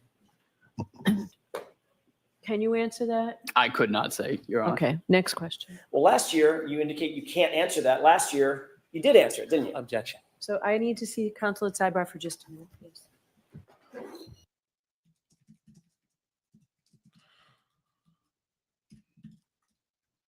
Finally, some objections. We haven't had many of those, but I think the prosecution's feeling vulnerable to this line of questioning. Yeah, I mean, they should be. They should be feeling that, because this line of questioning is making their witness look not credible and making it look like the prosecution is engineering his responses rather than him giving them organically. By getting him to say that it's inconsistent, first you set up that he's willing to give an inconsistent statement. And that's not always a problem, but he didn't have an explanation as to why his statement got more clear. And the only explanation that would seem to be there is that the prosecution called him several times in a row and told him, you need to say 3. You need to say it's 3 times. He didn't give any other reason why he's suddenly changing from 2 to 3 a year later. Like, what made you remember it being 3 times now, other than the prosecution's input? Because your memory doesn't just get better. It gets better with some sort of refresher boost. Ooh, thank you. I'm going to knock out this super chat here. Someone Absolutely. says they're from Canada. They say, Mr. Branca, I hear you're an expert on self-defense. No, expert on self-defense law. Self-defense law, not self-defense. He's a former WWE wrestler and champ, and my kid just came at me. Now I got all these lies being spread about me, and I just want to clear my name. Well, I wish you good luck up there in Canada. Oh, he's in a different place now. Chris Benoit was an actual wrestler who murdered his wife and son. And then I didn't know. Yeah, I know. That's what makes the joke good. I'm glad. Let's see. Now I got to figure out how to get. Here we go. I lost the Your comment. Honor, this paramedic is blatantly lying. I mean, just hear his stupid accent. It's complete bullshit. Here, have another one real quick. Your Honor, just look at how hot my client is. I'd let her hit me with a car any day of the week. I rest my case. There we go. I found it. Okay. Mr. Nutall, we are going to let you take a break with the applicants after the lunch. The lunch? Sounds good. The lunch is lunch here for you. Someone in chat just said Don't Johnny use it. Sins with that guy on the camera. There's What? lunch here No, for they you. We'll see you in didn't. about a half an hour. All rise, please. Nuttall's always rising. Let's see. was trying to make an image real quick. Well, I was trying to have the AI make an image for me. I think I need to. Oh yeah, here we go.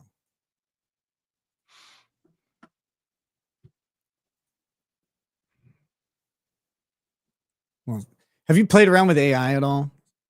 Yeah, actually I have. I have been. It's how can I put it? It's a useful tool. I mean, it's for summarizing stuff and putting stuff into it. It's been helpful sometimes doing it. Like when I write like a lawyer, right? So it's all very dense and technical. And I find that Grok is very useful for dumbing it down to like the 4th grade level you need for a YouTube description. So that kind of thing is useful. What drives me crazy is when, you know, I'll make a claim on X and someone will say, no, Andrew, you're wrong. Grok says you're wrong. And they have like a Grok result. Like, you dummies, Grok is not a truth machine. Grok just aggregates all the stupid opinions on the internet and hands it back to you all packaged up. It doesn't make them right. It's making some right stuff right now. Okay. I'm gonna pull it up in just a second. See, I can't do this. AI is a bad thing for me because I just think it's too funny. Here we go. I'll pull this up so we can share it. Hit that subscribe button, folks. Here, We let got me to keep present going. this. I'm trying to go for 1 million on both our channels. So here we go.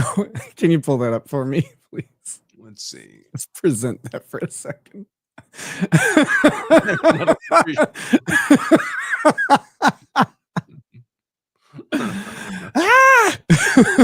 See, this is I had stayed away from AI. I don't trust it at all, of course. And then I was looking at my tattoo and I was like, God, I wish the head of my tattoo wasn't a snake head, but Mike Tyson's face saying Kith.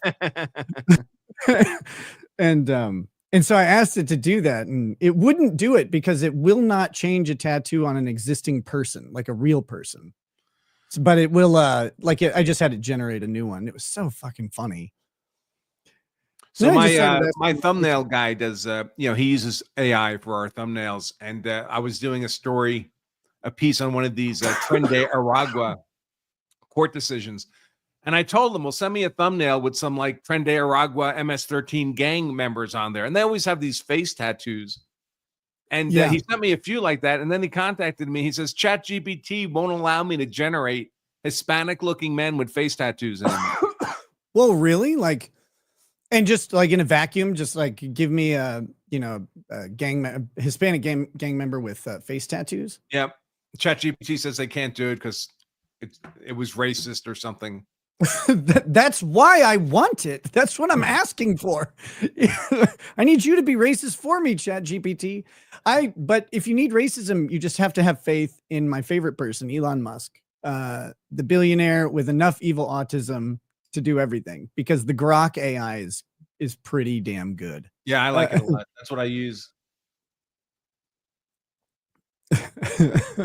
Where have all the AIs gone? And why do they hate the blacks? Like, Jesus, it's terrible. We've got more. I've got super chats. I've got super tips to go through. But before I do, what are you thinking of this trial so far? I mean, I think cross-examination's been great. I don't think this is a critical witness, although the hit me is a pretty important point. I mean, or I hit him. But here's my problem. If they're drunk and she's leaving angry and she says, I hit him, she might have just meant I hit him. Like inside the house, they get in a little scuffle and she smacks him or hits him or whatever. And then now she comes back, she finds his body laying in the snow and she's freaking out. Like, I hit him. The last thing I did with my boyfriend was hit him. And now he's dead in the snow. Right. Even if she did say it, I don't believe that has anything to do with a car. Where's the concurrent evidence that the car has actually done this? a knot above the right eye. Like, as someone who has a very famous picture with an eye injury, I didn't get hit by a car and get a black eye, right? I hit my bathroom counter. You don't. Or she might have believed in that moment that how could this have happened? Maybe I hit him with my car.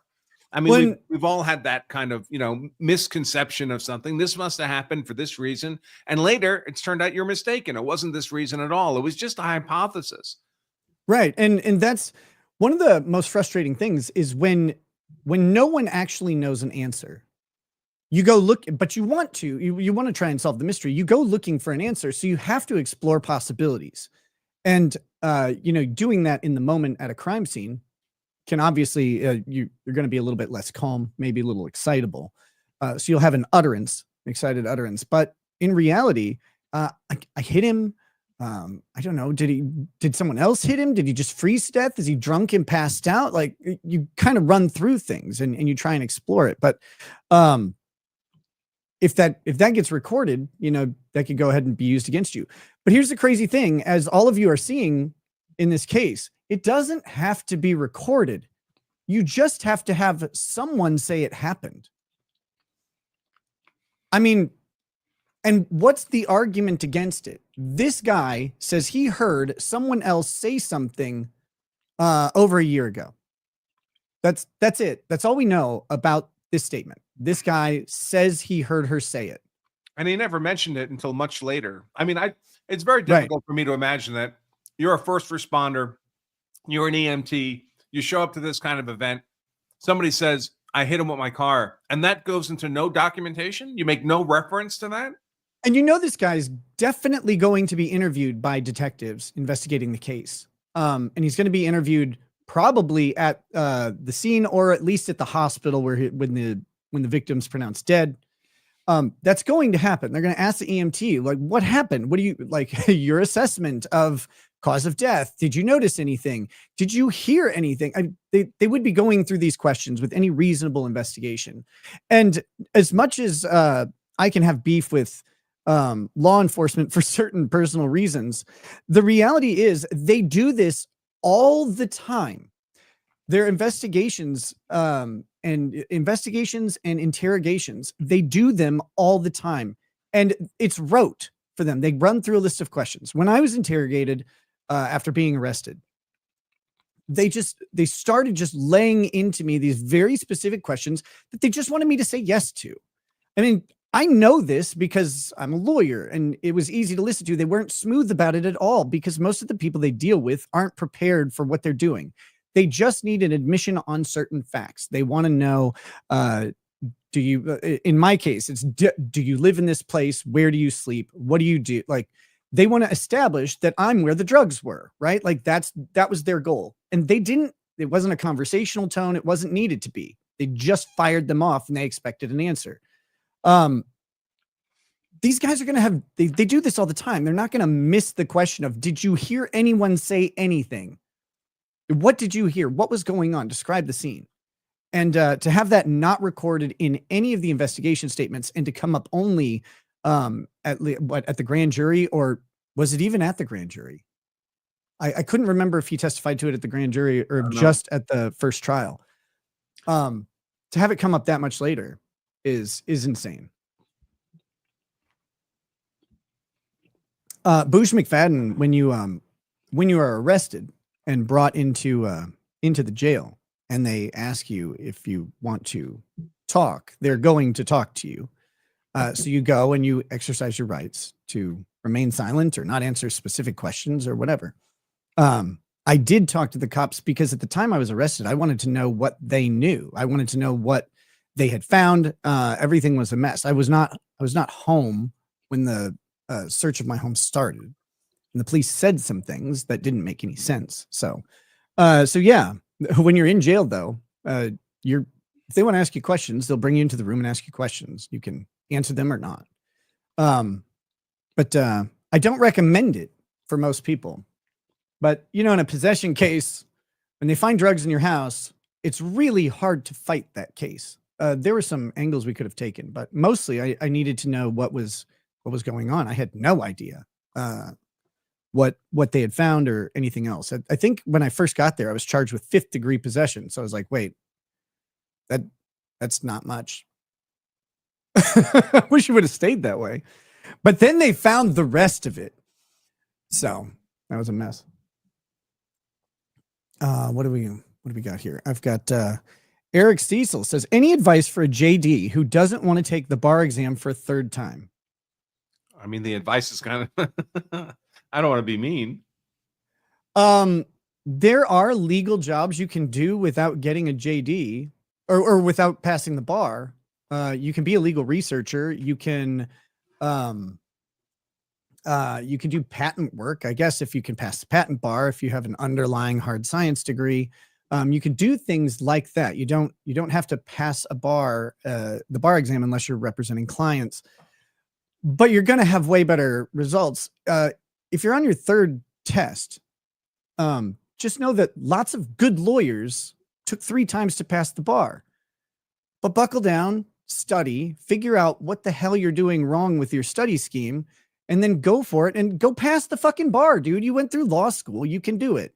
And my personal advice on the bar exam itself, do the math. Stop wasting your time on the worrying about your essay, because everybody fucking does this. They get super worked up about your essays. In Minnesota, the essays are 36 points. Your multi-state multiple choice exam the next day is 200 points. Just drill the damn multi-state until you are, passing with 85% on your practice tests. Just do it and do it and do it. Give yourself some game day, margin of error. That's why I say 85%. But if you're not getting 85% on your multiple choice, you're not going to ever pass the bar. So get your ass back to work, take every practice exam you can find, and just keep doing it until you're good at taking the test. Some people just suck at taking tests. That may be you. I don't know. But most people get hung up on this, on their essays. Those essays are barely worth any points. Like I said, in Minnesota, it's 6 essay questions that are worth 6 points each for a total of 36. And if you write your name on each one, you get 1 point each. You identify some issues, you get another point. You identify all the issues, you get another point. You identify some legal solutions, you get another point. Like, maxing out on points is not really common in the essays. So just aim to get 3 points each. It's not really worth that many. It's a wasted day, in my opinion. And it's part of the head game that you've been doing since you went to law school. All of law school and the bar exam is really a head game, because when you're a lawyer, you're going to be put under a lot of pressure and have a lot of responsibility. So you need to be able to deal with those things. Figure out what's important, and it's the multi-state. That's where your score comes from. So get to work. Why are you watching a live stream right now? Pull up a fucking practice test and start grinding through it. Anyway, hey, I mentioned my thumbnail guy got a message from his AI saying he can't do gang stuff. Yeah. And this is the message he forwarded to me. The AI is talking to him. I really, really get it, but I literally cannot force the system. It's not that I'm unwilling. It's that the system physically blocks me if the image has, and this is not my thumbnail guy. This is the AI talking. Yeah, I know. Yeah. It's a system physically blocks me if the image has face tattoos on men that look Latino. A group of 3 serious men standing together. That gets blocked. Anything that could be interpreted, even mistakenly, as a gang vibe. I'm specifically looking for a gang vibe in the thumbnail because it's about a gang event. Even if you and I both know it's for a professional project like Law of Self-Defense, the AI moderation bot doesn't care about your context. They called you a professional project. That's cool. I know, it's kind of nice. Yeah. So I've got a Rumble rant that's directed towards you and says I'm not allowed to answer. Okay. It says that Duende is the chatter. It says Branca, not Nick. Please explain why we are now okay with Nick. Why should we not see him as the criminal they said he is? Can't hear it from Nick. Want to believe, but there was some heinous shit said. I'm not sure I really understand the context. I don't know either. I am the criminal. Like, I pled guilty to a crime. I haven't changed anything. So my position with Nick has always been that I just wanted the best possible outcome for Nick and his family. That was from day 1. That was day 100. That was day 300. And that's the same way it is today. Yeah, me too. But you don't have to worry about it. I definitely did the criminal acts that I pled guilty to. I have been sentenced for, and now I'm on my probation and will do what needs to be done to rectify my criminal acts and to move forward with life. I mean, that's how you deal with crime. Lucky for me, I'm not having to be incarcerated, you know, and I'll be able to move forward doing this and being with my family. It's not everybody's so fortunate. So I count myself as fortunate. I had good counsel. I had great support from friends and family who did stick by me. And, you know, now I get to move on. I partied too hard. It came back to bite me. It hurt the people around me. I've apologized to the people who need it. And and now I just get to tell fun stories. Here's one. A super chat came in my direction. John O'Neill, $5. Thank you, John. Says, I hit him. Statement reminds me of I Shot Him from My Cousin Vinny. Of course, the best legal movie ever made. Have either of you ever used a movie reference to explain something to a jury? So I haven't, but mostly because I'm of a certain age. And so your brain, like, there's movies I would swear came out like 5 years ago. And then when I look them up on IMDb, it's like a 25-year-old movie. And the jury's not my age. So I could reference a movie and they would have no idea what I'm talking about. My Cousin Vinny is an old movie. And if you have a young jury, it's entirely likely that they've never seen it. The reference might fall flat. 1992. Yeah. That was a minute ago. I have never had to go to jury trial. I have had bench trials and I have done plenty of motion argument in front of judges, but never had to go in front of a jury. So no, I haven't used a movie quote to convince a jury, and I probably wouldn't anyway. It's just not my thing. What if they don't like the movie? That's the other. You never know what the jurors' like mindset is about a piece of entertainment, and entertainment can be very polarizing, or can invoke a memory that you do not want them to have. So my advice is just make your arguments good and make them based in law and fact. I gotta make a minor complaint.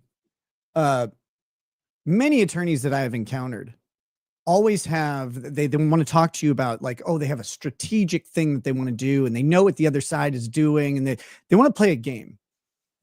I have a different philosophy on lawyering. Mine is take a sledgehammer, put every legal issue right on the front of it and slam it into the opposition over and over and over and get your fucking point across, but use law and fact. If you're trying to play head games with the other side, if you're fucking around using strategery, you miss stuff. Not that happened in my case, but you miss stuff. And it's like, why are you focused on tactics? I don't need you to focus on tactics. Write a motion that has every legal issue in it and just file it. That's it. That's what I need you to do. That's the lawyering that I think is the most effective. And, you know, if you want to try and figure out what the other side is thinking, you have to remember that the other side has a person who's probably about as smart as you.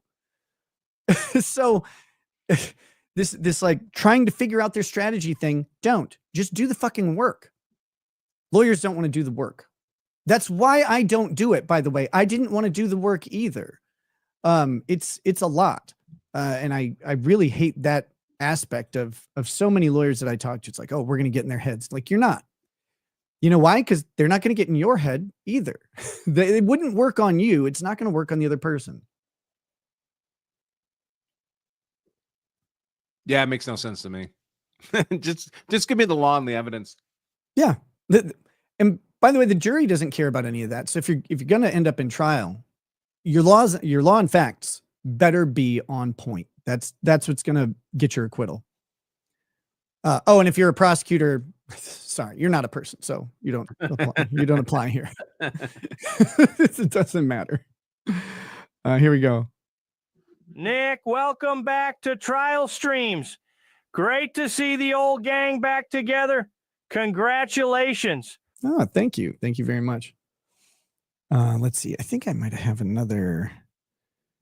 Oh, here we go. Paramagician says, as a paramedic, this is why you keep your chart strictly about the medical side and leave the police job for the police. I agree, but also, it's tough because they are witnesses to what's going on. I mean, And it's the cause of injury, right? I mean, just Right. physically, that would be the cause of injury. If I were the doctor at the ER getting this patient, it would be useful for me to know he'd been hit by a car. Right. But also, I mean, he is at the scene. There are people going around. And if she did say, I hit him, that should be like when the police officer interviews him, say, yeah, I don't know. It sounded like she said, I hit him. I was doing respiratory stuff. Maybe I heard something else, but maybe it was someone else who said it. I don't know. But you might want to look into that. See if anybody else heard it. They are witnesses to what's going on. So it is relevant. But I agree. I think most of their testimony should be limited to the medical side. It's just where their credibility lies, and anything outside of that risks damaging their credibility. If they damage their credibility outside of the medical side, you implicitly damage the credibility of their medical assessments as well. If they're willing to lie or get something wrong about one thing, how do we know they got anything right at all? And that was kind of Jackson's point right there at the end. It's like, you said that you believed the fact about his coat as much as you believe every other aspect of what you're saying. Right? And he said, yes. And he said, but he wasn't even wearing a coat, was he? He was wearing a t-shirt. And he's like, yep. And so it's like, okay, so all of your testimony, you believe just as much as you believe he's wearing a coat. And now you're telling me that guy wasn't wearing a coat. Right. So how do I believe anything he's confident in the testimony that you concede is completely wrong? Yep. And it was amazing. I agree, like they should stick to those because they really risk damaging their credibility. But at the same time, if the only person who hears a critical fact is that guy, you got to get it out. Like the prosecution has to get that fact into the case, or the defense might need to, right? What if she said, you hit him, when someone else is driving a car, or from inside, you punched him, you knocked him out. Kelly Whiteside says, Nick, glad to see you back. The Dream Stream team is back together. The FBI investigated this case and concluded John was not hit by a car. Hank is Binger 2.0, and the judge is Crypt Keeper. Karen is factually innocent. I don't like getting wrapped up in the word innocent. Not guilty is appropriate. Innocence implies full-on innocence. Not guilt replies not sufficient evidence to establish guilt beyond a reasonable doubt. And that's it. We'll never know what happened that night. There's no way for us to do it. None of the people there will know what happened that night in full. So there is no absolute truth. That's not a thing. I did like the way the defense attorney, he did a great opening. But really the way he really hit on, proof beyond a reasonable doubt to a moral certainty. I think a lot of defense attorneys, they know that's going to come at the end in the jury instructions, and they just leave it to the end. But if you leave it to the end, the jury, by default, they're going to make a preponderance of the evidence decision. They're going to say, well, do I think it's more likely they're guilty or not? And once they've made that decision emotionally, it's impossible to push them off it by the end, reminding them that, oh, by the way, you're only supposed to decide guilt on proof beyond a reasonable doubt. It's already too late. So it's good to push it hard on opening so that every piece of evidence and testimony that comes across the transom at them is being filtered through that standard. So for me, my senior year of law school, or my 3L year of law school, I had an independent study with a professor who I was a literature and creative writing major as an undergrad. And I was looking for independent study projects because I just needed some credits and none of the classes were super interesting. But this professor had a book project where they were talking about the importance of story and lawyering, and talking about the absence of the teaching of story in story and storytelling in law school itself, and how to better incorporate that into the existing coursework was their proposition. So they had me do a bunch of research for it. And it was just a reminder of how important what you just said is. You have to frame these people to make the decision that they're going to make, to look for evidence in the way they need to look for it ahead of time. because everybody's default is to say, well, yeah, I mean, that sounds right. That sounds right is not an acceptable standard for guilt. That sounds right is not evidence beyond a reasonable doubt. That's preponderance of the evidence. Yeah, that sounds right. And that's how we normally make decisions, right? Like, where do Exactly. you want to have dinner? What clothes you want to wear today? I mean, it's just, I feel more like this than that. But that's not the standard. And unless it's driven home. One thing I loved about the Zimmerman trial was because a lot of times, judges don't like it when the lawyers start talking about the law, the elements of the law, the technical details of the law. That's the judge's job.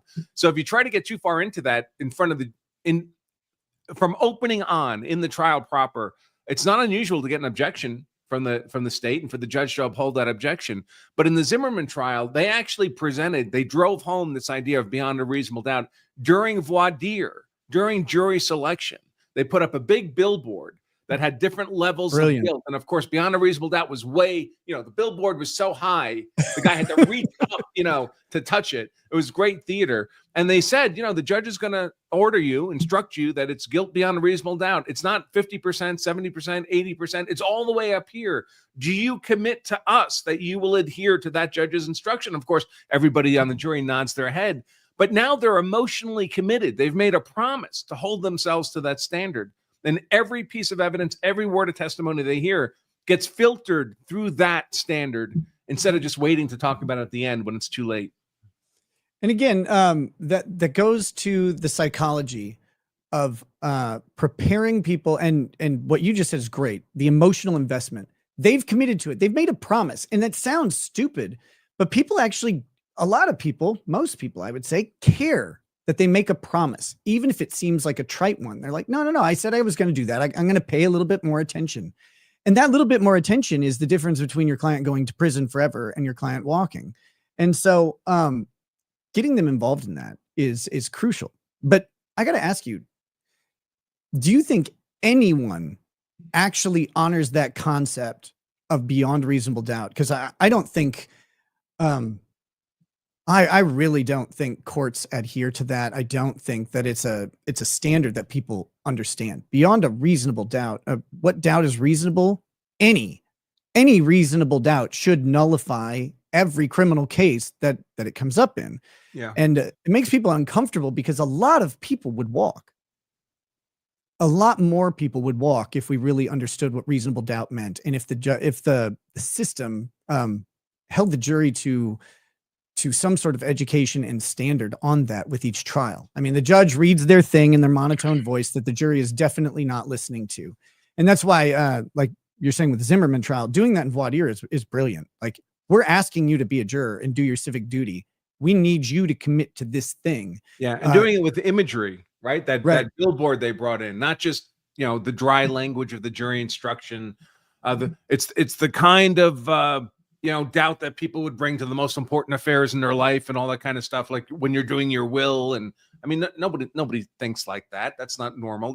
Those are lawyers writing jury instructions as if they were going to be lawyers in the jury box. And that's just not the case. And when trial court judges do try to expand or clarify what beyond a reasonable doubt means, they almost always get reversed.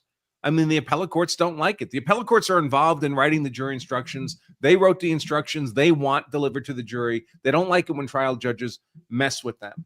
But if a trial judge says, hey, just think of beyond a reasonable doubt, like 95% of the evidence, it gets reversed. Let's see. Romo Drummer says, is the Pope hat going to be retired now? No, not a chance. They're looking for a new Pope. I know, I qualify. I'm a confirmed Catholic. That's the qualification, apparently. So, hey, here's one for me. Why do I not stream on Rumble anymore? Because it's an additional work step for me to stream on Rumble, and there's nobody there. I mean, when I look at my streams on Rumble, it's 100 people, it's 200 people, it feels like it's not really worth the effort. I'm not streaming on Rumble today because the way we're doing this, I can only stream to two places. So that's YouTube and then to my the members at thelawofselfdefense.com. I'm still streaming to Rumble. You can find me there. We've got 1,200 people over on Rumble. So nice. Much love to them. I'm almost at 50 million total views on Rumble. Almost. Which is pretty cool.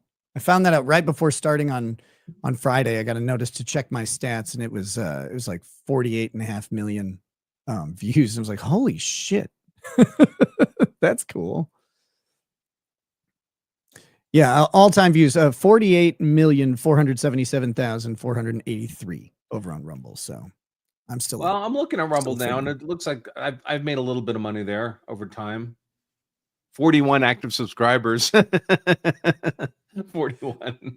See, I have 163,000 over on Rumble, so it's we get some good stuff right now. People are. I haven't been streaming, so I'm hoping people remember. Yeah, total wait. followers is like 6 grand.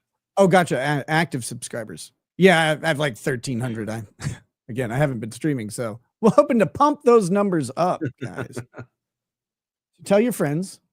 I need you to go around with business cards that say my Rumble Rumble channel on it. That was one of my buddies. Not early on in my YouTube career, I had like 250,000 subscribers or whatever, and he's like, "Do you have like business cards with your YouTube link on them so I can go hand them out?" I'm like, "Dude, it's really nice, but like, I'm gonna go print off 200 cards and hand them to you. It's that's not. We're beyond those numbers at this point, you know." But so what do we got?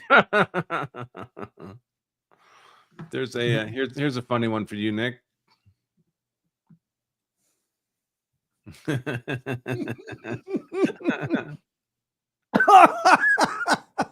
Don't do that to me. Don't do that. God damn it. I like this one. I love you too, Chris, Onion, whoever you may be. I love everybody. Chris, you keep sending messages like that, and you're gonna have some throat secretions. Let's see, what do we got here? I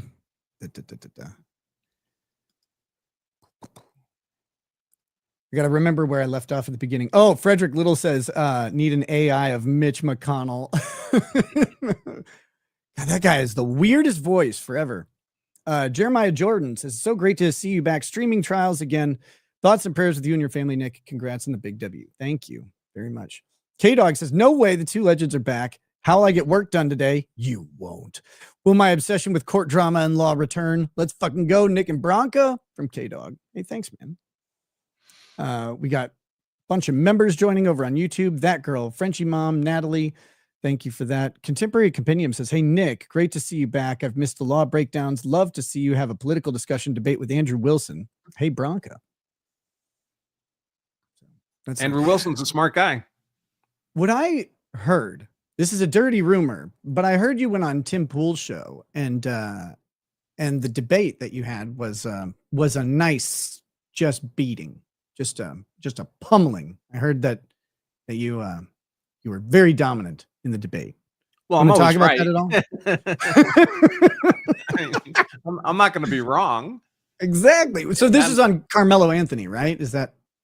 I mean, it was, I don't know. I think, frankly, it was like Good Friday. I think maybe Tim was having trouble finding guests for the show. I'm not sure. But it was on Carmelo Anthony. But there's with the evidence we have in hand, it's the answer, the legal answer is so clearly not lawful self-defense. Right. That it's difficult to have a debate on it. It was the Culture Wars show, which I guess is supposed to be a debate type format. But he told me he couldn't find anyone to take the other side. So I told him, by the way, I told Tim, listen, if you need someone to take the other side, I'll take the other side. I can argue the other side. I can argue self-defense here. I mean, I think it's a shitty argument, but I can make it. I mean, I know what it is. I know what it has to be. So which side did Tim want to argue? He wanted to argue. Well, he needs both, right? So he has me there saying it's murder. Right. So he was looking for someone to say it was self-defense. So he kind of took that role himself. Okay. Oh, so that was big of him. Yeah. So did he give a personal opinion on what he thinks it is, or did he just stick with it the whole time that no, it's self-defense? Well, he hypothesized a bunch of facts that could make it self-defense. Like, what if it was not just Austin Metcalf, the victim, who threatened the Carmelo Anthony, but it was the two brothers together that threatened him? Well, that changes the dynamic a little bit. Now you have a disparity of numbers. I don't think it changes it much, and it's not supported by the evidence. Nothing in the police report suggests anything of the kind. But disparity of numbers, two on one makes it look more like you might be imminently in danger of at least serious bodily harm. I don't want to fight two people at once. Yeah, no. Of course, this was not in a dark alley at 2:00 in the morning. This is in the middle of a track meet with scores, maybe hundreds of people around. They're not just going to stand there and watch, two 17-year-olds beat another 17-year-old to death under the canopy of the high school. So it's just completely unrealistic. Also, he didn't, Carmelo Anthony told Austin Metcalf, touch me and see what happens, while he has his hand in his gym bag with the knife in his hand. I'm like, that's the worst kind of provocation. That's provocation with intent. I mean, and Texas law is very explicit. If you do that, the judge doesn't even have to give a self-defense instruction. Self-defense is just, it's gone. Hey, what does that sound like? Right? Like this case. Right. Exactly. Right. Exactly. The I doubt it case. The guy, take your swing. And the implied threat is, I'm just waiting for you to do the thing that will allow me to pull out my gun by a technicality and shoot. That's not fear. Now, I actually think that guy did have a potential self-defense case. I know provocation is ultimately what seems to have done him in. But I think the father and the son shot, right? But the father was the only one saying, take your swing, take your swing. The son was not saying that. The father got convicted, the son got acquitted. Right. Between the two of them, there was really no other difference. Yep. And again, I do think that provocation has a limit, and it can go away if action doesn't happen in direct response to provocation. And maybe that's an argument the defense should have focused on more in the case. It's hard to say if there was any way for them to win the case at all. But the really bad thing, I think, about having two defendants in that case was you allow the jury then to split the baby, right? Like they know they can actually say, yeah, self-defense on behalf of the son. The old man, though, this provocation, that makes it look like our community isn't okay with this kind of violent behavior, because those guys were the guy, what he was doing was definitely annoying, filling the dumpster that is a shared dumpster with a mattress. You know what? Take your mattress to the actual dump. Stop taking our space. Really fucking annoying. I get it. But they're out there looking like assholes. And they're out there waving guns around. You don't want that in the community, no matter what's going on. Like those guys shooting could, hit a kid or something in the neighborhood. It's just a bad situation. And of course, somebody actually died, right? So if we imagine there was not a shooting and the guy did not die, which I bet that's what the father and son actually anticipated would be the outcome. They would just talk that dude out, right? They just didn't anticipate he was showed up with your insane. guns and you with no shirts on or wife beaters or whatever they were wearing. You showed up with your guns. You don't actually shoot someone. You go home. It's not a big deal. No one gives a crap. But then suddenly the other dude doesn't walk away. He charges at you. You shoot him. And now you got a bad outcome case. And somebody's got to be held accountable for this dead body, whether that's the law or not. That's the way people feel about it. And the way that issue should have resolved is the moment that guy starts screaming his voice, like you can hear his throat rip open from how much he's screaming at these guys. Because they're out there, they should have been like, listen, you need to stop fucking putting the mattress in there. We've said our piece. We're going home. You go home too. Like that's when you have to make that personal decision of, do I want to shoot someone over a mattress in a dumpster and go to prison forever? Or maybe that guy, maybe you miss, or maybe he moves too fast. Maybe he knocks you down. Maybe he kills the old man. Like maybe he kills the son. Who knows? Maybe he's got a gun. De-escalate that thing and walk away. Like, Jesus. We've got the Iceman says, get ready for a lot of breaks in trial. The way this judge does objections makes me want to off myself. Defense made an official complaint on it. Lemon Trash Tree says, judge needs an oxygen tank. She sounds like Vito. Jordan Patterson, welcome to the shit show. The Iceman says, Nick, you're going to hate this judge. Just the start. So far, I haven't had an opportunity to hate the judge in any particular way other than she just sounds kind of boring and out of it. I hate her accent a little bit, but it's not as bad as that paramedic. I mean, he can make anybody sound good.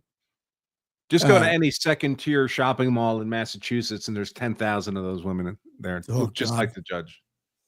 Let's see. Mephisto's movie review says, Nick, that shirt is so loud I can hear it over this side of the Atlantic. Yeah, that's why I put it on. It's like, we're trial stream. We got to look professional, like a professional drug dealer. So yeah, thank you.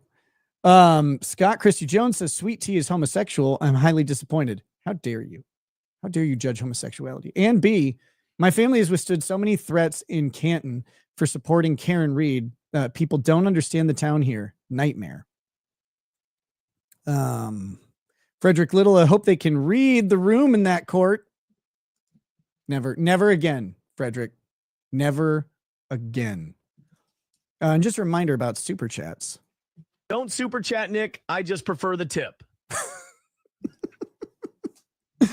You can check out Super Tips. It's in the pinned comments on both YouTube and Rumble. Play with some AI voices, send some funny messages, make us all laugh. We appreciate it. Kyle Wells says, The Departed but Retarded. Karen Reed part duh. Just Jewel and Fletcher Boy, welcome to Paralegal. Lord of the Ree. This is what I've been waiting for. Brankets stream. Brackets and Branca streams. Andrew, your book, Law of Self-Defense, is an invaluable resource. I gave a copy to all my friends who lost their firearms in tragic boating accidents. Yes. Yeah, get the book for free. You can get the book for free at lawofselfdefense.com/free book. Should be easy enough to remember. lawofselfdefense.com/free book. I think I have a little banner here. Oh, here we go. There it is, folks. lawofselfdefense.com/free book. It's this book, but this book is the hardcover. I don't have a soft cover within reach. You got to get hard, guys. Soft cover, but if you want the hardcover, it's lawofselfdefense.com/get hard. Get hard. Harder than a cold Boston grassy ground that kills you if you fall on it. I suppose. Let's see. Iceman 101418 says, fun fact, Jackson and Little were on the team for Kevin Spacey. So there you go. Attorney Alan Jackson and Attorney Little. I haven't met Little yet. KF Sage, welcome to Paralegal. Crypt Keeper VT. You are going to hate the judge in prosecution and not just because of the accents. Oh, yeah. I mean, but that's the default setting for me. It's worse now than it used to be. Palmyra Media and Master Chief, welcome to Paralegal Status. What do we got? Here's one. Branca Nick, this just struck me. $5 super chat. Thank you very much. What if the paramedic had been hounded by the prosecution so much that he pulled malicious compliance? I got that vibe. I'm not getting that vibe. I don't think this paramedic's doing anything overly clever. No, to me, his demeanor was, I mean, his arms were annoying, but he came across as professional and like someone who has testified in cases before. Lots of these types of professionals do end up as witnesses, because people die in their profession. And so he came across just fine. It didn't sound like he was maliciously trying to interfere with the prosecution. That's the idea of malicious compliance, in case you don't know, is that you do what they say, but you do it in a way that undermines what their aims are. But that didn't come to me. It just seemed like how he presented things. Jonathan Hogan says, just the super tip. Tease T, welcome to Paralegal. Pin King says, let's let 6 weeks of chaos begin. Apparently this is going to be 6 weeks long. Well, the first trial was 2 months. What do these trials need to be so long for? Like, what? It's just crazy. I mean, I'm always telling people, they don't believe me because they only see these high profile cases that go on forever. But a lot of murder cases are 1 or 2 days. And that's it. It's over. And that includes jury selection. Like jury selection takes like 30 minutes. Right. And the whole murder trial's over. Let's see. I need to. So fun story. I might have to step away in about a half hour to 45 minutes. The stream will stay running, but I have to run into the old probation office, apparently, sign a document or two. But I'll be right back. Let's see. But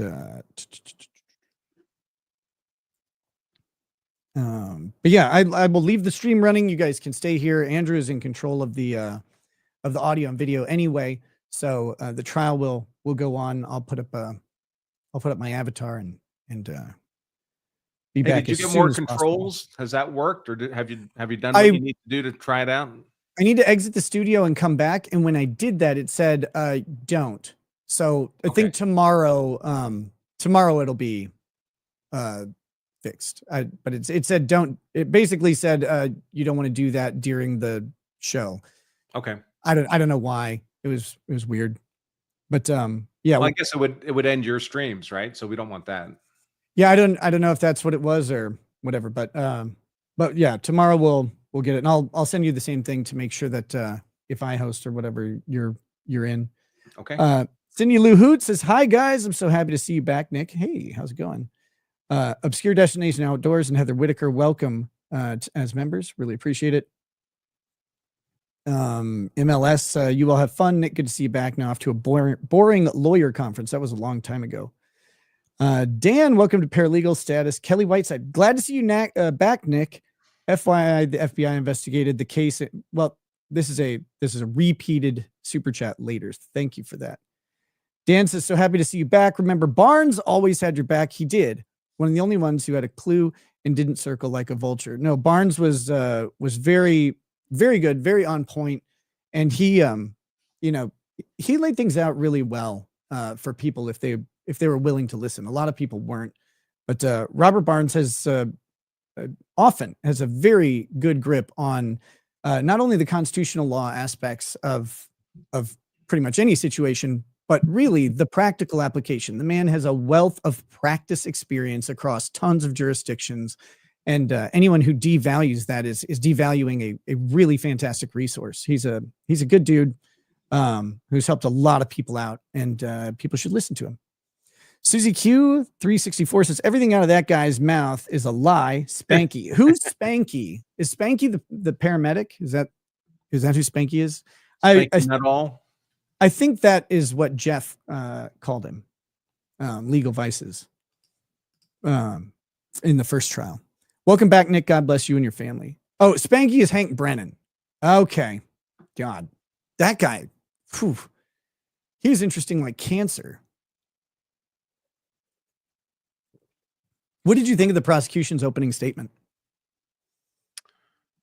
Well, the big advantage of the prosecution is they get to speak first, right? So you don't know anything. I came into this trial not really know anything.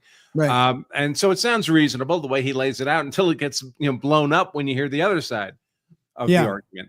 In terms of delivery, the guy's about as low energy as you could possibly imagine, and that's not a good thing. To a large extent, as we say, trial work is storytelling, right? And you want people to be energized by your story. You read it in a monotone, and it just doesn't feel compelling. Even if it was right on the merits, it doesn't feel compelling. What I can't figure out is why he kept telling me about the temperature of a cell phone. He's telling me a phone is cooling. I guess he's trying to establish that he was outside the whole time and the phone is cooling down over time or something. But little by little, this man was freezing to death. That's what he was going for. Which is silly. Like, phone batteries fluctuate based on what the phone is doing.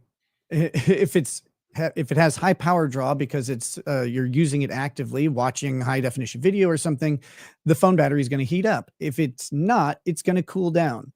You're going to have an expert testify about the cooling rate of a cell phone in the 40 degrees versus 70 degree house or 68 degree house. Or you're going to have testimony about how warm or cold the house was. If the phone's out in his hand or in his pocket, it's going to make a difference. Apparently it's on the ground under his body. So his body's going to be keeping it warm. Any activity that the phone has is going to then generate heat. So like, what are we doing here? What does this tell me about the actual crime? And to me, my problem with the prosecution's opening statements were that I don't know at all what he was trying to tell me with all of this information about the cell phone. He's talking about Waze as well, and suggesting that the Waze data is going to be the most precise thing in history, but consumer GPS data is not that precise. It doesn't need to be. Consumer GPS data can be notoriously imprecise because they know where the roads are and they know where a car is supposed to be. So if they have a car that GPS data has it 3 meters off the road because there is a margin of error in it, the computer knows to put the car on the fucking road. So the 3 meter discrepancy doesn't matter. So you can't tell me that the Waze data is going to be useful. And if they get an actual expert on GPS data, that's what they're going to end up arguing, is like, yeah, it's not that precise. It's a hybridization of the actual measurement and then a computer compensating for any errors with the most logical outcome. And it's why you turn down a road sometimes and it'll show your car off in a fucking lake until it corrects and puts you back. So I didn't get that. That wasn't compelling. Plus, he made a very bold statement that Waze is the most reliable thing, which tells me that that's what they're going to rely on heavily. They're going to rely on this Waze data, and that's better than all the others. But the counter argument to that is no, it fucking isn't.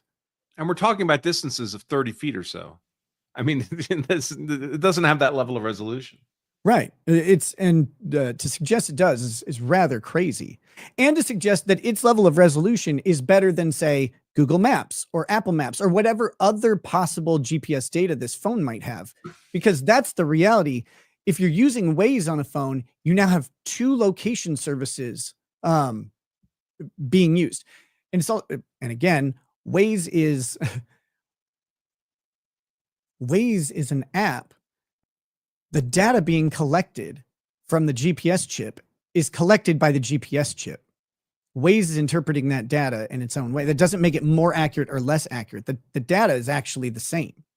You don't have 2 different GPS units, one for each app. So it's kind of very fucking weird argument. And it just makes me suspicious of where they're going to go. They're going to get some, pinhead expert to come in and start talking about how the Waze data shows whatever. And that's just not compelling to me at all. And hopefully the jury will similarly be put to sleep. Johnny Rocket says, if I was on the jury, I'd be jorking it right now. Blitzen sent 10 memberships, not cupcakes. After you hit the like button, go to Law of Self-Defense, hit the like button for Branca. Please spread the like love. Absolutely, guys. That interaction, I cannot express enough how valuable it is for us as streamers. Branca over at Law of Self-Defense on YouTube is looking to hit that 200,000 subscriber mark. If you are, even if you're watching on my channel, but you love you some Andrew Branca, get over there, hit that subscribe button. You can come right back to my channel. You can hang out on his, whatever you want to do. We're in this together, but let's get him to 200,000 as soon as possible. And hitting the like button helps. It tells YouTube, yeah, we're watching this thing and we're engaged and we're active, which means you can sell us ads. So please do so.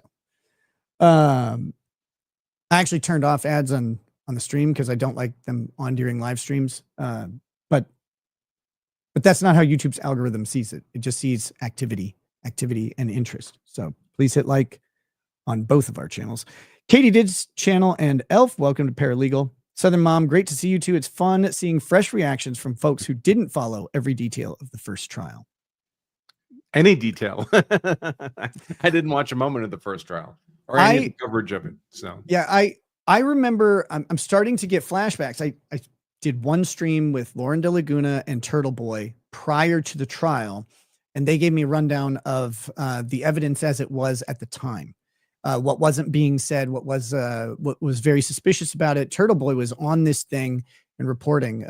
It looks like he kind of suffered for it because he had some legal issues that were not directly related to this case, but you kind of got the impression that maybe the police looked into him a little bit extra on that one. And I think they took his kids for a while. Like it was a false accusation about abuse or something like that, if I remember. I don't know if that's true. So it was a while ago. I got one here, 10 Canadian dollars, whatever that's worth in real money, from Mr. Armageddon. Glad to see you both co-streaming together. Andrew, you both have always been one of my favorite pair. Okay. To watch for legal coverage or trials. Thank you. No, Mr. Armageddon. Thank you, sir. That's much appreciated. I always like watching trials with you because you're just like, no, it's not right, and that's fine. But and it's just really cutting through the bullshit of these attorneys that we're seeing on screen. My favorite part of trial watching is the exposure of how bad much of the legal profession is. Alan Jackson so far is a fantastic attorney. That guy's kicking ass. Very good. Sorry, I didn't mean to talk over that one. No, it's fine. There was nothing to say. It was mostly about you. A Pope joke. Oh, yes. Contemporary Compendium says that was a Few Good Men reference. Quote, they'll have no evidence, mind you, none, but it's going to be entertaining. Yeah, most of the legal profession, like 90% of it, is just not very good. I mean, just on a bell curve, like 80% are just mediocre, 10% are really horrific. Maybe 10% are good, solid lawyers. But there's no obvious way to differentiate for the lay person to, know if a lawyer is any good or not just by talking to them. I mean, a good lawyer knows a good lawyer. We hear him talk for 3 minutes and we're like, yeah, all right, this guy's on top of his game. Like this defense counsel. But for the normal person, it's so hard to tell because they all, they all sound like lawyers. They're making lawyer noises. And people just aren't equipped to differentiate. What a lot of people don't realize is the legal profession, and I think by design, they're saying court's back. Are you, I don't know what, that would be a fast lunch, I thought. But it's kind of by design.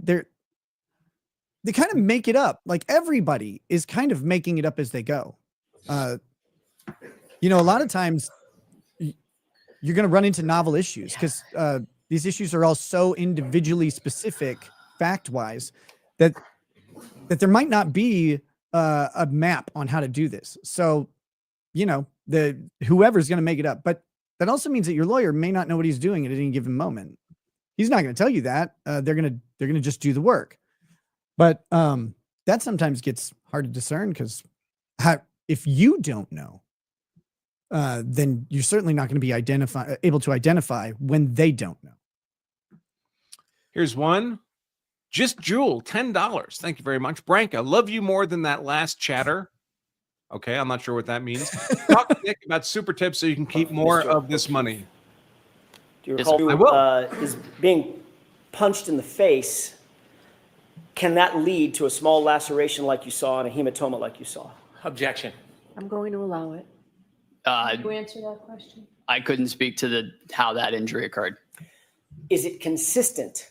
Are those injuries, just those injuries, are those consistent with being punched in the face? Those injuries could be answer the question. Sustained from a numerous ways. Including being punched in the face. It could be from that. It could be from others as well. Okay, so that's what I'm asking you. It could be. In other words, it's consistent with being punched in the face, correct? Correct. Thank you. Man, he had to drag that out of him. Didn't want to say it. Lady Ragged's brought me some Popeyes. I've got Popeyes mashed potatoes I'm about to crush. It's going to be great. I want to ask you about this statement that you indicate that you heard that now is 3 statements, 3 phrases, correct? Yes, sir. Say that every time. When you heard this statement, describe for me exactly where you were. What were you doing and who was around you? I was knelt at the head of John O'Keefe with a bag valve mask, delivering ventilations. Firefighter Kelly was to the right, and Firefighter Flamati was on the left side of Mr. O'Keefe, and the 3 of us together were working to perform CPR and ventilations. And your job, and I hate to butcher it, but you'll correct me. Yes, sir. Your job was to do the airway, correct? Yes, sir. And I'm picturing a big balloon-like apparatus that you put over the patient's mouth. Exactly. And squeeze it. Yes. That's as opposed to, it's an advancement on just mouth-to-mouth resuscitation, correct? Correct, yeah. You were the airway person doing the squeezing of the bag. Correct. What was Tony Flamati, Firefighter Flamati, doing? He was starting CPR, in which that point was taken over by Firefighter Kelly. Okay. So Firefighter Flamati, when you say starting CPR, describe what that means. What is the physical act of CPR? So you put both hands together like this, one on top of the other. You put it right on top of the sternum, and you begin doing chest compressions 2 inches deep, allowing full recoil. for 100 to 120 beats per minute, compressions a minute to Sorry. to sustain a cardiac rhythm. You're manually making the heart beat with each compression. Which means that is a rhythmic pumping motion, correct? Yes, sir. So if you see someone doing CPR, you're probably going to see their shoulders moving up and down and moving rhythmically, correct? Correct. Do you remember what firefighter Flamati was wearing? You had just come off of actually, you were just coming onto a shift, so you didn't have all your foul weather gear officially, correct? I had my puffy jacket. Okay. I had my Canton Fire jacket. Got it. Firefighter Flamati, on the other hand, had a bright yellow jacket. Correct. Sort of reflective and a safety jacket. Yes, sir. And he was kneeling to your left at the time doing, have I got that right? Yep, nope, yep, you got that right. Okay, he's kneeling to your left at the time doing chest compressions. That's when you indicate that Miss Reed walked over and made the statement. Correct. And Kelly was there as well? Yes, sir. Kneeling right beside all three of you as firefighter Flamati was giving the chest compressions, correct? Yes, sir. Okay. You indicated that the statement was in response to a question that you asked of my client. Do you know him? Yes, sir. Is that right? Correct. And she responded to you with the phrase that you've used. I hit him. I hit him. I hit him. I hit him. Right. So it's absolutely clear in your mind when that statement was made. You were knelt down over Mr. O'Keefe. Firefighter Flamati was doing the CPR, and Kelly was with the both of you when you posed that question. Yes, sir. It's a very detailed memory. Yes, sir. You indicated, Mr. Brennan, that sticks out in your mind. Is that right? Does. Uh-oh. Sounds like something's coming. But that's not at all what you told Trooper Proctor on February 8th, just 10 days after this incident, is it? I don't recall what I told Trooper Proctor. I thought your memory got better with time. I don't recall that meeting. I recall meeting with him, but I don't recall the extent of what was discussed. You literally don't recall anything that was discussed in that meeting in that formal interview with the lead detective on this case. We discussed the case, but I don't, in his words, I'm not sure what he put down. What you said to Trooper Proctor on February 8th, 10 days after this, was you overheard Miss Reed say, I hit him one time to another female that she was talking to. Correct? Objection. No, I'll allow it. Did you say that? I have no memory of this, Your Honor. Okay, next question.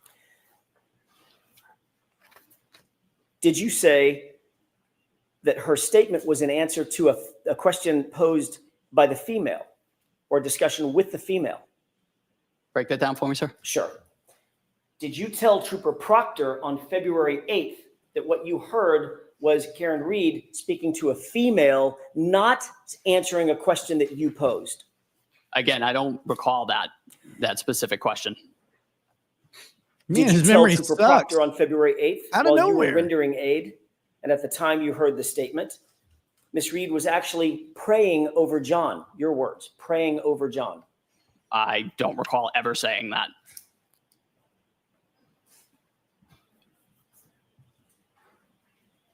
May I have just a moment, Your Honor? Yes.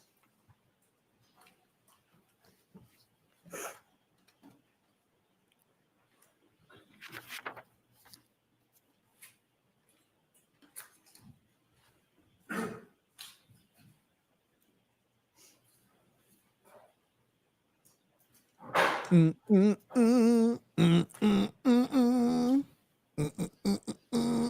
you say that you observed Karen Reed to have blood on her face from providing mouth-to-mouth breaths to Mr. O'Keefe prior to your arrival? I remember Miss Reed having blood on her face, presumably from attempting CPR. Do you remember telling Trooper Proctor on February 8th that you saw her with blood on her face from CPR? I do. So you remember that portion of your conversation with Trooper Proctor, correct? Yes, sir. But the praying over John, praying over the victim, you don't remember. I don't remember ever saying that. And ever. And the statement I hit him to another female, you also don't remember that. No, sir. Would it refresh your recollection if you were to look at a report Yes, sir. authored by Trooper Proctor? And this guy's Ma'am? memory is Yes. it's always selectively perfect, right? Like they just happen to remember the one thing that's beneficial to the state and nothing else. And this stuff is all around that specific statement that his memory is now so perfect on. May I direct the witness's attention to the second page, Your Honor? Of course, that's what the defense is doing.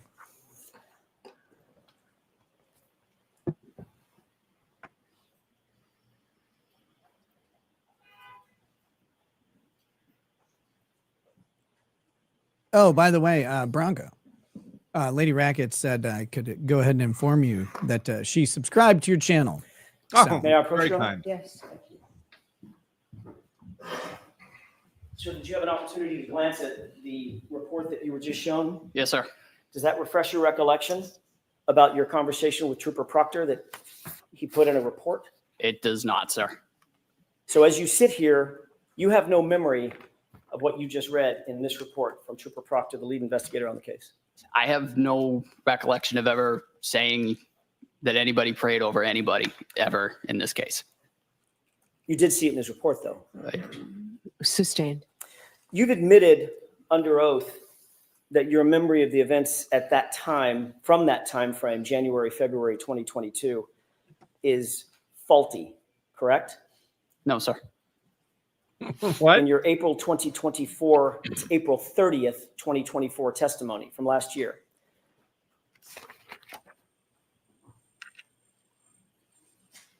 You were asked whether or not your memory was a little faulty, and your answer was absolutely, correct? Could I have a page and number, Where is please? that, Mr. Jackson? He doesn't remember that. Volume 8, page I don't remember. 151, I have no recollection. lines 14 through 16.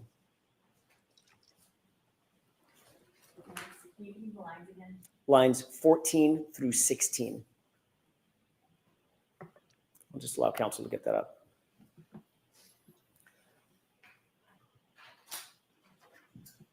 I'll knock this out of the way here. If we could. I'm moving pose to the Tennessee, to entire Nashville question is where I'm and moving. content to it, please. I guess Barnes is moving there too. And yeah, I would come up to Minnesota to May I? speak. Yeah, so do you intend to to show visit the Nick. whole question? Hell yeah. The whole question that I asked and his answer, yes. Going anywhere within the state is really easy for me. Go ahead. Isn't it true that in answer to the question, quote, so it's fair to say your memory is a little bit faulty as it pertains to that time frame? Your answer was absolutely. Correct? From last year? What you testified to last year about conversations that you had with Trooper Proctor around February 8th of 2022. Yes, sir. And you would agree, as you sit here, that your memory is still faulty about your conversation with him. With correct? Trooper Proctor? Yes, Yeah. sir. So you're not saying you didn't say that the statement was made to a woman, correct? Objection. Are you saying that? No, ma'am. Okay, next question. Thank you. And you're also not saying that you didn't say to Trooper Proctor that you saw Karen Reed praying over John O'Keefe. Objection. So I'd like you to ask that differently. Did you say that? I have no recollection of saying that ever. Next question. My point is, if you have no recollection of it, you're not denying saying it. Objection. Are you denying saying it? Yes. Wait, you If said you do have a you said you recollection. you do that have Never recollection. said it. Do you understand the difference? Oh, sir, I don't believe I've ever said praying. That's really not something that I would have said. I didn't see it that day. It didn't happen. I don't remember ever saying prayed You didn't in see regards it to this that, case ever. You didn't see it that day, and it never happened. That was your words just now, correct? Break that down for me. You didn't see it that day, and it never happened. That's what you're saying about the praying statement, correct? Yes, sir. And in that same exact statement, you also included the phrase, I hit him, correct? No, sir. In the statement that you made to Trooper Proctor? The report that Trooper Proctor wrote? Correct. Again, I don't remember ever saying the words praying over him. I do distinctly remember I hit him. Which doesn't appear in that report, does it? Objection. I'm going to sustain that, Mr. Jackson. You directed him only to page 2. Understood, Your Honor. I'd like to show you a short portion of a video, the same video that you were asked to look at on direct examination. And Your Honor, I pray to the court, I can certainly mark it as a defense exhibit or for So is this identification. going to be an exhibit by agreement? It is. It Okay, is. So we now that, Madam Court Reporter, thank you. I'm never gonna get used to those weird like court reporter dictation. I know like, it's terrible. Thank you, Your Honor. travel mugs With the that they court's use. permission, may I play So a weird. portion of that video for the jurors? Publish it. Okay. Which portion so people know? I'm going to start it at about, I want to say 6:55. John Muscue says, "Pray to the court." Yeah, pray to the court's a common legal expression. Remember, government is your God, because government wants to be everyone's Can we have it on God. that screen as well, or is it only playing to this? Want a separation of church and state because they want to be the church. When Ms. Gilman did it, it was both. Great. There we go. If you want me to speak in Minnesota, before we play contact it, media. Can I at ask you a quick question about lawofselfdefense.com. this? Sure. It appears that this is paused. Do you recognize this as being the same video that you were shown this morning by Mr. Brennan? I do. All right. Describe the scene. So that is 34 Fairview Road. The lights in the background, I believe it is either right as we pulled up or right as we're pulling up. Okay. Same dash cam video. Sir. Can we scroll this to the 6:55 runtime spot, please? Thank you. Hey-o. Palmyra Media.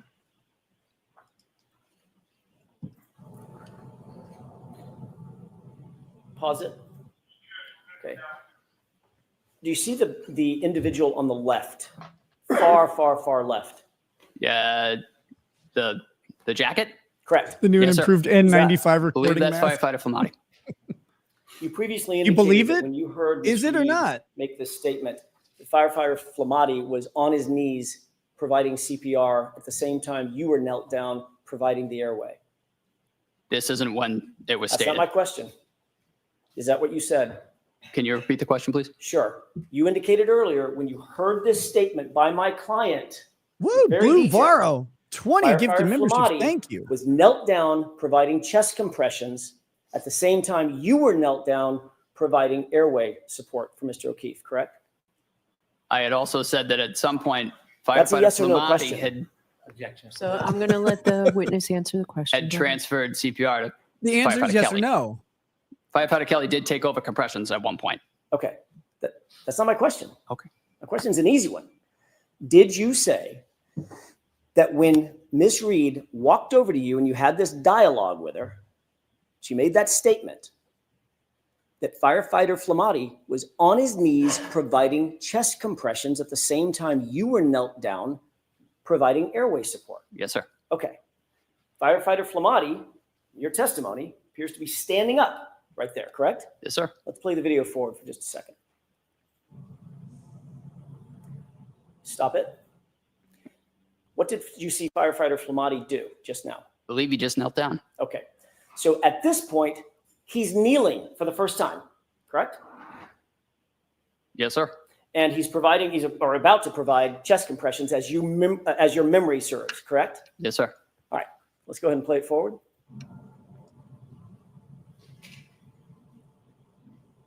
Pause. Did you see my client in that photo? In that clip? No, sir. You didn't see her? Oh, no, I did see her. Yeah. I don't see her on right now. Right. She just walked off frame, correct? Yes, sir. Let's go ahead and play it forward.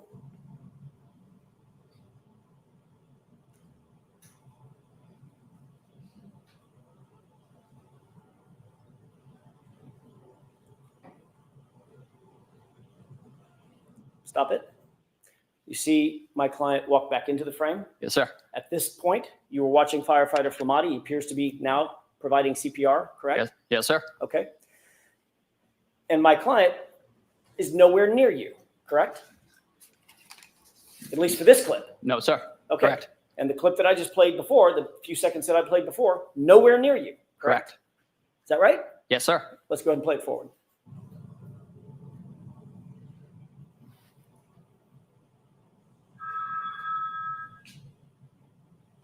Thank you very much, Mr. Armageddon. 5 law of self-defense memberships. What we need to do is encourage a fight between membership gifting channel to channel. I saw the same guy gifted 5 to you as well. Fight yourselves. I just turned on memberships like a week ago. I didn't even know about that. It's one of the things since I had a Rumble contract before, I didn't really focus on YouTube memberships or like was appreciative of people sending them in Pause it, please. stuff, but now I intend to incorporate them more right to thoroughly. Left at this juncture. We're bringing in the stretcher. Okay, go ahead and play it. Pause it. Do you see where my client is right now? Can you back it up 2 seconds? I'm sorry, I lost view. With the court's permission, I need to ask the court's Yes. permission. Thank you.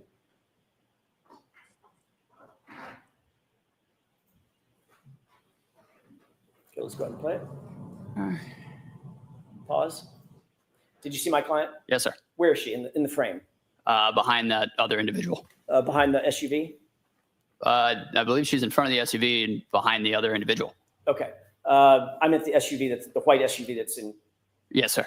the far distance. Yes. That's the back of the SUV. She's behind it, right? Correct. Yes. Okay. Not near you. No. Okay. Let's go ahead and play it.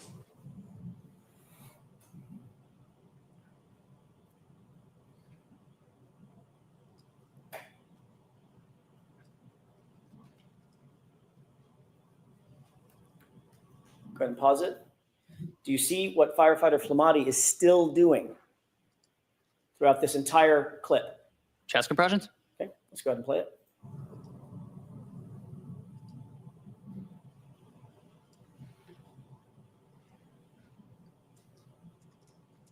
Pause. What's happening now? Where Mr. O'Keefe is on the scoop stretcher and he's being transferred to the ambulance stretcher. So that's the entire time Mr. Flamati, firefighter Flamati, was giving chest compressions. It's captured right here on this video, correct? Yes, sir. Okay. And now Mr. O'Keefe is up on the stretcher and you are no longer knelt down? No, sir. And firefighter Flamati is no longer knelt down? No, sir. And you're now following the stretcher with, it looks like 2 or 3 other EMTs, correct? I am not in that frame, sir. Okay, so you've walked away. Yes, sir. All right. Let's go ahead and play it forward. Pause it. You see where my client is? Yes, sir. Go ahead and play it.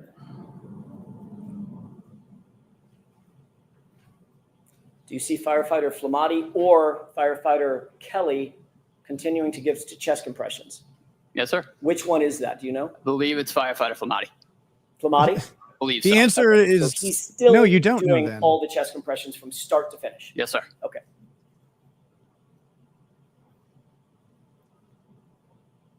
And what's happening right now? Now we are transferring to ambulance 1. And where's my client? Right front and center.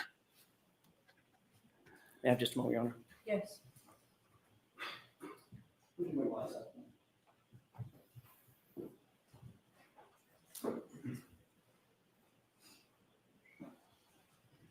Mm-hmm.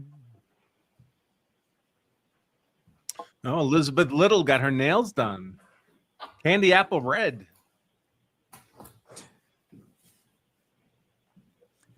So they had an attorney I may have on just a second. the jury. That's surprising in the prior trial. A civil attorney. Still, does like truck accident things, I think. you just in general, I would think you just want to avoid having an attorney on a jury either side. It just seems like With too much of regard, a. just a couple of more I questions got with the picked court's once permission. for a civil We'll trial. change gears with regard to what you talked about on direct thought they were examination, the crazy, hypothermic conditions. You're not a medical doctor, correct? No, sir. You don't diagnose patients? Sir. You're not diagnosing that John O'Keefe suffered from hypothermia that night? No, sir. Thank you. That's all I have. Can you follow up, Brian? Please. All right, I'm gonna have to step away in just a second here. Run to probation, get documents signed, and be right back. All right, man. So, Firefighter Nutall, the video the defense just showed you, did you notice any differences between that video and when I showed it to you, and that it doesn't have the time on it? Yes, those were 2 different time frames on that video. And when we spoke about when the defendant said to you, I hit him, that wasn't shown to you in that video just now, was it? No, it was not. So if we go back, will you be able to explain where you came from and firefighter Flamati came from? all right, guys, and when you stream will first stay went up on my to Toronto? channel. Sure. I'll be back court's very, permission, very soon. Gentlemen, if you could Fast as start possible. See you all in a that bit. video. I think it is 6:11, please. Now stop it there. Do you see that this exhibit has timestamp on the top? Yes, sir. Okay. Please continue.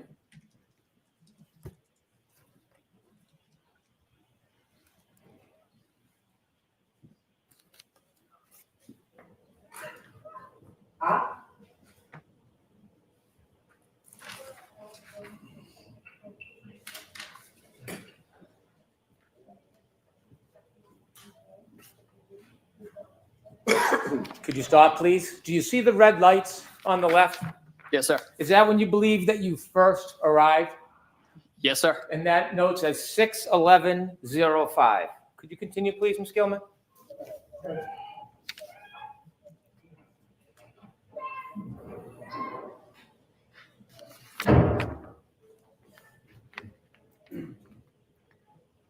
Please watch to the left.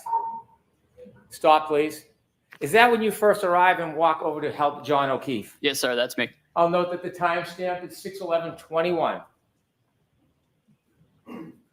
Okay, continue, please.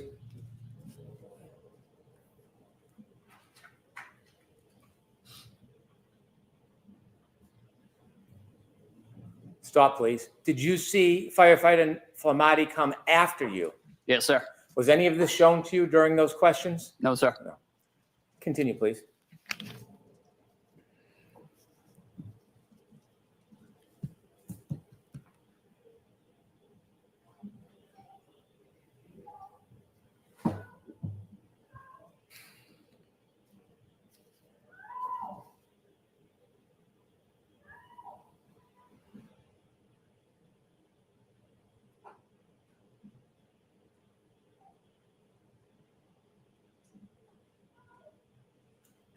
Stop, please.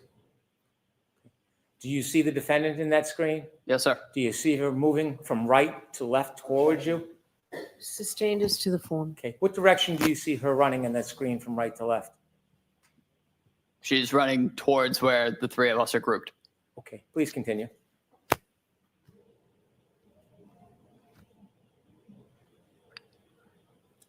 Stop, please.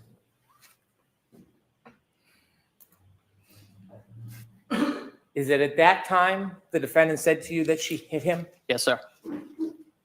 And you remember that? I do. Okay. I'm done with the tape. Thank you very much.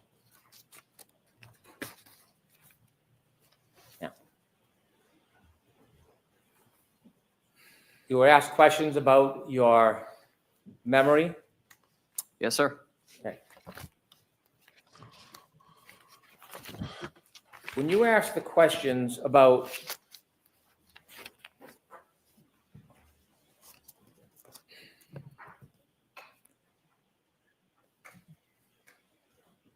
Trooper Proctor, when you were saying that you didn't remember, were you referring to the conversation with Trooper Proctor, or were you suggesting you didn't remember what happened that morning? I don't remember the interview with Trooper Proctor. I remember it happened. I don't remember the substance of what was discussed entirely. I remember we discussed that morning, but. Do you know if that conversation was recorded or just a conversation between you and the trooper? I do not know if it was recorded. You asked questions. I want to ask you about questions on Mr. O'Keefe, and you mentioned that there was some type of blood clotting on the back of his head. Yes, sir. Okay. You noticed there were abrasions on his right arm. Yes, sir. You noticed there was a hematoma on the right side of his head. Yes, sir. Did you see any bruising on his right knee? Don't recall, sir. Did it stand out to you that all of his injuries, all of them that you saw, other than the cut on the back of the head, that they were all on his right side? Yes, sir. Did you notice any hematomas on his left side? I did not. Did you notice any scratches or abrasions on his left side? I did not. Did you notice any marks that would be consistent with an altercation on the left side of his body? I did not. You were asked about the cause, and you said that you don't know the cause. You weren't there, were you? No, sir. You asked if it was consistent with being punched, and you said it could be. Yes, sir. Could it be consistent with being clipped by a car? Objection. Sustained as to the form. You were asked questions about clothing, Yes, sir. and you had at one point said you thought that Mr. O'Keefe was wearing a winter jacket. Do you have any memory that when you first got there, or when you first got there, do you have any memory whether there were any towels wrapped around Mr. O'Keefe's head? I remember there was a white cloth of some sort on the scene. Okay. And when you were asked about your memory regarding the clothing, was the clothing of what was utmost importance to you at that time? No, sir. And why is that? I was, again, focused on Mr. O'Keefe's airway and ventilation. Okay. And when you were asked about the clothing, do you remember if you added anything else about your certainty or uncertainty about clothing when you previously gave a statement or testimony? I believe when I testified last year, I did note I had no part in removing any articles of clothing or anything like that. That was not my job in the back of the truck. Do you remember any recognition of the fact whether you were certain or not about clothing? Repeat the question, sir. I'm sorry. Well, is there anything that would refresh your memory about what you had said about clothing? Objection. Ask a different question first. You had mentioned that you had some difficulty about clothing. Do you remember what you had previously said? I remember there was some difficulty of getting the individual's fingers through clothing just because they were so cold. They were difficult to manipulate. Just they really was not conducive to getting clothing off easily.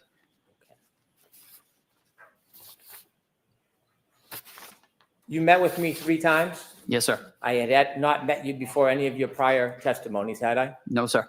Do you remember meeting with me and discussing this case with me? I do. Do you remember me asking you to tell me what you remember? I do. Do you remember what I told you about testimony when you come into court? Yes, sir. What would I tell you? I remember we discussed that just tell the truth. Did I tell you that it doesn't matter? There is no side. Doesn't matter if it helps or hurts, that you just tell the truth? Sustained. Did I ever suggest to you that you should stick to a story? No, sir. Did I ever suggest to you you should offer your testimony in any certain way? No, sir. When I talked to you, did I ever ask you to say anything about your testimony to this jury? No, sir. Other than what? Speak to the jury. Did I need to tell you to tell the truth? No, sir. And in telling the truth, did the defendant say to you, I hit him, I hit him? Objection. I'll allow it. Yes, sir. 3 times. And in fact, do you remember, in addition to her saying, I hit him, I hit him, I hit him, when you asked her the question, kneeling down over John O'Keefe's body, do you remember if you ever talked about other times that she said it, not to you? I do not. Okay. The answer is I do not. Next question. Okay.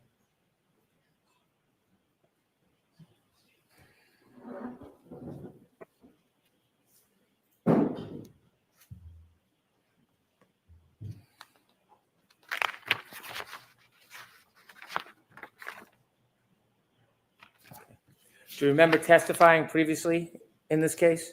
Yes, sir.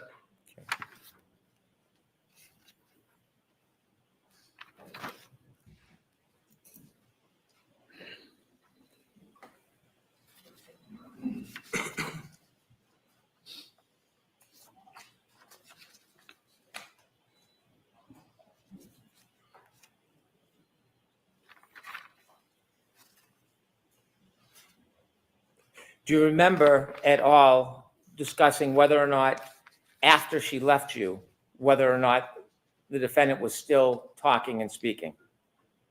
I'm sorry, sir. Repeat the question. Do you remember after the defendant left you and made that statement to you, do you remember talking, did you hear her speak to other people after you? I heard her having conversations in the background, but that was not my focus at that time. Okay. And during those conversations in the background, did you hear her talk about that same issue again? I believe she said it several times, but the 3 times she said it to me were what stuck out to me. Okay. And when she said it to other people, it wasn't directly to you? No, sir. So watch the form of the question, Mr. Brennan. And when she said it to, Stating the objection. when she said it to other people, do you know who she said it to? I do not. I'll allow it. So the answer is I do not. I'm sorry. Do you remember when she said it other times who she said it to? I'm going to see counsel at sidebar for this. Oh, the judge has to give a little instruction on how to ask questions properly. As long as I have you all here and there's a pause, I'm going to remind all of you that this Saturday, not this Saturday, but coming up Saturday after next, on April 26th, I'm teaching a class I only teach twice a year. Our Law of Self-Defense Advanced class. It's a live class streamed to you, a full day class on how to be hard to convict if you're ever compelled to use force in defense of yourself, your family, your property. We cover a ton of stuff, including almost an hour on how to interact with the police in the aftermath of a use of force event.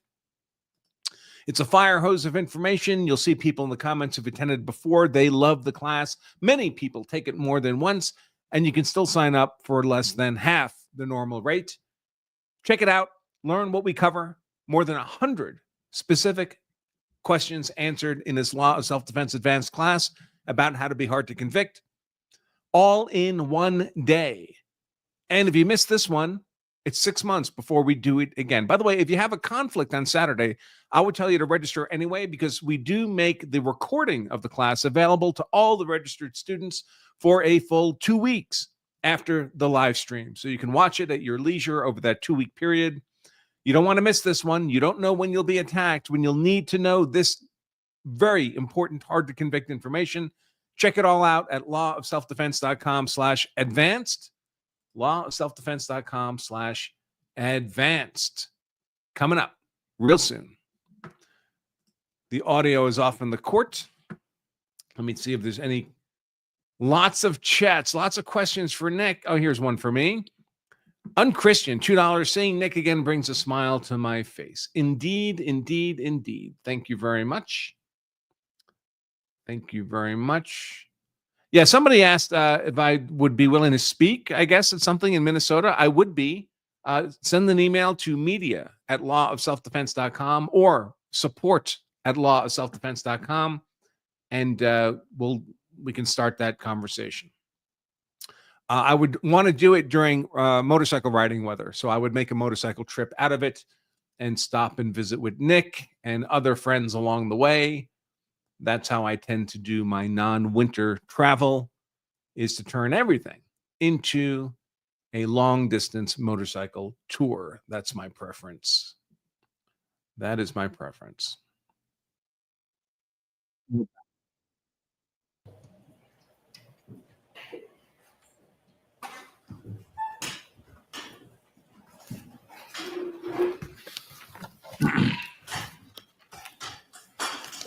Sir, judge, after the defendant came over to you and spoke and then left, do you remember hearing her make further statements? Yes, sir.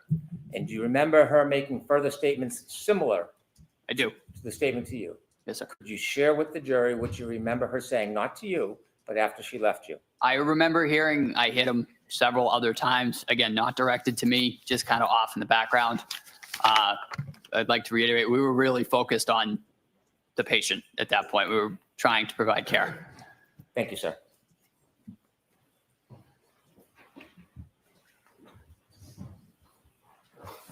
Is that it for redirect?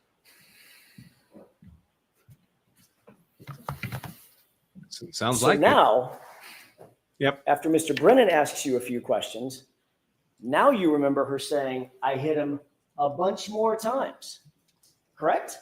I remember hearing it in the background several other times. Really? Sir, Never mentioned that on direct examination, did you? I don't remember being asked about it, sir. I remember saying what was asked to me. You were asked, did you ever hear the defendant, Ms. Reed, say anything about I hit him? And your answer was, she said to me, in answer to my question, I hit him, I hit him, I hit him 3 times, and that's it. To me. You didn't clarify that, oh my gosh, she's running around like a chicken with her head cut off, screaming I hit him to everybody else under the sun. It was, again, it was behind me in the background right. as I was providing patient care. Again, that was not my focus. Okay, so you didn't really hear her say anything in the background because you weren't focused on that, right? I remember hearing a generalized commotion in the background, but again, that was not our focus. So generalized commotion is very different than hearing her say, I hit him to other people, correct? You'd agree with that? Yes, sir. So what you actually heard was the chaos and the commotion of a chaotic scene, correct? In the background. In the background. As you focused on your patient care, correct? Yes, sir. Okay, not specific words coming out of my client's mouth, correct? To the question that I posed, do you know him? You're right. We're off that question. Okay. That question, I got it. Yes, sir. Triple I hitters. Correct. But with regard to what Mr. Brennan just asked you, the generalized commotion, to use your phrase, in the background, you didn't hear any specific words coming out of my client's mouth, did you? I heard I hit him. But again, it was in the background and it was not my focus. Well, why didn't you say that on direct? That's kind of an important point. That's why you're here. Again, if it was neglected on my part, it was not intentional. Not intentional to neglect that part for the jurors on direct examination. No, sir. Certainly not intentional to neglect that part of your testimony on cross-examination. No, sir. But you decided to bring it up on on recross examination when Mr. Brennan is asking you questions again, correct? It was asked of me. Yes, And sir. it was after, of course, that your new statement that you've never testified to before, ever, is this generalized commotion included a bunch of I hit hims in the background, correct? Sir. And that comes after you saw the video that clearly shows that when you describe having heard this statement, my client was nowhere around you, correct? That segment of the video that you showed me, Yes. that was not the time frame in which she said that to me. Well, that was the time frame when Flamati was giving CPR, correct? He was doing CPR down prior to that as well. Really? Yes, sir. Well, you just testified that you saw him standing up in a big yellow jacket and then kneel down and start giving CPR. We just watched that video. Correct? But again, the clip of the video that you showed me, Right. that was not the segment in which he said that to me. Well, that's what you're saying now, but what I'm asking is you described a very distinctive scene, a very, very specific scene. Yes, sir. I remember it vividly. She said, the I hit him phrase, when Flamati was down giving CPR and you were kneeling down giving airway support and he was doing rhythmic CPR chest compression. Yes, sir. That's what happened. And then I showed you that very scene, didn't I? Yes, but you showed me that clip prior to that. I showed you the very scene that you described where Flamati gets down and starts chest compressions and never stops until the gurney is taken off the frame of the camera to the end. Isn't that what I showed you? That is, Sure. I don't know if I can do it again. I showed you the scene where firefighter Flamati gets down on his knees, begins chest compressions, and never stops until that gurney is taken off camera, off frame, into the ambulance. That's the clip I showed you, correct? that is the clip you showed me. And that's exactly when you described your vivid memory from 3.5 years ago. That's exactly the scene that you described when my client supposedly said, I hit him to you, correct? Again, the clip that you showed me, that was not when it was said. That segment that you showed, that was not when it was said. It was said prior to that, when the three of us were together. So Flamati was not giving chest compressions then? He was. The CPR was a continuous effort throughout the resuscitation. But we saw him start it. Officer, firefighter Nutall, we saw him start it. We saw him walk into the frame, kneel down, and begin the chest compressions, didn't we? We did. And at no point at that time or after did my client even approach you, did she, in that clip? She did. What? Objection. Just a question. Sure, Mr. Johnson. sure.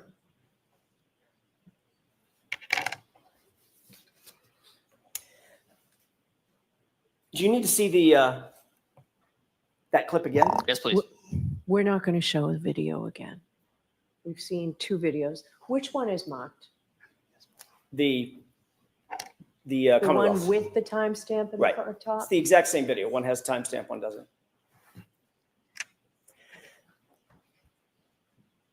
Just to be clear, you described a very detailed scene in which firefighter Flamati got down on the ground on his knees and began CPR.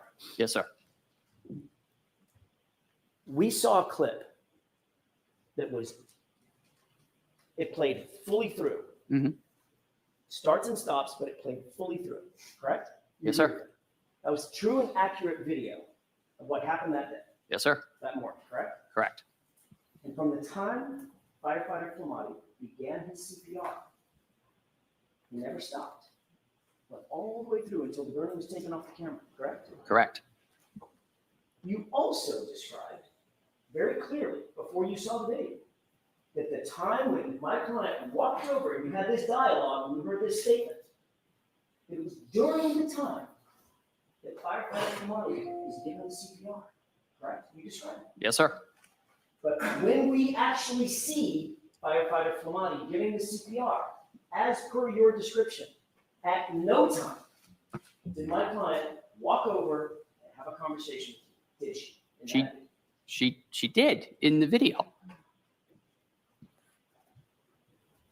In the portion that Mr. Brennan played you, was firefighter Flamati giving CPR at that point? As I said previously, Was as well. he or was he not? Yes or no? Objection. I'm going to let the witness answer the question. Firefighters Kelly and Flamati were trading off CPR. Tony started doing CPR, and it was passed off at one point to firefighter Kelly. Firefighter Kelly at that time was a BLS EMT. Firefighter Flamati was a paramedic. They're going to move towards firefighter Kelly performing CPR because at that time his skill set was not as advanced as firefighter Flamati's, as Tony's. But they did switch off. That is a routine cardiac arrest. We switch off compressions. But the video that Mr. Brennan showed you was earlier in time, a few seconds or a minute or two earlier. Yes, sir. You'd agree with that, correct? I would. And firefighter Flamati had not begun CPR, had he? I don't believe so. That's right. He hadn't. But that's the time that my client walked over your general area, correct? Correct. Before CPR was started, correct? CPR was started immediately, sir. Can we wrap this up? I don't know if we can, Judge. Give you a couple more minutes. Do you understand the confusion? Objection. Sustained. All right, a couple more questions on this.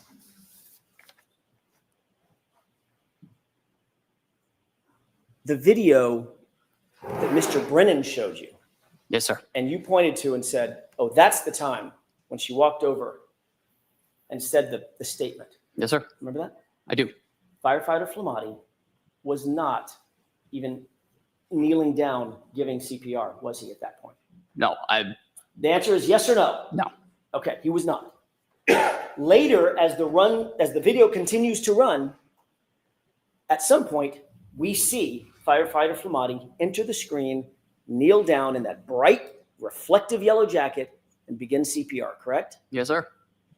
You had previously said that when you heard the statement and she walked over to you, it was when firefighter Flamati was giving CPR, correct? Yes, sir.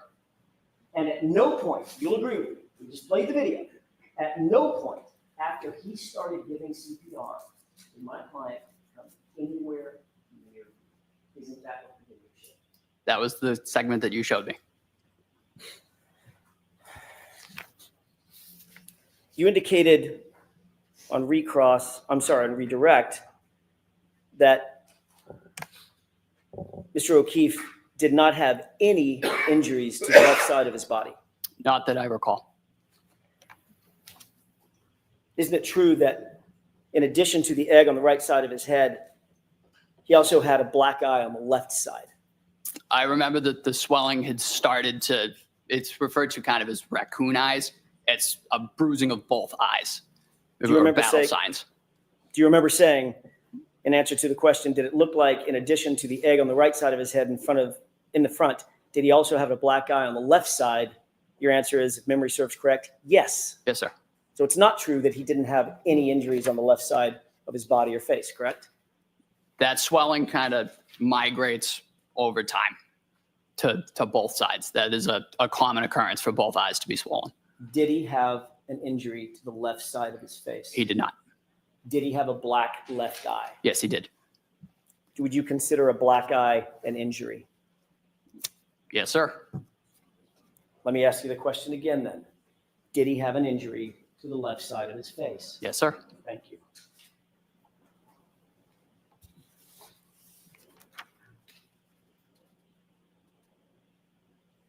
Jeepers. Unbelievable.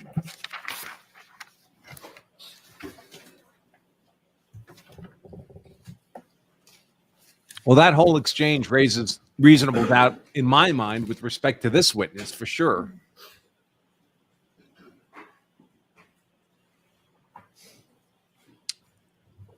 One last question. You indicated that it was a chaotic scene outside on that front yard. Yes, sir. Fire engines, ambulances, patrol vehicles, engines running, diesel engines, flashing lights, people screaming, people talking over the howling wind, correct? Yes, sir. Did you ever see the homeowner come out the front door? Don't recall. You don't recall, or you didn't? I have no idea who the homeowner is. And you never saw anybody come out of the front of the house? No, sir. That's all I have. One issue. Briefly. I want to see Counsel at Zybar. It's so tired. She's so tired of these lawyers. She's like, doesn't really want to be there. I think it would be horrible to be a judge. I would hate that job. You don't get to have any of the fun. You just got to sit there and listen to these lawyers talk all day. Ugh. Well, I can see why the last trial took 2 months. We're going to spend the whole day on this one stupid witness. It's not very impressive. Let's see. I'll hit a couple of these. Nick and Branca from Angel, Australia, $7 Australian to Nick. The band is getting back together. Brennan is such a deformed weasel, K-U-N-T. See you next Tuesday. Thanks for covering this, Nick. I'm sure Nick appreciates the support. Let's see. Then we have an admin here. Tara Rayner says, Turtle Boy was indicted on witness intimidation directly from this case. All lawyers and 16 interns from Harvard and Brown University are pro bono. Okay, cool. Let's see. And we're back.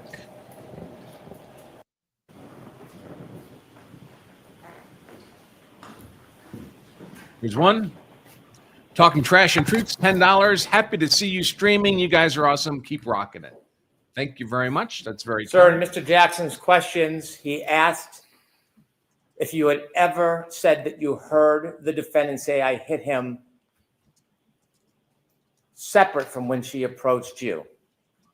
Do you remember previously testifying that you heard her saying, I hit him in the background, separately from you? Yes, sir. You remember testifying that before under oath? Yes, sir. In court? I do. Anything, Mr. Jackson?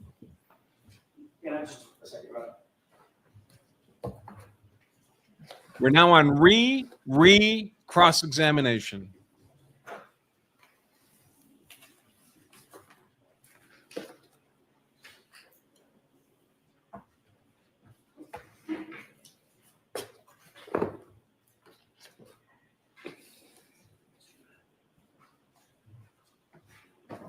Mr. Jackson, counselor. Defense table must be chattering amongst themselves.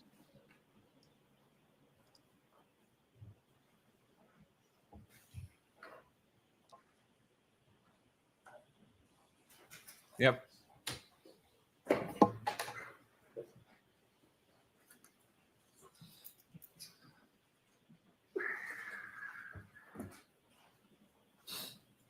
Thank you, Your Honor, if I may. Yes. Just a quick question, Firefighter Nutall. When you were asked to recite your memory of that day on February 8th, 2022, just 10 days after this incident, did you ever say that you heard in the background, "I hit him" over and over again? I don't recall. All right. When you testified at the grand jury, last question, when you testified at the grand jury, did you ever say that? I don't recall. But again, your memory is better now than it was then. Right? Yes, sir. All right. Firefighter Nutall, you are all set. Thank you, ma'am. Witness Your next witness, Mr. Brennan. Thank you. The Commonwealth calls Kerry Roberts. Kerry Roberts.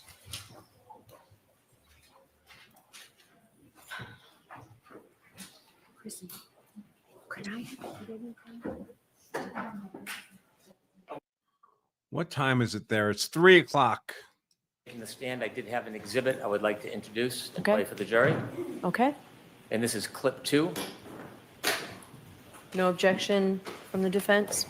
No, Your Honor. And you're marking this as an exhibit? Yes, Your Honor. Okay. Kerry, Kerr. Do you have something for the court reporter to mark? We can put it on a zip drive. We can discuss collecting all the clips and putting them on the same zip drive, or we can use different zip drives, whatever the court's preference is. So we need something. So we need something physical. You can play it and then we'll mark it. Ms. Gilman, do you have a separate clip? Jim, is that right? Thank you. I can have this marked, Your Honor. Thank you. That's lovely. The lovely Miss Emily just brought me some tea. All right, Ms. Roberts, please. Okay, thank you. We'd like to play this first and then call Ms. Oh, Roberts. okay, I'm sorry. Thank you, Your Honor.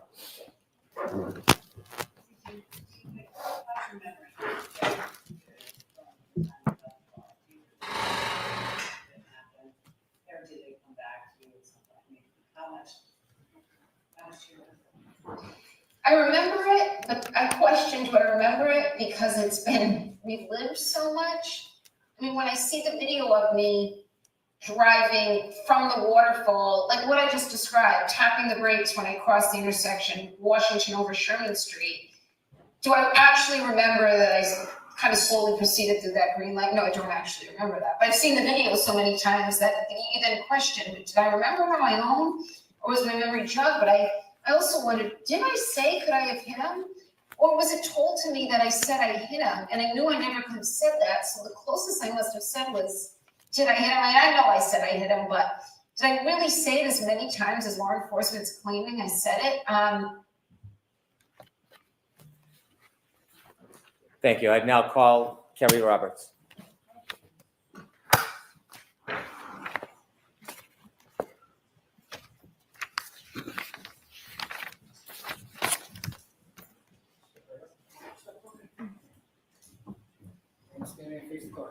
Raise your right hand. You solemnly swear the evidence given to the court and jury in the case down here to the truth, the whole truth, and nothing but the truth, so help you God. Yes. Thank you.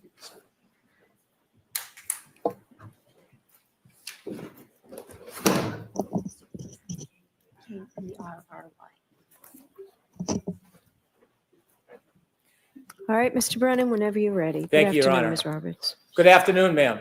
Good afternoon. Could you please introduce yourself to this jury? Hi, my name is Carrie Roberts. Ms. Roberts, where do you live? I live in Canton, Massachusetts. How long have you lived in the area for? I was raised in the Boston area, North Shore, South Shore. I went to high school in Braintree and I moved to Canton about 12 years ago. Do you live alone? No, I live with my husband and 2 children. How old are your children presently, this day? My son is 13, my daughter's 15. Do you work? Yes, I do. Without identifying specifically where, can you share with us a little bit about what you do? I'm an executive assistant, and I've been with my company for 18 years. Ma'am, if you could just move the microphone just a tiny bit closer. Thank you very much. You have 2 children, you're Yes. married, Yes, and you live in the area. yes. I want you to tell us whether you know a person by the name of John O'Keefe. Yes, I do. Would you be willing to share with us when you first met Mr. O'Keefe? Well, I went to high school with John in Braintree. He played soccer, I played soccer, so we probably hung out in middle school, but we went to 2 different middle schools. And then I hung out with him more in high school. He was a year older than me. His sister was 2 years older than him in school, and his brother was younger, so at some point I was in high school with each of his siblings. Did you at some point become friendly with John O'Keefe? Yes. Could you tell us about that? When his sister Kristen passed away, and then her husband Steve passed away, they lived in my neighborhood. John took over for the children and moved into my neighborhood as well. When John took in the children, did you offer any assistance or any help to him? Yes, before John was even going to take over, he was going to potentially move in with his brother-in-law and the children to help out. And then when his brother-in-law passed away unexpectedly, John took over, and I jumped in because I was a friend from high school that he knew, and he had all kinds of people helping, but he sort of said, I'm going to lean on you for right now because I know you best. And I knew his parents and his siblings, and so I introduced him to my husband, and we jumped in. It was, preschool drop-offs, preschool pickups for my son and his son, and just from then until the time of his death, we were just friends, very close friends, and we hung out all the time. The children hung out all the time, and he was the emergency contact list at my children's school to call if something had happened. Were you close friends before he took over the care of the children? No, I wasn't very close friends with him then. Were you close with his family before he took over care of the children? No. Did your friendship with him develop after he took care of the children? Yes. You mentioned you have a son. Yes, I do. And is your son the same age as John's nephew? Yes.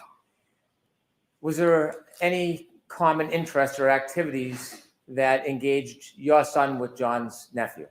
Well, they went to in-home daycare together. They went to preschool together. They went to pre-K together. And they went to elementary school. They played baseball together since they were T-ball. My son plays hockey. Patrick tried hockey. He didn't like that. So we spent a lot of time at the baseball fields together. As you spent a lot of time together and had mutual care of children, did your relationship with him grow closer? Yes. And can you share a little bit with the jury how close you became? Well, John was a bachelor and he didn't have any children of his own. So when he took over for the children, he sort of, leaned on us to kind of guide him and, all the things to do if there's someone has a headache and, if there's an ear infection or, he had his mom and dad also helping as well, but I was right up the street. So if I would go to BJ's, I would call and say, can I grab you anything? If I would go to Walmart, any of the places I would go, I would call and say, do you need anything? Can I help you? Can I grab something for you? And he did the same. We just sort of all chipped in and helped. As your friendship grew, could you tell us a little bit about your relationship with John? John and I were very close. We spoke on the phone and hung out. He became very close with my husband as well because he was right down the street. But we just had a friendship, a very close friendship. Tell us about the day-to-day activities and how you would try to assist John with the children. Well, John moved across town. I don't remember when. I forget how many. Patrick, I think, was in 5th grade or 4th grade. And I would take him home with me on Wednesdays because John would be working. So it was more of a, if he was at my house and my daughter I have on returned. the other side of town, he would take her with him. We were just very close friends. We did a lot together. We would do baseball tournaments together. We would So this have is the drinks friend together. of We would, John O'Keefe's, the victim here. all the things friends do. Was he friend with closer to every one of her John and chins helped with going the down? children, or- did you become closer with his family? Yes. And who specifically did you become closer with? Mrs. O'Keefe and Mr. O'Keefe, his parents, and Paul, I would see from time to time, but not a lot. He doesn't live in Canton. But Mr. and Mrs. O'Keefe would be there all the time to help as well. And Mr. O'Keefe would take my son and Patrick, the nephew, out to Dunkin' Donuts all the time. Duncan! Can you tell us a little more about the collective effort of other people, including his family, helping Time to John make the raise these donut. children? There was a lot of us that jumped in to help. It was not just me. There was a lot of Kaylee's friends' parents that jumped in and helped out for Kaylee, his niece, and Patrick. There was a lot of us that helped out with Patrick. All of the community all came together to help him because there was this guy that just lost his sister and brother-in-law, and he stepped in to take care of these two kids, and he didn't really know what he was doing at first, but he got the hang of it pretty quickly. She's got so many You have chins. a Being son with that her shared a alone lot is of a poly interests with relationship. his nephew. Yes. He also had a niece. Yes. Did you spend more time helping with his nephew or with his niece? With his nephew. Were there other people in the community you knew of who spent more time helping with his niece? Yes. And who was that? Jen McCabe. Did you know Jen McCabe? I had met her once. John got a discount at Reebok, so he would take the kids, well, he would take anyone with kids up with him to get shoes, like sneakers for back to school or whatever. So one day he did take Jen and I up to Reebok, but other than that, I never talked to her on the phone. I never saw her out. Her children are older than mine, so we never really crossed paths. As it relates to the night of January 29, 2022, how much earlier was it that John took you out with the children and Miss McCabe out with her children to get sneakers? How many years before that? Years, like 6 or 7 maybe. And from that time you met Jen McCabe in the years past, did you ever spend time with her again before January 29th, 2022? No, I did not. I didn't know her. Were you friends with her? I was not. Did you speak on the phone with her? No, I did not. So other than that one meeting, you were strangers? Yep, that was the only time. I knew her. I knew of her. She has 4 girls, but I didn't know her. At some point, as you were part of John's life, did you learn that he was dating a person by the name of Karen Reed? Yes, I did. And do you see that person here in the courtroom today? Yeah, Yes, the I do. picture's right over Would you there. point her out and describe an article of clothing that she's wearing? She has a black suit jacket seated at the front table. When did you first become familiar or know about Miss Reed? July, I think it was, of 2020. John, we were having people over, and so I invited him, and he said, I'm going to bring Karen over. And I was like, I don't know who that is, but okay. He assumed I knew because he had been dating her for a little bit, but it was COVID, so we didn't see him very often during that time. So Karen came over that night. This is early 2020?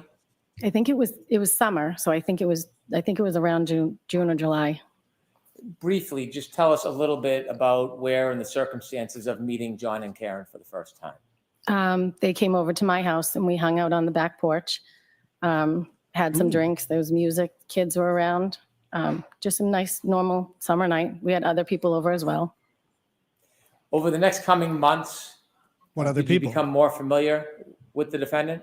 Yes, Did you see her more often? yes. And could you generally describe for the jury how you learned more of her and saw her more often? She would take care of the kids a lot. Mainly, well, not mainly Patrick, but not mainly Kaylee either. She helped out a lot with the kids. So if we were at baseball, she would come to all the baseball games, or she would drop off or pick up my son or Patrick if they were going to the golf course or the driving range. Would you see her during events with your son and John's nephew? Yes, we did baseball tournaments. And So when things you like go that. to baseball tournaments, would that be away, an overnight type trip? One of them was down the Cape. How often would you spend time with John and the defendant? Not that often together, but John would stop by himself. My husband would go out more with John. but I Were you didn't spend jealous much of time with the John? two, not a lot of time outside of the baseball field. Did you become friends with the defendant? We were friendly. Oh, Did you ever damn. spend time alone to go out or socialize? I did not. Classic woman answer. Would you see her when you would pick up or drop off kids, or she would pick up or drop off kids? Yes. Did you ever speak to her on the phone? Yes. In relation to what? Corresponding with the kids, pick up, drop off, mainly Ryan and Patrick, not about Kaylee. Did you ever I'm not saying women can't make friends. I'm just saying the way she said that dates or was times or holidays very with John and classically Miss Reed? worded. No.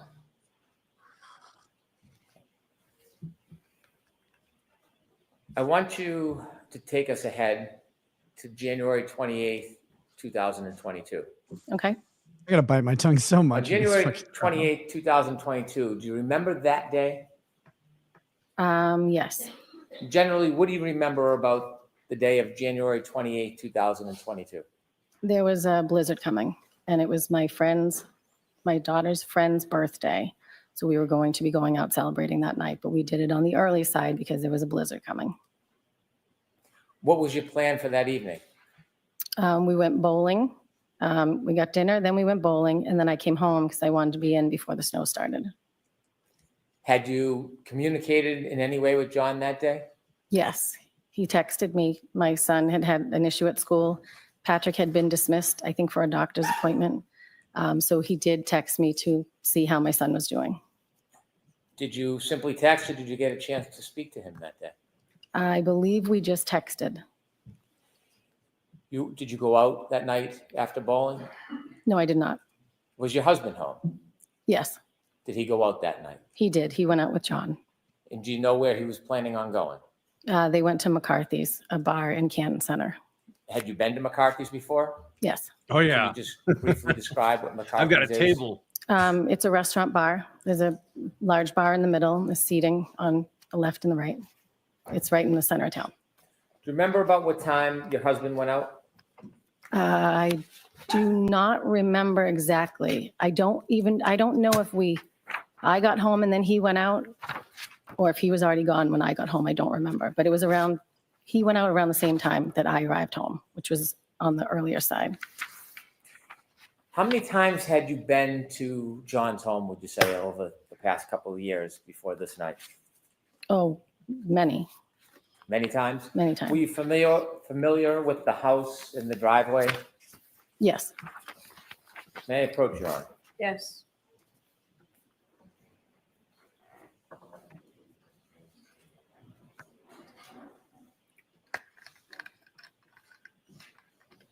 Mhm.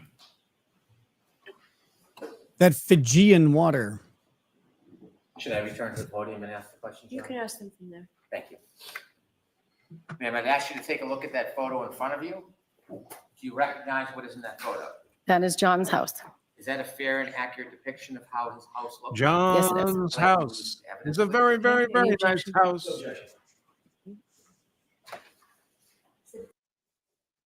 Uh-oh. Oh, there we go. It's okay. It's just a May I hiccup. publish to the jury, Your Honor? Don't worry about it. Thank you.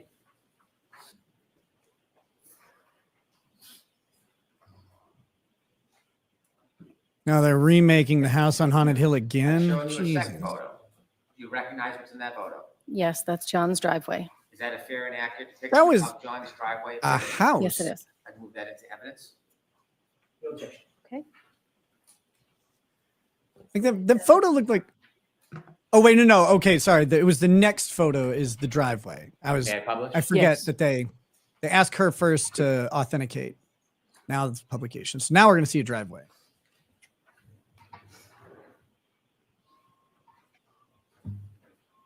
Thank you. I'm showing you a third photo. Do you recognize what's in that photo? Yes. And could you share with the Showing jury you a what's in that third photo. It's the side of John's house looking up from the driveway.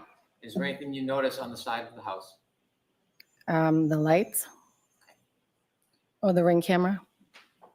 Are you guessing, or do you know that's a No, ring I camera? know there's one there And how do you know that? because I got a ring camera and I could look and see who was at my door. And then he said, "Why didn't you tell me about these things?" So he bought one. The cop didn't know? I move to introduce this photo. Okay. No objection. Thank you. Intimidate.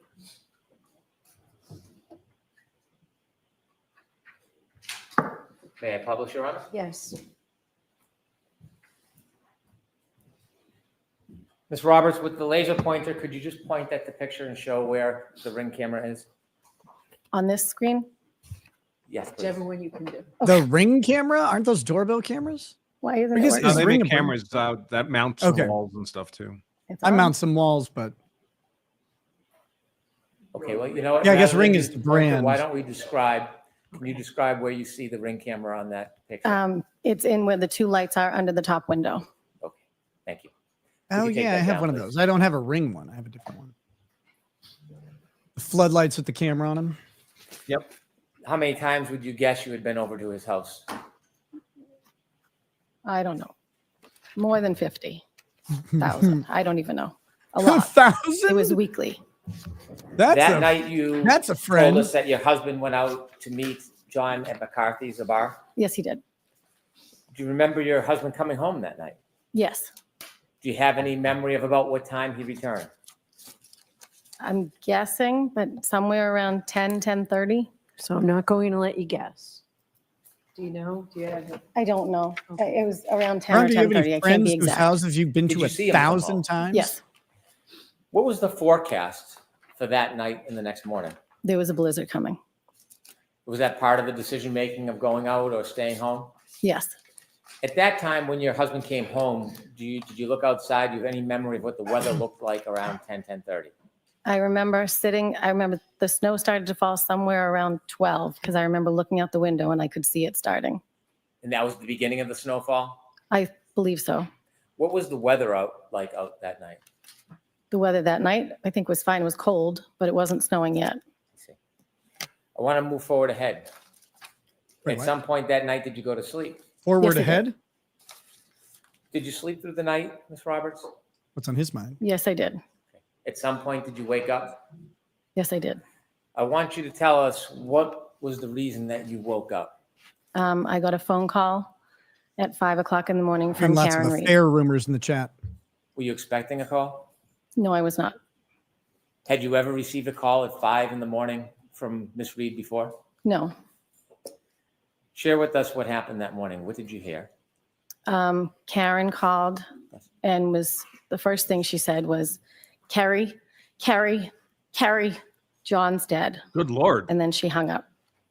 She speaks in threes, like a And Twin then- Peaks dream. When she said that, did you have a chance to have a conversation with her? No, I did not. Describe her demeanor when she Last year, she that. said Carrie She was twice. yelling loud enough, my name. I think it was 3 times. It might have been 2. She was yelling loud enough that she woke my husband. Damn Your it. husband was sleeping next to you? Yes, he was. Was she loud, yelling, screaming? Yes, she was very loud. She was screaming. After she said, Carrie, John's dead, did you know what she meant? No, And did you say this was around 5:15? this was at 5. She called me at 5 on the dot. After she hung up, what did you do? I was half asleep still. I didn't know what was going on. So I started to get up and I think I tried to call her back. I know I tried to call her back, but I don't know exactly when because I was like, what? So my husband Was there said, a what third was what? that? I said, I What? don't know. Something's going on. I don't know what's going on. That was Karen. And then I tried to call her back. I know I tried to call her back, but I don't know if she answered or if she called me back the next time I spoke to her. After you or she called you again, did you have another discussion or did you hear her say something else the second time you spoke to her? Yes, the second time she said, I think something happened to John. I think he got hit by a plow. He didn't come home last night. Kaylee was home. He would never leave her by herself, and I was not supposed to stay at the house last night. So I think something happened to him. Did she say anything about drinking? Yes, she said, we drank so much, I don't remember anything from last night. And I said, okay, where are you now? She said, I'm driving. And I said, you need to go home. Where's Kaylee? And she said, at home. I said, you need to go home and be with Kaylee. She cannot handle this, thinking, her uncle's missing. I said, you're going to get a DUI. You need to go home. Was there anything You're else? going to in the get a DUI. conversation Get in that your she car and said to drive you at home that time? immediately. She said, I'm going to drive to your house. Would you drive my car? And I said, yes. So at that point, I started to get dressed. I turned on the automatic car starter so it would warm up. Told my husband, you know, I don't know what's going on. John didn't come home. And so I think my husband tried to call him and I tried to call him. And my husband said, you're not going anywhere. It's a blizzard. He's probably on somebody's couch. And I was like, I know, but she's really upset. I'm just going to go. She wants to come here. I'm going to drive her car. I wonder how calm this conversation really and was. sat and waited for her. When you called John, did you get any response? No, you I wonder did if her husband suspected As that you she were was waiting cheating. for the defendant, did you make any other phone calls? I did. When I was in the car, I thought to myself, well, she thinks he got hit by a plow. I'm going to call the police and see if there was any accidents or maybe something happened. They brought him in. And I spoke to the officer who said, no, nothing of that sort. I've been here all night.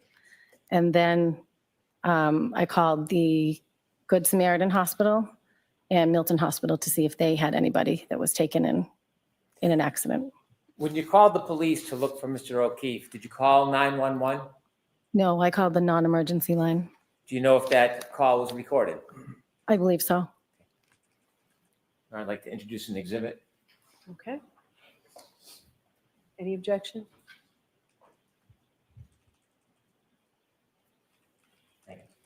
No objection. Okay.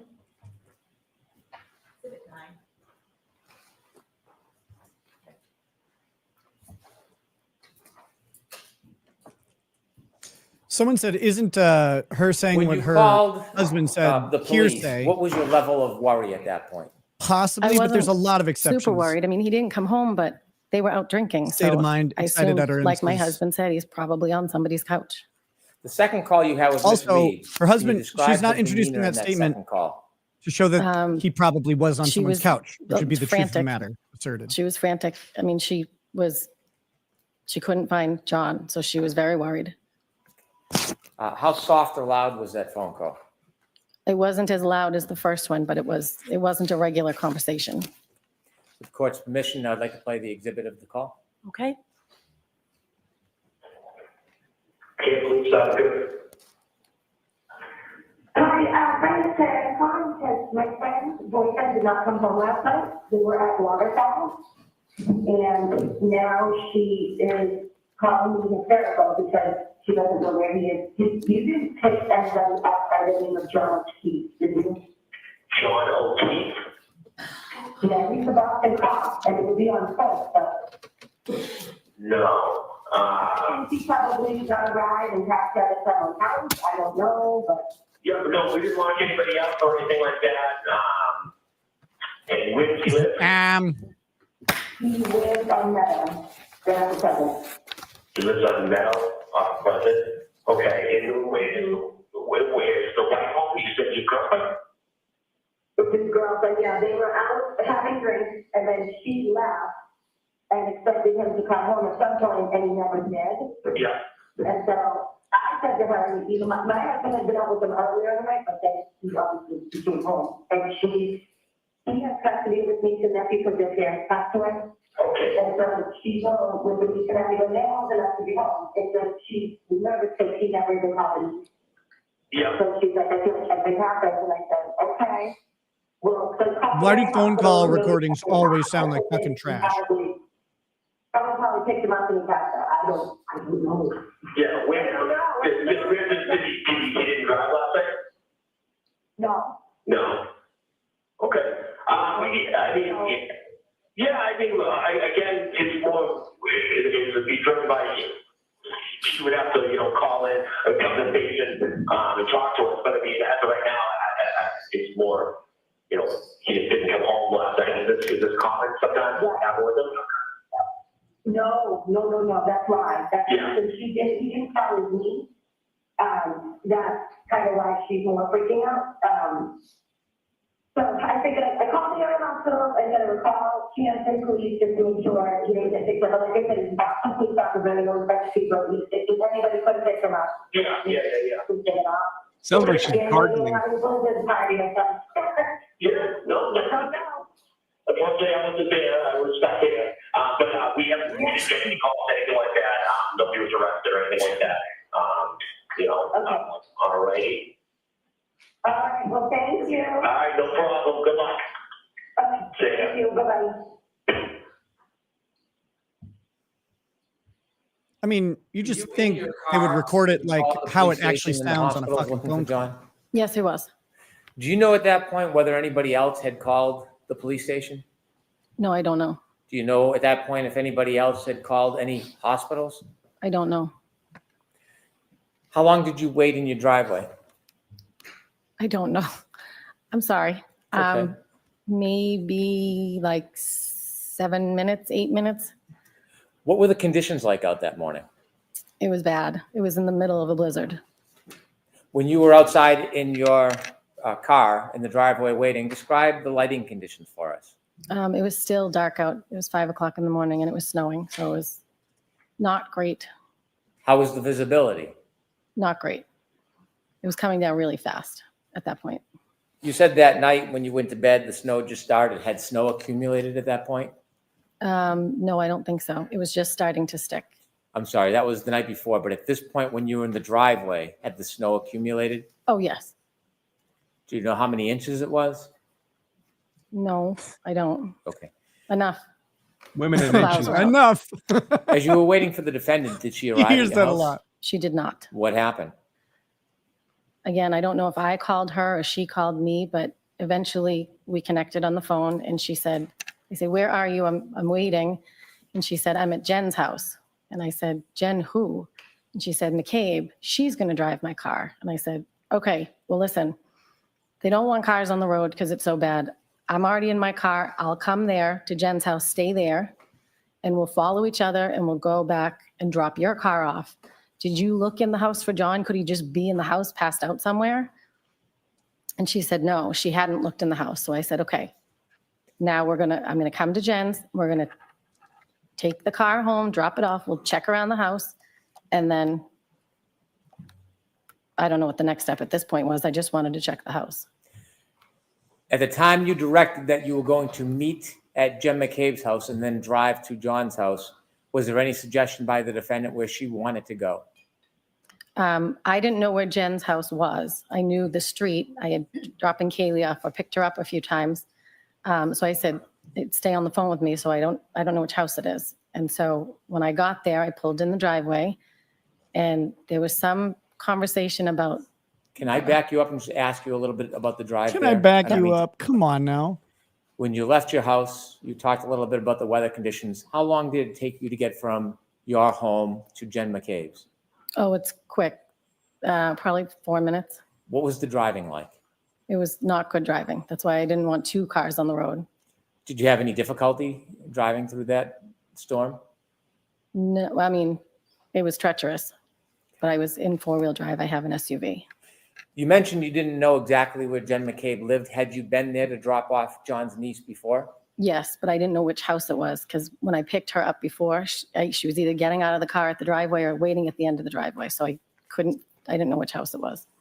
I think I interrupted you, but were you telling us that as you drove to Jen McCabe's house, you were on a Bluetooth on an open conversation with her to help with directions? Yes, Jen and Karen were in Karen's car and I was on the phone essentially with both of them. Do you know what type of vehicle the defendant was driving at that time? A Lexus SUV. As you drove over to Jen McCabe's home and you had some guidance finding it, did you hear any conversations in that open line with, or even any statements by the defendant? I remember when I pulled in behind her car in Jen's driveway. And at some point Karen said, my taillight. And I looked and Jen she must've had the brake done because you could see that there was missing taillight.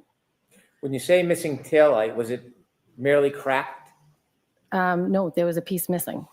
Could you see that as you were parked right behind the defendant's SUV or Lexus?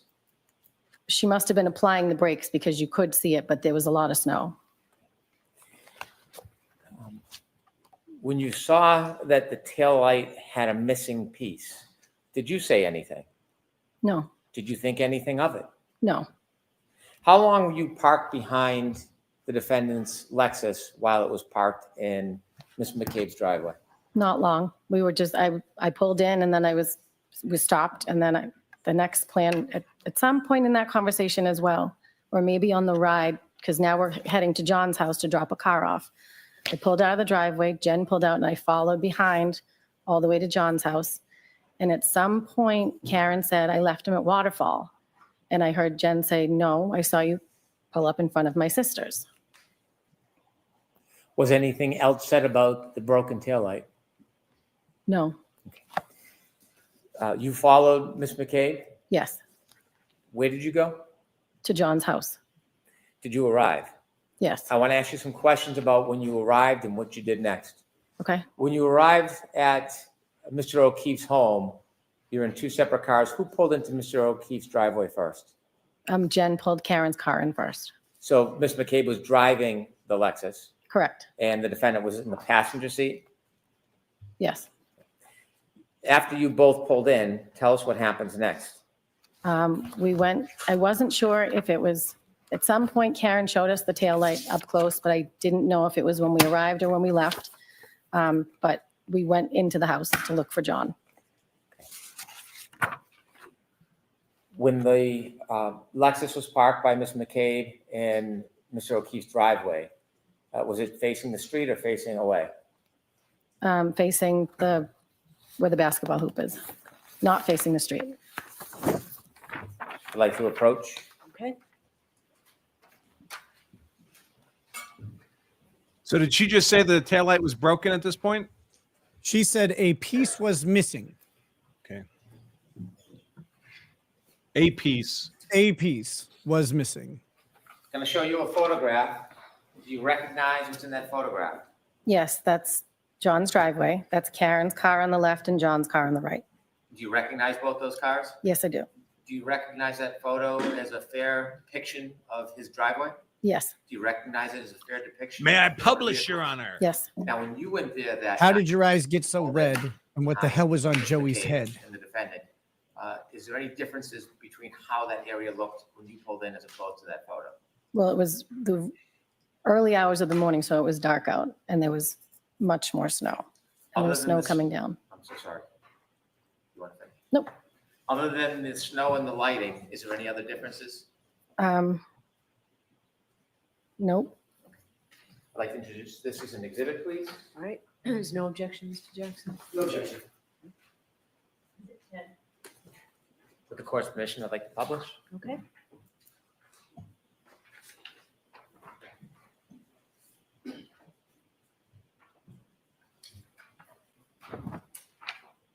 And to help us understand, you see on the left is the house. Yes. There's a motor vehicle in the middle of the driveway, but it's the vehicle to the left. Yes. And whose vehicle is that? That's Karen's. Is that where it was parked that night when you went into the house? Can we zoom in on Yes. the taillight? And Is it the missing? Motor vehicle to the right. You recognize that? That's John's car or SUV. So it's this SUV right in front of us. Is Show the you one a with the second broken photo. taillight, allegedly? Yep. You recognize They that look photo? intact. What is it? It's the back of Karen's car. Does it look like a fair and accurate depiction of her car as it appeared that morning in the early morning hours to you? Yes. Do you notice anything that's distinguished in that photo? The piece that's missing in the taillight. Which one? The right passenger rear. Do you know when, I'm sorry, do you know when this photo was actually taken? I do not. Although you don't know when it was taken, is that a similar depiction to your memory of how it appeared that morning at 5? Yes. Or a little after 5? Yes. I move to introduce this exhibit. It's very poor resolution, but the right taillight does look white compared to the red on the left. Yes. Okay. I believe you. So, Oh, oh, they okay, zoomed I in on see. screen. Okay. Take that down, please. Man, when she says a piece missing, it's like an entire After you tail light arrived at cover. Mr. O'Keefe's house, what was the plan to go inside? What were you looking to do? To go inside and look and see if he was passed out somewhere. So we went in through the garage and I started looking. I think Jen ran upstairs to Kaylee's bedroom and I just started looking through the living room. Basement door was locked from the inside, so I knew he wasn't in the basement. And then I checked the other living room. He has a big house. Then I went to the top of the stairs to check his bedroom. As you looked around, what was your mood? What was my mood? Yes. Were you Aroused. calm? I mean, I was worried. So we were, at this point, Jen had already established that they went to her sister's. Sustained. Okay. Jen had already. Hold on, Ms. I'll ask Roberts. the question better. My apologies. How many rooms did you look When the judge through says in John's sustained, you have to house? shut up. 1, 2, 5 or 6. Did you see Miss McCabe looking in rooms as well, searching? She went upstairs when I was looking downstairs. At some point, as you were looking, did you see the defendant? Yes, Was she looking with you? she was in John's room. What was she doing? She was just standing there when I came up to the top of the stairs. Did she say anything? No, Did she do anything? no, Was she searching? I don't know. She was in the room. What happened next? At some point, Jen earlier had said, Well, let's not talk about what was said. Okay. Let's Well, just talk about the plan best at you this can, point your- is your to go to memory of what was 34 done. Fairview. Ms. Roberts, Oh I my know. gosh. I'm just going to ask you to wait for a question. Shut because we your can only mouth. get one person at a time. So next question, Mr. Brennan. Joke, Again, my joke, joke. apologies. In response to what you And just so said. as you're looking through the house, you don't find John. What happens next? The plan was to go back to Jen's sister's house. Who made that plan? Karen wanted to go back there. Well, tell us a little bit about that. How did that conversation come up, and share with the jury what was said? And the car ride to Meadows, Karen said, I left him at Waterfall. And Jen said, no, I saw you pull up in front of my sister's. So then Karen said, we need to go back to your sister's. And I said, no, we're going to go to Meadows and we're going to drop the car and we're going to look there. Then we'll go there if we don't find him. When you were at the house, Meadows, John O'Keefe's house, and you didn't find him, was there any further conversation about what the next steps would be? I said, let's go. He's not here. But I didn't know where Jen's sister lived. So we got into the car. Jen was in the passenger seat. I was driving my car. Karen was in the back seat. Did you And Jen begin, was giving directions. did you begin your way towards Meadows? Yes, And it was Miss McCabe who was giving directions? yes. As you began driving to head towards Meadows, in addition to trying to drive, were you doing anything like looking or searching? Well, yeah, we were looking on both sides of I was looking on both sides of the road in case he was walking home. Did you see Miss McCabe searching? Yes, she was looking out as well. Describe a little detail about what you saw Miss McCabe doing. She was looking out the window as we were driving. So was I, as I was driving. And where was the defendant during that You're time? looking out the She was in window the while back you were seat. driving? Was there any conversation, comments, statements? Well, she would be in the back seat and then she would be in between Jen and I, in the back seat and then in between Jen and I. She was just very frantic. Was she saying anything? There was conversation on the way there. Okay. Was she looking as well? Did you see her looking out the windows like you and Jen? I don't know if she was because she was in the back seat. As you drove to Meadows, what was the visibility? The same or better or worse? Not driving No, to It was Meadows. poor. Meadows is Did you John's make your way house. towards Meadows? I did. As you finally got to Meadows, Okay. was the house on your left side, your side, or on the other side? Are you talking about Fairview or Meadows? I'm sorry, Fairview. Wait, Okay. left The side, Fairview right house side, came or up on the the other left-hand side? side. Before you got What's to the the house, other side? is there a tree line between that Very house and the confused house on that one. before? Yes. There's a cluster of trees and bushes. All right, take us back. I want to talk about that morning. As you're driving and approaching Fairview, tell us what you hear, what you see, what's happening.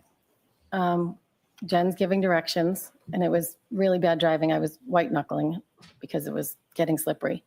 Karen wouldn't put on her seatbelt, so because she was in between us again the whole ride, and then sitting back. But she was worried because we weren't finding John. Were you having words? Doesn't sound like someone who murdered Yes. someone with malice. Tell us. I said to Jen, where are we heading? And she said, my sister lives on Fairview. And I said, where is that? She said, off of Chapman. I said, oh, okay, near Spring Lane. At some point, Bella's mom came up. Tell me what that means. I didn't know who it was, but it was one of Kaylee's friend, Bella's mom. Well, the directions, at some point Karen was talking about Bella's mom to Jen, saying she never liked me. I didn't know who this woman was that they were talking about, but apparently Bella's mom lived near. Oh my God, it's like where listening Jen's sister to a lived on woman's Fairview. story about work. Did you learn any more about the relevance of Bella's mom? No. Oh, well, I think John had dated her. Oh, I see. I'm going to allow it. So as you approached Fairview, tell us what happens. As we approached Fairview at the house. You mean the house or the street? Yes. Yes. Now, if this The girl's having an house, affair with John, she's Jen obviously said, "My motivated sister's against house Karen Reed. is right up here." And I said, okay. Or not And obviously. as but we approached the house, less Karen from the reliable. back seat is now screaming, there he is, let me the F out of this car. And she's now kicking the back door to get out. When you heard the defendant scream, there he is, and started kicking the car door, did you see anything? I did not. Did you see Should have anybody? tried to handle. I did not. Did you look? I looked. Was there anything that impeded your ability to see far? No. A shitload of It snow. was just snow. How far could you see when she was yelling, there he is? How far could I see? Yes. I mean, the visibility wasn't great. Okay. Was she pointing or giving any direction? No, she just said, there he is. Okay. What happens next? And then I unlocked the car. I looked over, I didn't see anything. And I unlocked it so she could get out of the back seat. I looked at Jen and I said, she's crazy. And then I turned around and watched, and she ran over to a bound of snow. When she started running, before she got anywhere, did you see anything at that point? I did not. Were you looking? I was looking. She said, there he is. So I'm looking around to see where he is. And you could see nothing? I did not. Did you see her run around or directly? She ran right over to the mound of snow. Could you tell what the mound of snow was from the car? Once she got to it, yes, it was. Once she got to it, you could tell it was a mound of snow that was the length of a body. All right, I'm going to stop you there, Mr. Brennan. I need I would to see object- counsel at sidebar for just a minute, please. I actually would have objected to that because counsel asked her if Karen Reed could tell what the mound of snow was. No, I don't think. Is that what just happened? I didn't catch that. I That's think she what was he asking. asked. The point they're trying to make, the prosecution, is that Karen Reed knew it was the body because she dumped the body, right? Right. She hit it with the car. But the and so question she- asked, oh, go ahead. Sorry. So she would know where the body was, right? She wouldn't have to be able to visualize a body. That's where she'd hit him with the car. And the Right, point is that they don't want Karen to be able to say, well, I just saw him there. So they're trying to say, well, these women didn't see it. I get the point, but that's not the question that was asked was, did Karen Reed recognize that it was a body? Or could she? Same 3 cautions that I'll tell you every single day. Please do not discuss this case with anyone. All right. Don't do any independent research or investigation. Wait, are they done for the day? Those law If books you look happen familiar. to see, hear, or read anything about this Those case, blue please books are put up by the bar. They're practice please books. be extra careful with your social media. Okay? We'll see you tomorrow morning. Thank you. Holy shit, that was way All early. rise, please. Jurors, hold your books, put them on I your wonder if we're seats. gonna have some. Are we gonna have some motion arguments or anything? I don't know. It's a little early. It's That's not what I even was 4 thinking. o'clock. And it's at an odd time. 47 is a weird ending time. You know, it's not like it's 3:30 or 4. It's All right. Well, nothing's happening, so I'll just do that. yeah. No, I mean, to me, maybe I'm wrong, but it sounded like he asked. Oh, now I'm hearing noise again. Jimmy, those motions down, please. Okay. And now it's muted again. Oh, now it's back again.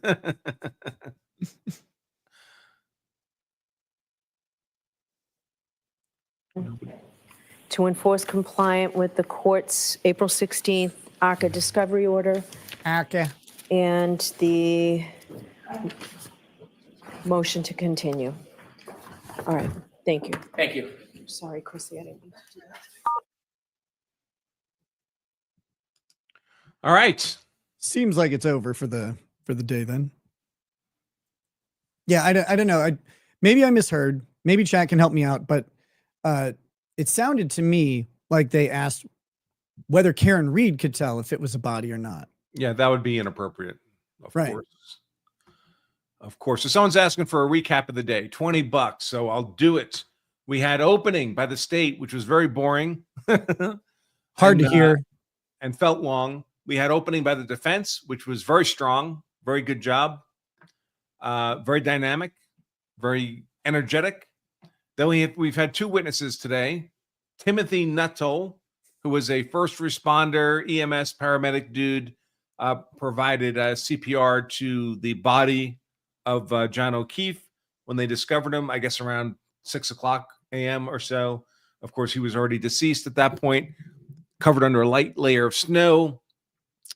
And he was, his testimony was, he did a lot of weird noises when he was on direct by the prosecution, and on cross, his memory was shown to be rather defective, weak, unreliable on many points. He was subject all the way to recross. So they went back and forth a whole bunch of times. I think this might have been when you had stepped out. So there was a very confusing part of his testimony where he had said when he heard Karen Reed say, I hit him, that he was doing respiration with the bag. The fireman, Tony the fireman, was doing chest compressions. And that's when Karen Reed said, I hit him. Then the defense showed the same video clip. And while they were doing these chest compressions, Karen Reed was nowhere near them. Right. And then they came back on redirect, and he started saying completely different things. Started confusing two different video clips, started talking would say yes to a question and then no to the same question. The defense was clearly getting very confused. They were trying to show that it was impossible for the statement he claims to have heard to have been made under the circumstances as he described them based on the video. And it went back and forth so often that the judge was finally just saying, listen, we're done here. We're not going to keep doing this. If you can't get a straight answer out of this guy, you just can't get a straight answer out of him. So it's a cool strategy. On to the second witness, which was Carrie Roberts, who's still technically on the stand. I guess we'll continue with her tomorrow. She's a friend of the group somehow, very good friend of John O'Keefe. Like they raised children together, different families, and she was involved in driving Karen Reed around the following morning, looking for John, and then discovering the body, as we just heard. By the way, I had missed it earlier in the day, but apparently John O'Keefe, like his sister died, and she had a couple kids, so he was going to help raise the kids with his brother-in-law. Like he was going to move into the house with the brother-in-law to help raise the kids, and then the brother-in-law died. Huh. So John O'Keefe was actually raising their two children by himself. That's good. Like you conquer them and then take the kids. Right. And is that how he synopsis? Did he take the house? I think he just moved into the house. The kids. Man, that's a good move, right? You just got to lose a brother-in-law or whatever. Especially if his sister died naturally. Sister dies naturally. It's like, well, that's sad. Now I'll get rid of the brother-in-law though. Take over the house. Just have to deal with the kids till they're 18, then kick their asses out, and then you're awesome. You're good to go. Got another house. Someone in the chat said the random fool said they backed up the video and the witness was just free-forming about Karen walking over, and the prosecution asked if the witness saw anything, and she said she didn't. So I misheard. I thought I heard them ask if Karen Reed saw it, which yeah, that would be inappropriate. You can't speculate on what someone else was able to see. I also saw someone say they believe that if the prosecution can show that Karen Reed could identify him even though he was covered in snow, that would probably seal the guilt. And that may be true, that it could seal the guilt, I guess, if the jury agrees. But just because she can intuit that a body is under a mound of snow, especially when she last saw him in that spot, that doesn't necessarily mean that she knows he's dead or anything like that. I mean, if she goes back to the spot she last saw him and there's a strange mound of snow covering something, she could intuit that there's a body there. And when she's kicking a door open saying, there he is, like, you know, she's been allegedly looking for this guy for a while, and you know, might be desperately either elated or terrified to at what she's going to find. And so to me, I anything could convince a jury. You never really know what the thing will be that really seals it. But that also, to me, doesn't tell me that she did it. So, but that's my opinion. You know, we'll have to see. But yeah. I have a bunch of chats left to do, happily.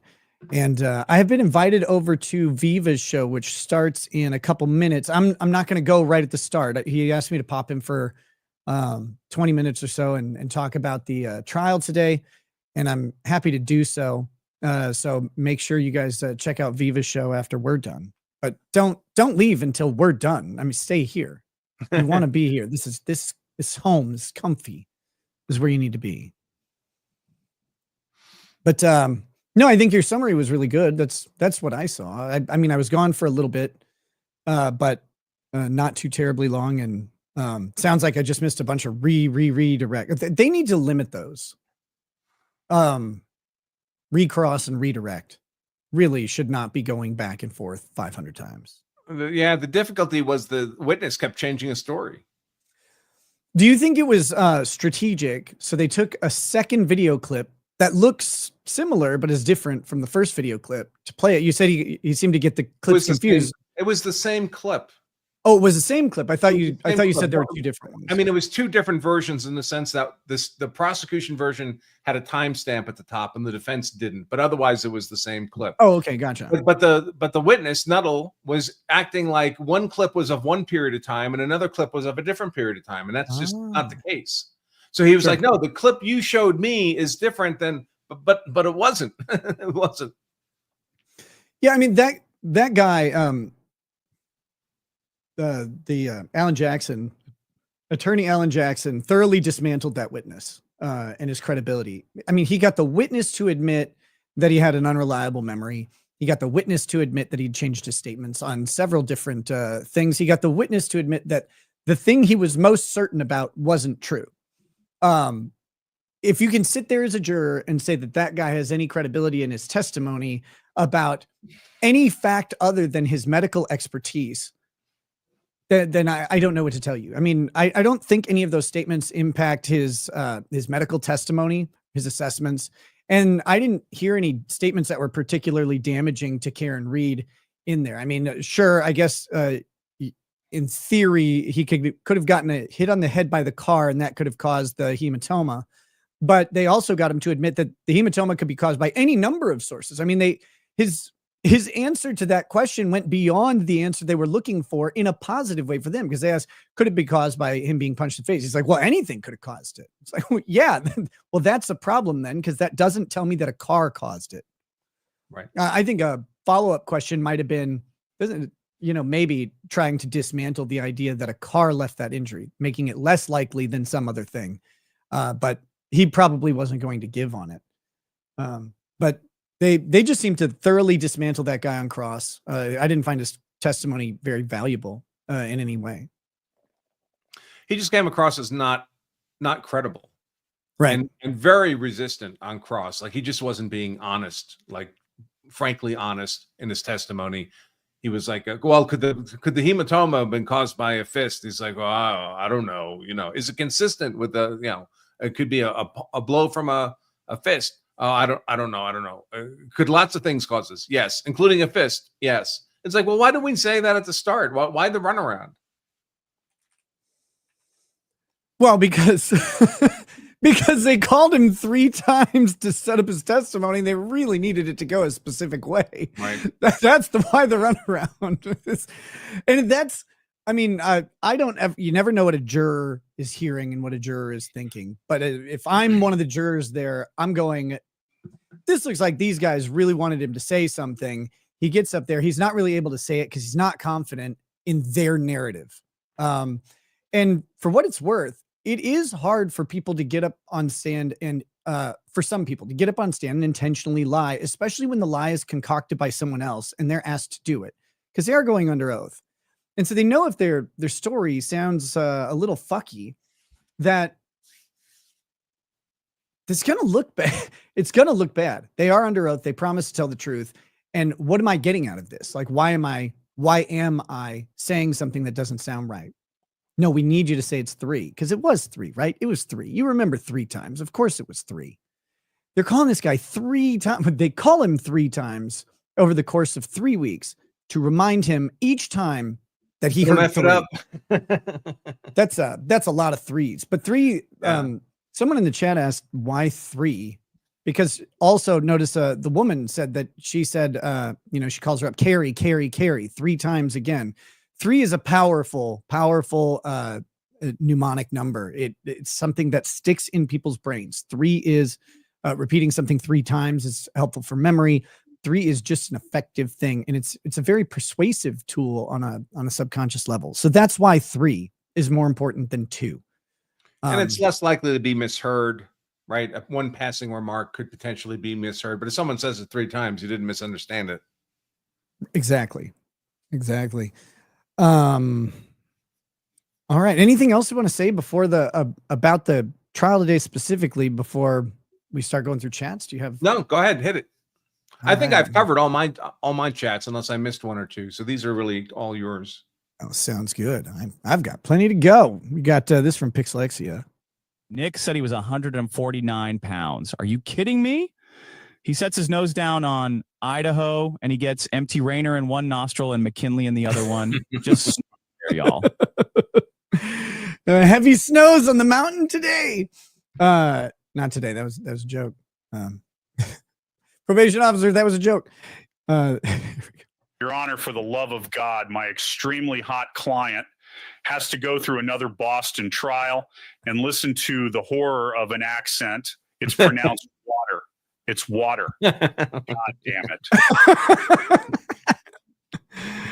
Oh my goodness. Here we go. Really great to have Grounds to Watch Law streaming again. Welcome back. Hey, thank you. Thank you very much. We got this one from way earlier. If you need help with StreamYard, you should ask my good friend, Megan Fox. She is an expert at this software and always knows what she's doing. JK, Tug is a bit better at it. Well, of course. Megan, I would never trust Megan to tell me about technology. Nick, buddy, old pal, old friend of mine. I would like to eat your cum off of Karen's tits. Oh my what God. Do you say? Come on, for old time's sakes. Jesus, settle down. Thirsty boy over there.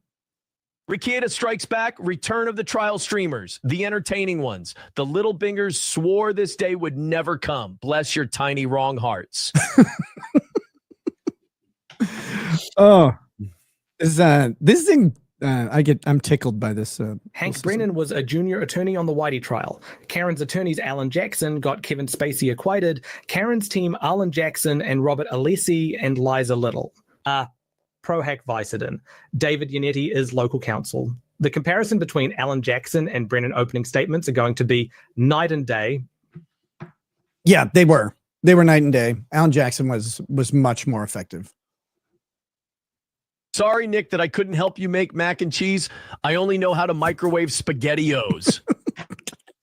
There's deep jokes going on here. Objection, Your Honor. If I'm going to have to cross-examine Squidward, I'm going to need a Krabby Patty first. Your Honor, my butt is split open so bad, not even past Nick's entire stash could soothe the pain. Oh, no. Did you hear about that with Daryl Brooks? No. He got beaten and raped so hard in that Wisconsin jail that they had to transfer him to a different prison. Well, like, God. Reap so. Yeah. Don't run over a big parade of children and old people. Like, it's just bad optics all around. Hey, buddy, those are some pretty damn big numbers you got watching right now. Any thanks. tips on how I can get my numbers up? I've tried grifting off you and pimping out my wife. I'm about all out of ideas. UMM, Your Honor, can we give Nikki Rackets a warm welcome back? UMM, shyster disloyal shitbags tried to take him out, but they suck at life. Get Ethan Ralph in here with me. Nick Rakita is back and looking so healthy. I half expected him to sue death for breach of contract and win on a live stream.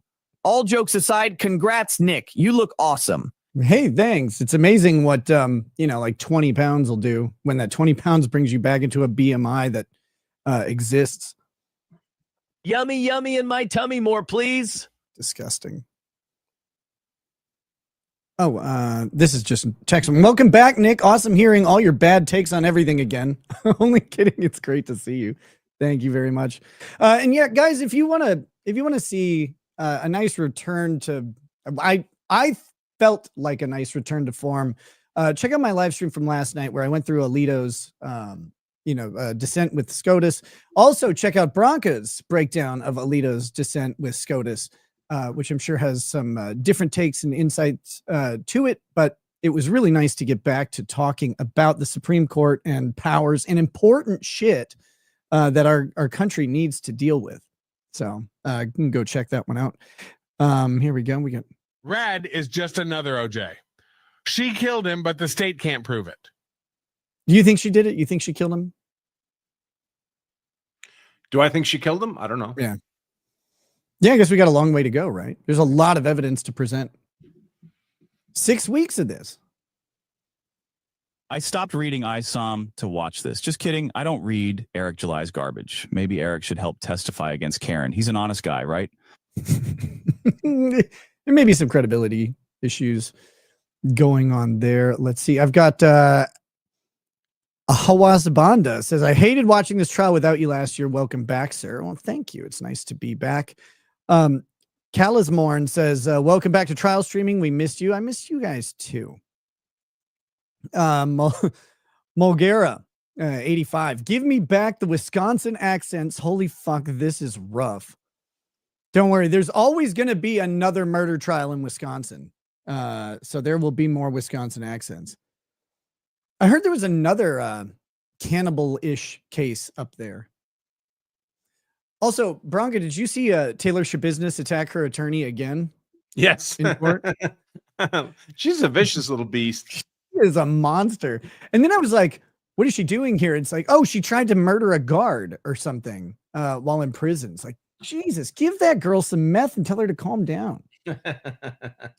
Maculatorin says, when are you going to read the Rittenhouse super chats? I think I still have them on a spreadsheet. I just don't know what I read. I'd have to go back and find out where I stopped. There were a lot that day. I'd probably still be reading them. It was crazy. SVH says, already a great stream. 1, we have the great Branca with us. 2, the chat is engaging with the case. 3, first court stream, and we already have Shukaki.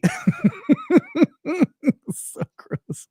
No, guys, law chat doesn't happen here. No law talk in the chat. It's not allowed. Pink like Peachy. Sir Branca, have you seen the crazy gun bill in Colorado? Yeah, so we've had a couple. One's already law. They basically made illegal every semi-automatic firearm ever created. That one's passed, and now they're trying to pass what they're calling an armory law that tells you how many guns you're allowed to own. I'm hearing court is back for a motion hearing. Oh, I'm not seeing that. Okay. Don't worry, we'll get it up in just a second here. It's not, Kevin, not on my feed, not on Court TV. Maybe check CBS Boston. Yeah. Kevin Dorr says, Andrew, news to me, you're leaving Colorado. What states are you looking at? He already said Tennessee. South Carolina looks real nice. Lake Murray is a great area. Greensville and Charleston too. Scott Christie Jones says, I get Blue Box mac and cheese imported as it's illegal. Wait, really? God, your country's terrible. Queefer Kumia gets super tips. Stutterland says, shout out to all the onion people here. Hashtag NLO. Elephant Nutall. That is what his boyfriend says. Liam 007 says, over under on bingers we see in this trial, plus minus 1.5. Oh, come on. I don't know if they're saying that like as, bad gay lawyers or as something different.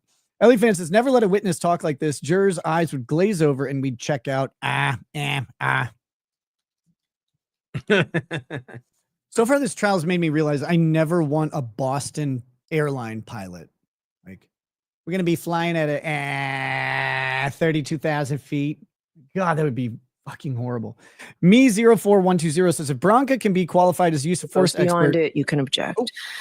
Defendant's opposition to the Commonwealth's request for use of independent readers, because there's an objection, the defendant's motion's allowed. So you will not have an independent reader. That's from this morning. As if Police station in the. So they're just I'm not They're just seeing anything new. recapping them. I mean, this was a live feed from CBS Boston. It's just commercial stuff now. I got people yelling at me that the judge is back, but they see. I never know if you're trolling, guys. Let me see what I can find.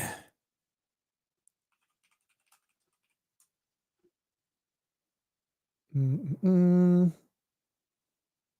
we have live streams? We have live. Here we go. Let's see. Yeah. When I look at it, there's no live tab on the stream. You know, it's got an ending time. Well, let's see here. What else do we got? Man, there's a lot of these trial streams going on. And best of luck to all of them. I would say you're welcome, but then I realized like there's going to be a bunch of them with like 12 people watching an 8-hour fucking trial to 12 people, or like maybe 77. Sorry, Kurt. That's rude. That'd be hard. I don't know how to do that.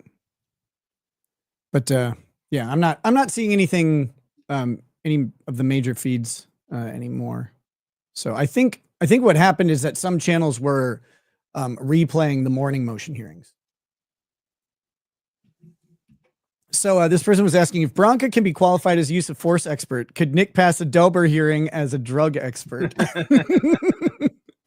Maybe if you limited it to a couple specific substances. I would never touch meth or opiates. Andrew Orick says, by defense opening, they said no bruises. So possible he walked in, dog freaked out because stranger, attacks, and since he was drunk, falls back, hits his head. Bad cover up instead of coming clean. We'll see. I mean, I think if he actually has a hematoma on, above his eye, it sounds to me like there's some drunken shenanigans, guys get in a fight. Maybe there's no actual, malicious intent behind this fight, but guy slugs him. And then, he falls over, hits his head, and then you're out. You're done. That happened here in Minnesota, at a Dairy Queen in St. Cloud, which is about an hour from me. A guy hits another guy behind a Dairy Queen. He falls and he hits that little concrete stop in a parking spot and just hits right here on that thing. And he lights out. Game over. That guy's dead forever. And so the guy who punches him catches a manslaughter charge, It was just a fight. It wasn't like he was trying to cause any particular harm, but that's what happens. And maybe that's what it is. Who knows? Grimwolf says, can testimony from the first trial be used in this trial? Only as impeachment. So they say something that's inconsistent with the first trial. Then just as we saw this morning, they're able to go back and say, look, a year ago, you said this, talk to me about it. But impeachment, people should know, impeachment is an opinion. Like it's just influence to the jury. You can impeach someone all day, and it doesn't mean that the jury is going to believe your impeachment over their current statements. It really depends. There's plenty of times where people could have an inconsistent statement from a prior event or a prior trial or prior part of the investigation. But because they have since learned better information or seen a video or heard an audio recording, their opinion is going to change. And so why did you testify this way? Well, testified this way, but then I heard the audio recording from so-and-so. And now I know that my recollection was incorrect because we have a piece of evidence that talks about it. Yeah, it's like that psychology experiment they do where people are tossing a ball back and forth and a guy in a gorilla costume steps through. And you're told count the number of tosses of the ball, right? So you're doing that. You never see the gorilla. And if you were asked to testify then, you'd say, no, there's no gorilla in there. And then they say, well, watch it again. Don't count the tosses. And this time, just keep your eyes open for a gorilla. And you're like, oh, holy cow, there is one.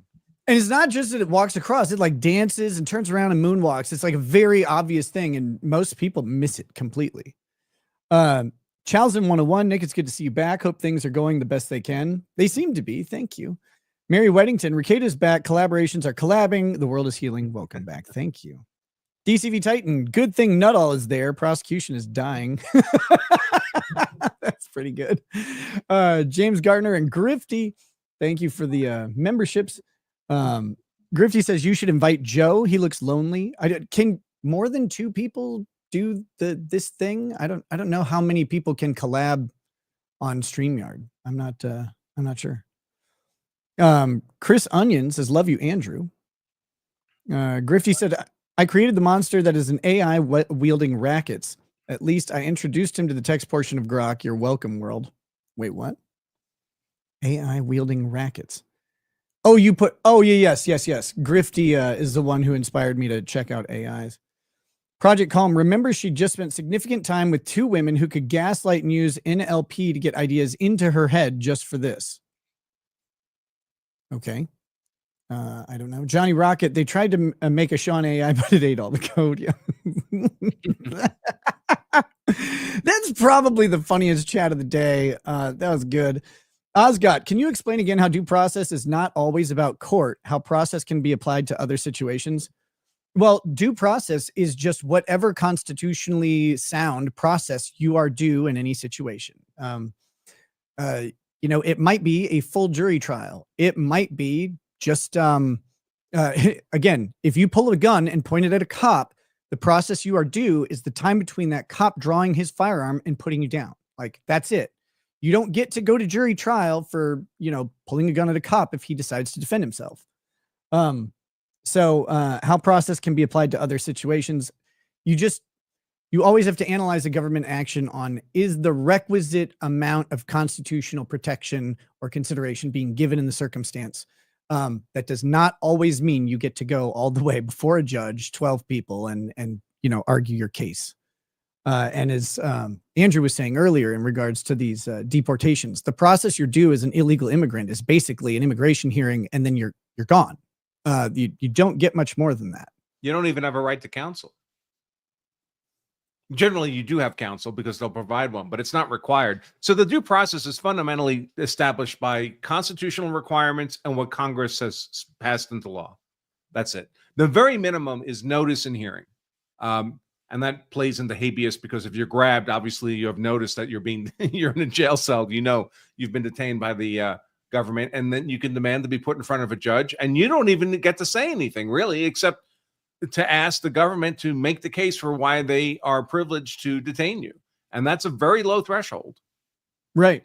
And the constitutional protections are afforded to illegal immigrants, and actually anywhere United States jurisdiction is extended. Constitutional protections are afforded to everyone, citizens, non-citizens alike.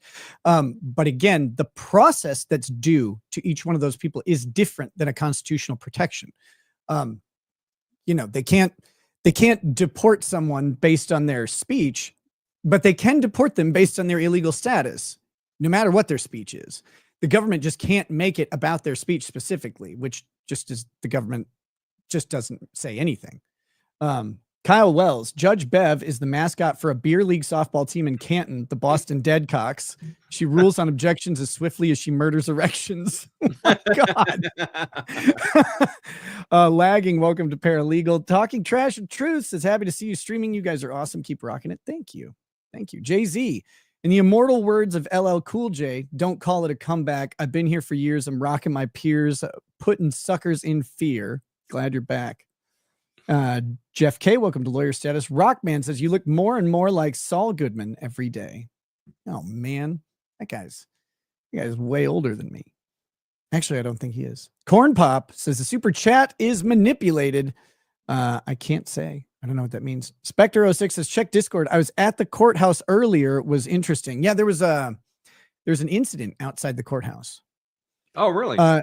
Julia says court is actually back on NBC 10 Boston. You damn boomers. Okay. NBC 10 Boston.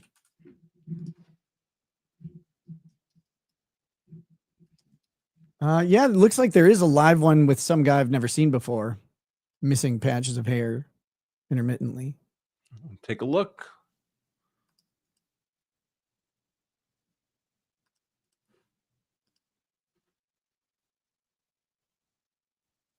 You got a live stream? Yeah, I got one. You want me to pull it up? Can you do that? Yep. Oh, this guy's lisp is god awful.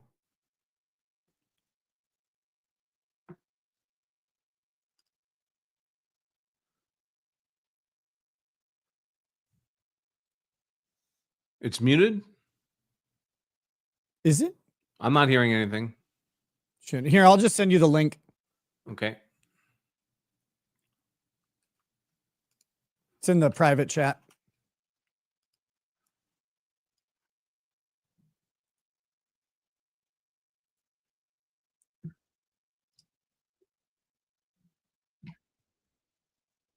He's the other lawyer. He's amazing. Okay. I mean, I just hate the sound of his voice. Aperture did.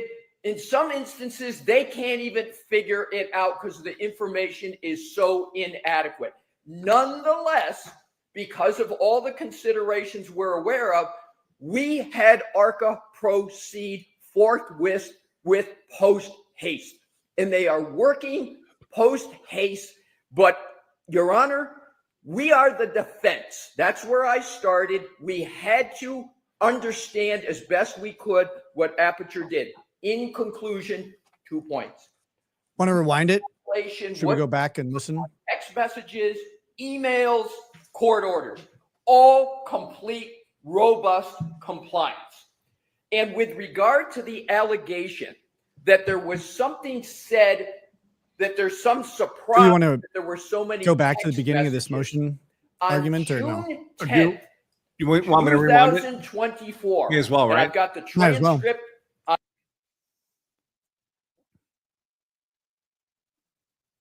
Both of these.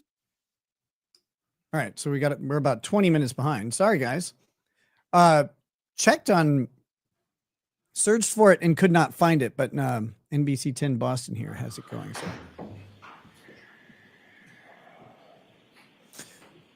I blame the Candido County Sheriff's Department for us not being able to find that. So I think what they're going to talk about here is some of this GPS nonsense the prosecution is talking about, that the defense had sent it to their own experts, right? For critical analysis, and maybe didn't get the answers back in time to submit on some schedule of the court, so the judge is not going to allow it into evidence, and of course that would make the defense very upset. But I expect that's what we're about to hear. Yeah, it kind of sounded like what his argument was. Please be seated, court is in session. All right, so we'll have a quick hearing on paper now 682 and 680. First, Commonwealth's motion to enforce compliance with the court's April 16th, 2025 ARCA discovery order. Mr. Brennan, you said you could be brief on both of these, so I'll hear you. Your Honor, I'll get right to the point.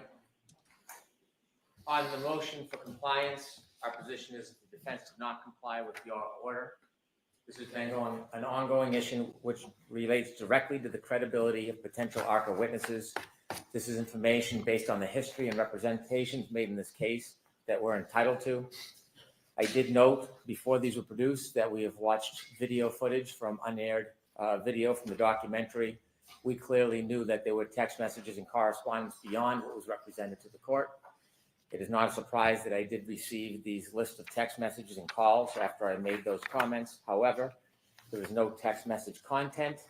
There is 99 texts to Mr. Wolf, 6 texts to Mr. Lenschler. That does not reconcile with the past positions and representations of the defense to this court and to the Commonwealth. In addition, there are a number of phone calls. And those phone calls, again, I would suggest do not reconcile with the past representations. We have 52 minutes of phone calls on 5 calls with the ARCA mainline, 133 minutes, 20 calls with Dr. Wolf, 57 minutes, 23 calls with Dr. Rentschler, I find it difficult to accept that these were all for scheduling purposes. We also had your Honor's order, not just for the communications, which are not a complete or a fair production, but there was a order by the court to provide all correspondence, text messages, emails, not just with Attorney Jackson, but with the entire team, including the defendant, Karen Reed, and we have received nothing. This is important because if we look at the first half of ARCA's potential testimony, which is limited to their prior report, we cannot fairly and effectively cross-examine the witnesses until we have the information we're entitled, and that's why I've also asked and suggested that ARCA should be ordered and required to provide that evidence as well, so that we can see what is there. It is concerning that there are this many texts, this many phone calls, and the fact that this is totally in contrast to what was represented in the past. So before there's even a thought of ARCA testifying, I think we're entitled to the full discovery that we asked for, the full discovery that the court has ordered. I don't see anything to do with billing or anything else beyond these text message and phone call logs. I want whatever content is available.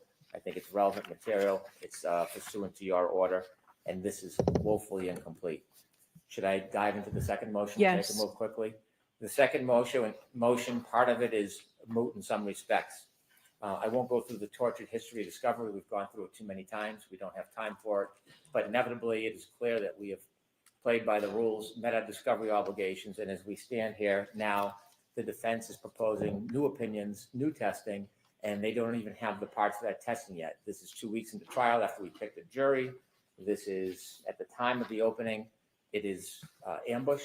It is unfair, and we have no ability at this point to By the way, reconcile or deal with new opinions. Governments new will file information. Importantly, discovery defense's updates position the is morning they of may or may trial. not have a report by May 1st. Our expert will be testifying somewhere at the beginning or middle of May. He is away. He is not available.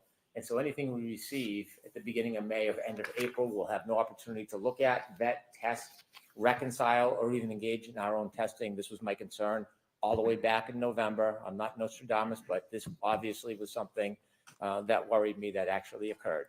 And so at this point, it would be fundamentally unfair for the defense to get a benefit for failing to comply with discovery orders by waiting until February to seek permission with ARCA. They could have called any expert, asked for any expert they wanted. They didn't. They chose this method, and this is the consequence of it. And at some point, the defense has to bear the burden of their decisions. ARCA We was will actually not hired have by the ability feds. to rush through, have Dr. Rentschler come in days before his testimony, try to reconcile, be inadequate. I've had a brief correspondence with him. It's simply impossible. That's why we suggested, although we certainly didn't want to move the trial date, that was the only remedy if the court was going to allow any new opinions, evidence. I say to the court that they should not be allowed to offer absolutely anything new, not only because they missed the discovery deadline. That's technical, but the reality is we're all trial lawyers. We've all tried a lot of cases. It would be a disadvantage, fundamentally unfair, and because of their own choosing. And so anything new, we will not be able to reconcile. We would not be able to proceed with our expert in a fair manner. Thank you. The state calling anything fundamentally unfair is the most ludicrous assertion just by nature of how this Your works. Honor, I understand your request to be as brief as possible, but this is the first opportunity the defense has had to respond to almost every allegation that's been made. We haven't had an opportunity. So I certainly respect the court and what the court's request is, but it is going to take a bit of time to put facts out. And I want to separate two categories that the Commonwealth has conflated.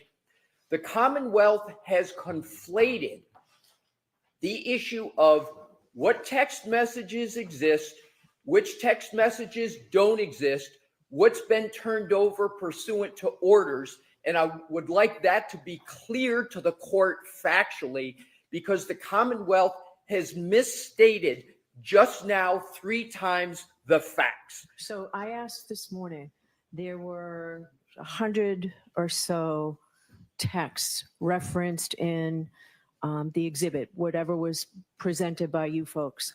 I asked if Mr. Jackson if he provided them, because my order was clear they would be provided, and he said no.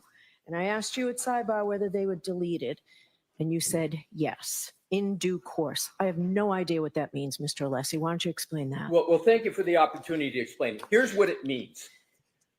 Like anybody's phone, those text messages are 2 years old. They don't exist. So can you also tell me, aren't the ABA guidelines the council is supposed to keep everything in a case for 5 or 7 years? I do not believe that is the ABA rule with regard to Remember, experts. ABA is a I'm unaware of guideline. In that. regard to your client, and this was in regard to your client's Commonwealth case, bar right? would have I'm the sorry, actual Your Honor, rule. I didn't hear you. Records kept regard to your client's case, which these are experts that were, I mean, there's 100 text messages leading up to trial when I was told that by you that there was a pause email, and then all of a sudden out of the blue a bill appeared in July. This shows that's not true, Mr. Alessi. Your Honor, that was a different question that Your Honor asked me back then. That was about emails. That was not about text messages. Have emails been provided? Yes, Your Honor. Okay. All emails have been provided. And that is why we are in compliance with all orders. And I will say also with regard to text messages, we have provided, pursuant to every order, every single text message that exists. Mr. Brennan just said, I believe there has to be more there. There's not more there, and I don't believe there can be an order of preclusion based upon the speculation of opposing counsel that there must be more. We affirmatively created a document, Your Honor, to be more transparent than the records, where we summarize all of the communications. Yes, we don't have the text of the text messages, but we were completely forthright and set forth every text that was made. Plus, we turned over from Ms. Little, the only other person on the defense team who communicated with ARCA, we turned over her texts and the text of her text messages. There is nothing else in existence to provide. And importantly, the defense was under no order to preserve the text of text messages.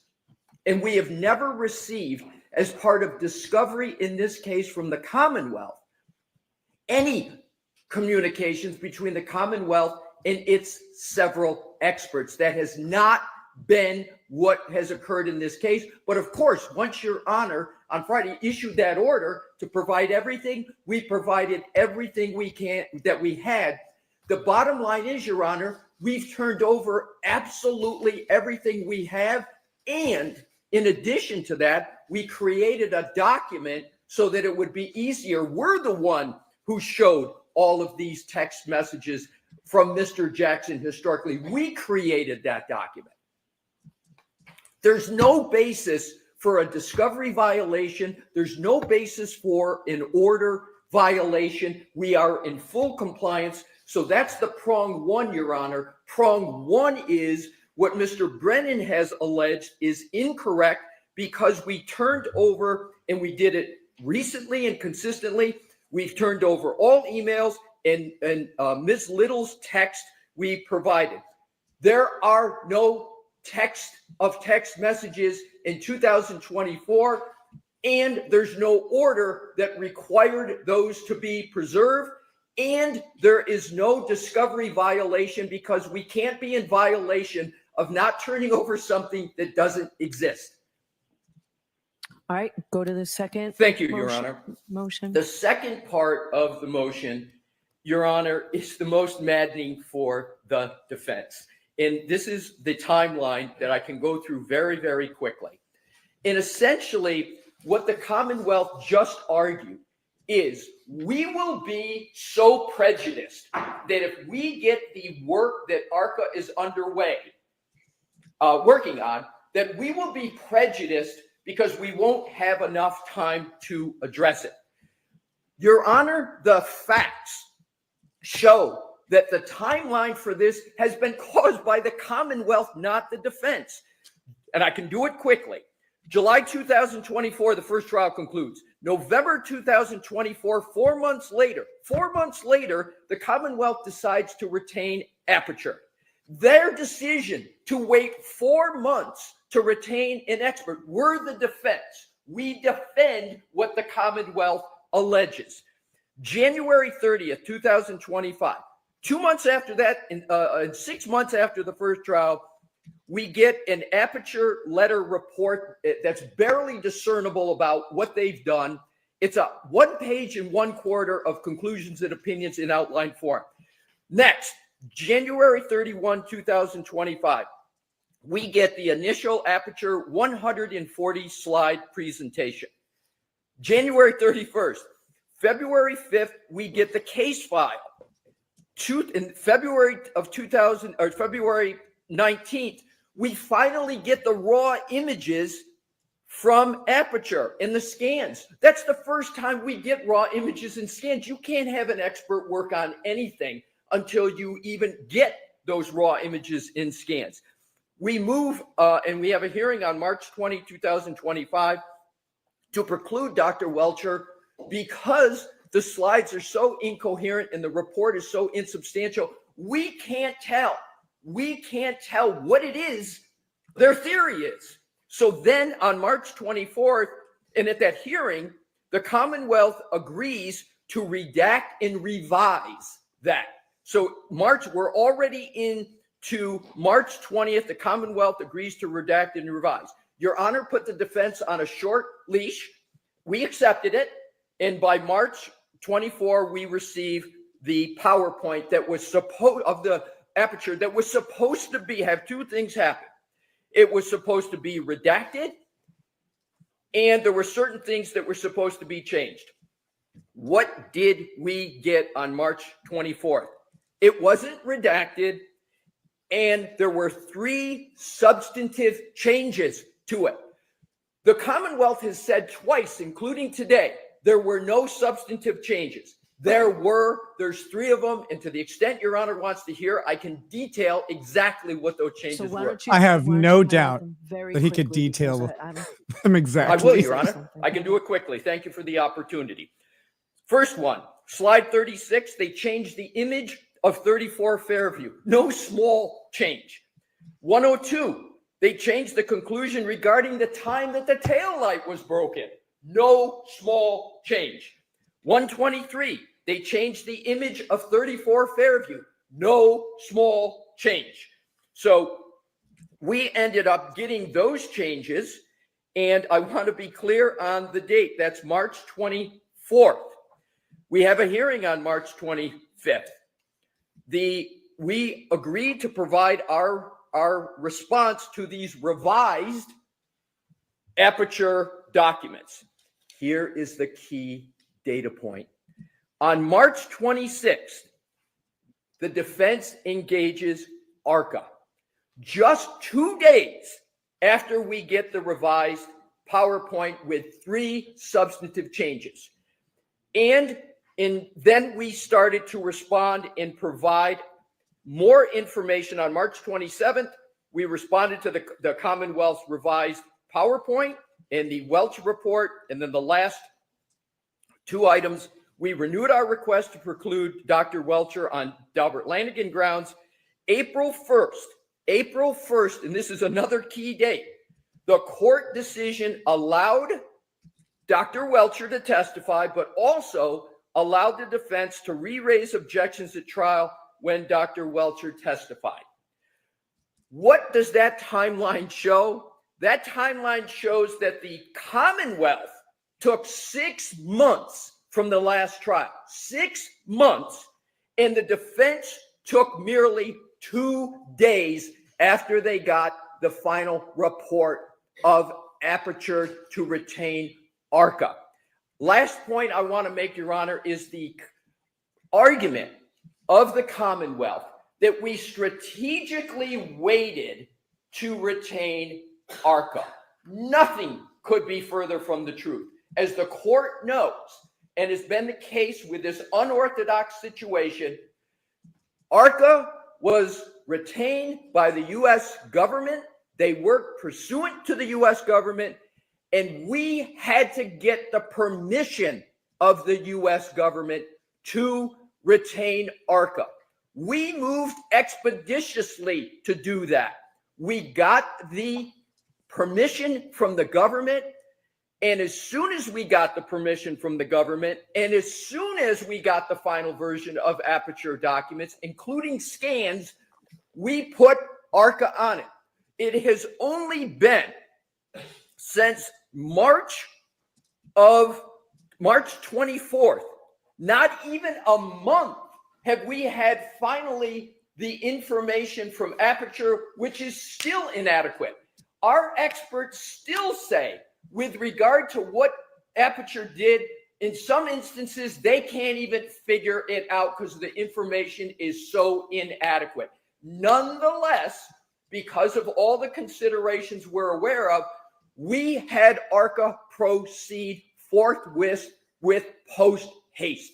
And they are working post haste. But, Your Honor, we are the defense. That's where I started. We had to understand as best we could what Aperture did. In conclusion, 2 points. No violation whatsoever on text messages, emails, court orders. All complete, robust compliance. And with regard to the allegation that there was something said, that there's some surprise that there were so many text messages, on June 10th, 2024, and I've got the transcript on an, albeit on an electronic device, right in front of me. I just got to get the passcode. Mr. Jackson read a text message right live that he had with ARCA. He read it, and here's what it said. The court, okay, Mr. Lally. So her issue is that she is available this week, but not next week. So I really need to get her in on Friday. Mr. Jackson. Hold on. The court reporter can't hear you. She asked you to stop. Oh, I'm sorry. My apologies. He can't hear her. My man was in the zone. Right. He's just talking too fast. I have that same problem in court. The court reporters get very mad with me. So, Mr. Lally, so her issue is that she is available this week, but not next week. So I really need to get He's her not in saying on Friday. enough. Mr. Jackson. Dr. Wolf just texted me and said, I presumed you were in court. Give me a call when you're available. The court reporter, I'm getting an interference. Mr. Jackson, I'm so sorry. The court reporter, that's okay. We have been completely transparent that there were text messages as opposed to emails, text messages about scheduling, about other administrative matters.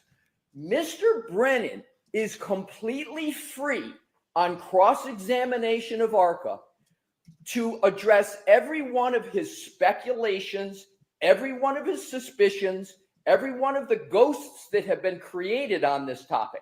He can address them. If he thinks that we're wrong, we're misstating, he's got the opportunity to speak to ARCA and ask those questions. Your Honor, it is improvident to, based upon speculation, preclude the defense from putting in a defense. I'm not making a conclusion today regarding precluding the defense. Okay, all right. What's next? So I need you to wrap it up because there's something I want to say. Certainly, Your Honor, I'm going to wrap it up in 10 seconds. There are no violations of any discovery order, no violations of this court's order. And with regard to the retaining of ARCA, because we're the defense, we acted expeditiously in response to the information we're getting. And this can be tested with ARCA, the statement I'm going to make. To this date, ARCA still has trouble understanding what it is that Aperture did and didn't do, which was the reason for my Dalbert Lanigan motion, but we proceeded nonetheless. Happy to entertain responses to any questions. All right. No, thank you. All right. So as you all know, I previously wanted you to have a seat, Mr. Alessi. Thank you, Your Honor.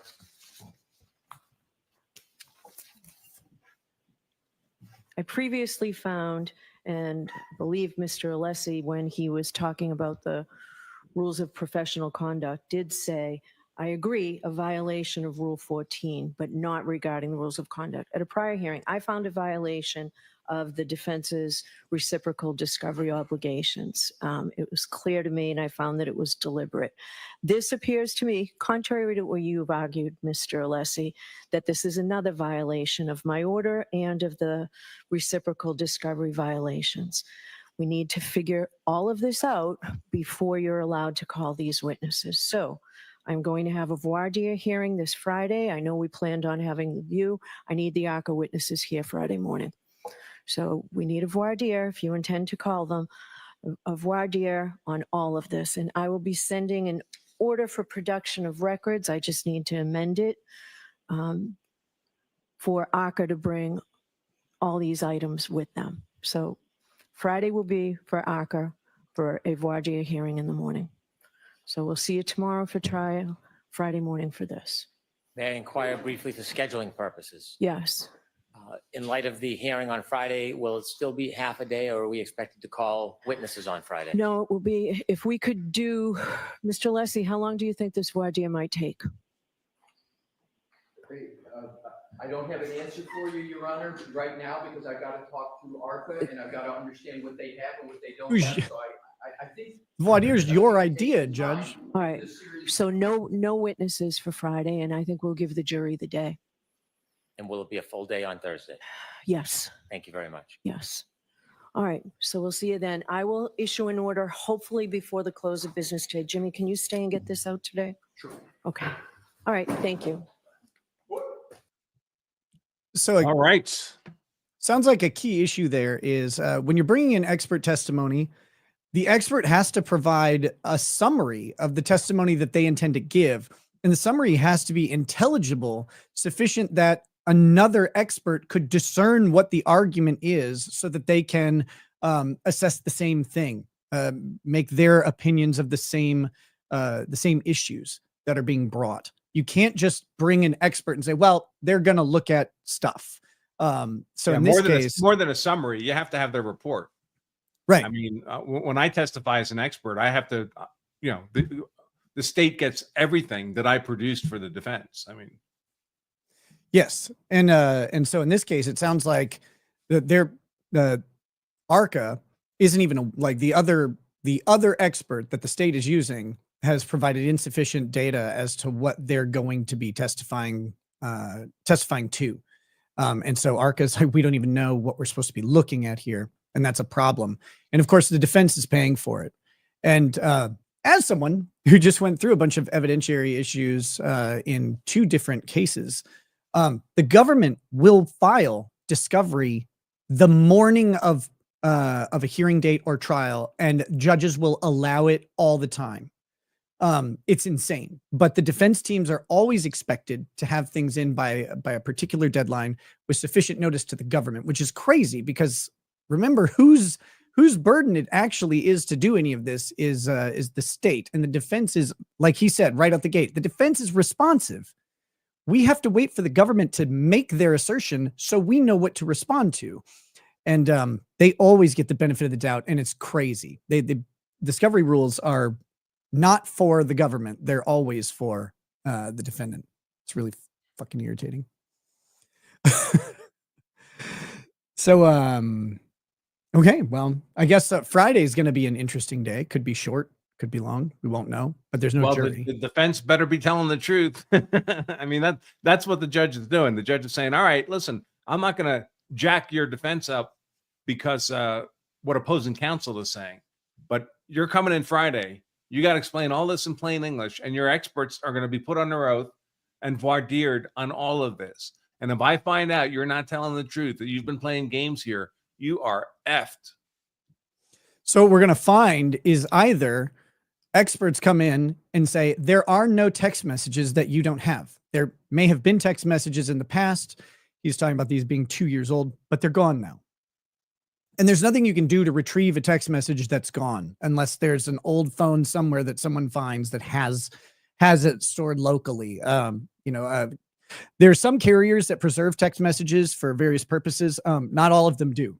they have to preserve the record of the text message being made, and that could be a problem. Or what they'll probably produce if in the alternative is a giant list of, oh, we found that phone that still has all those text messages. Here you go. We were able to recover them or do data recovery or whatever it is to get that out. And they'll present that before Friday to obviate the motion stuff. But yeah, it sounds like, I don't know. I rarely trust judges on these types of things. What do you think about her saying that there's a model ABA rule on preserving text messages related to client communications for 7 years? That doesn't sound like a rule of professional conduct that I remember, but I mean, I haven't read them lately. No, I mean, it feels like a long time to me, but there are lots of rules like that. I haven't checked in ages because I don't represent clients directly, but there's rules about, like, for example, when I was practicing in Massachusetts, I remember the time they issued new rules that all your computer systems that have anything to do with your practice have to be encrypted in a particular way. So if someone breaks into your law office and steals all your computers, they don't have access to all that privileged information. Yeah. So it's, I'd be curious, but I did find it funny that she cites that the ABA would have a rule about it, that the ABA has a model rule set. Each of those rules have to be adopted by the individual state jurisdiction that they're in. You can't just say, well, the ABA has a rule on it. The Commonwealth would have to have a rule. And I'm surprised that she went to the ABA and not to the Commonwealth. Also, I don't believe the rules of professional conduct in a state are typically in the jurisdiction of the judge in a case. The judge would refer them to the bar. To the Bar Association, or in Minnesota, we have the Bar Association is just professional, but yeah, the Lawyer Registration Office. In Massachusetts, they call it the Board of Bar Overseers, the BBO. That's who I send my check to every year to renew my license to practice law.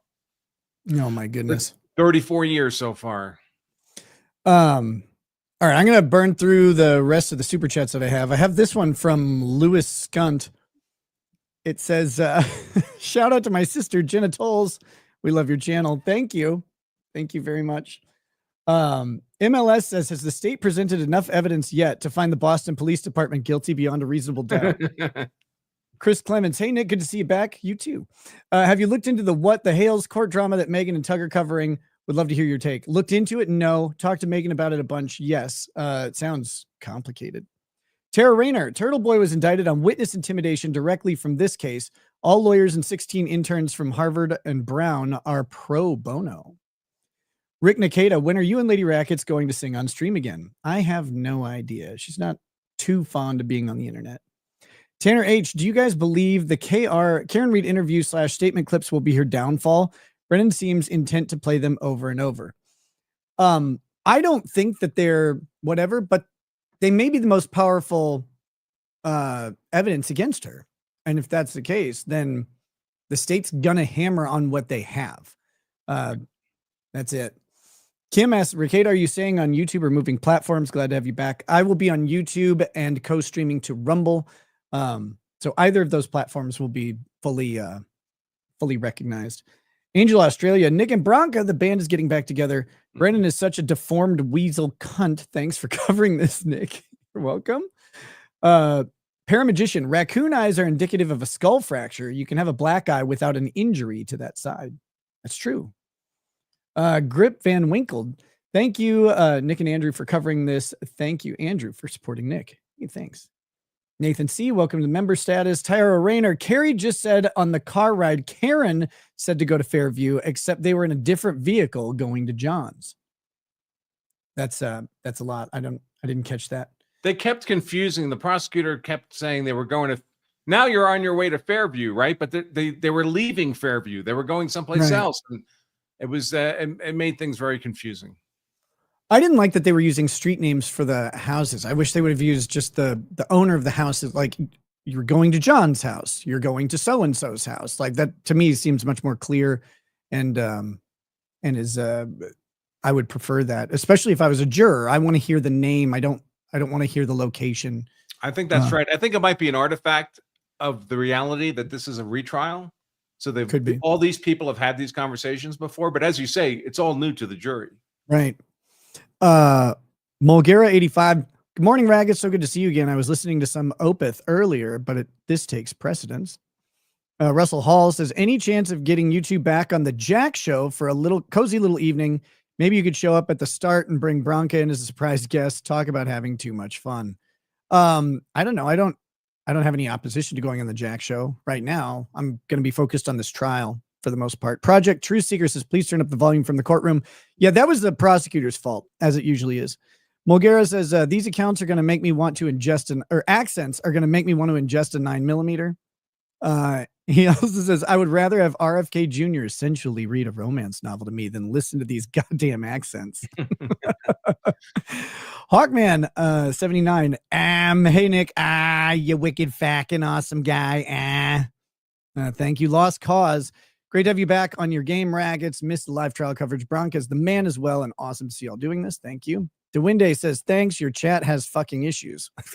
Don't we all, brother? Lawbertarian.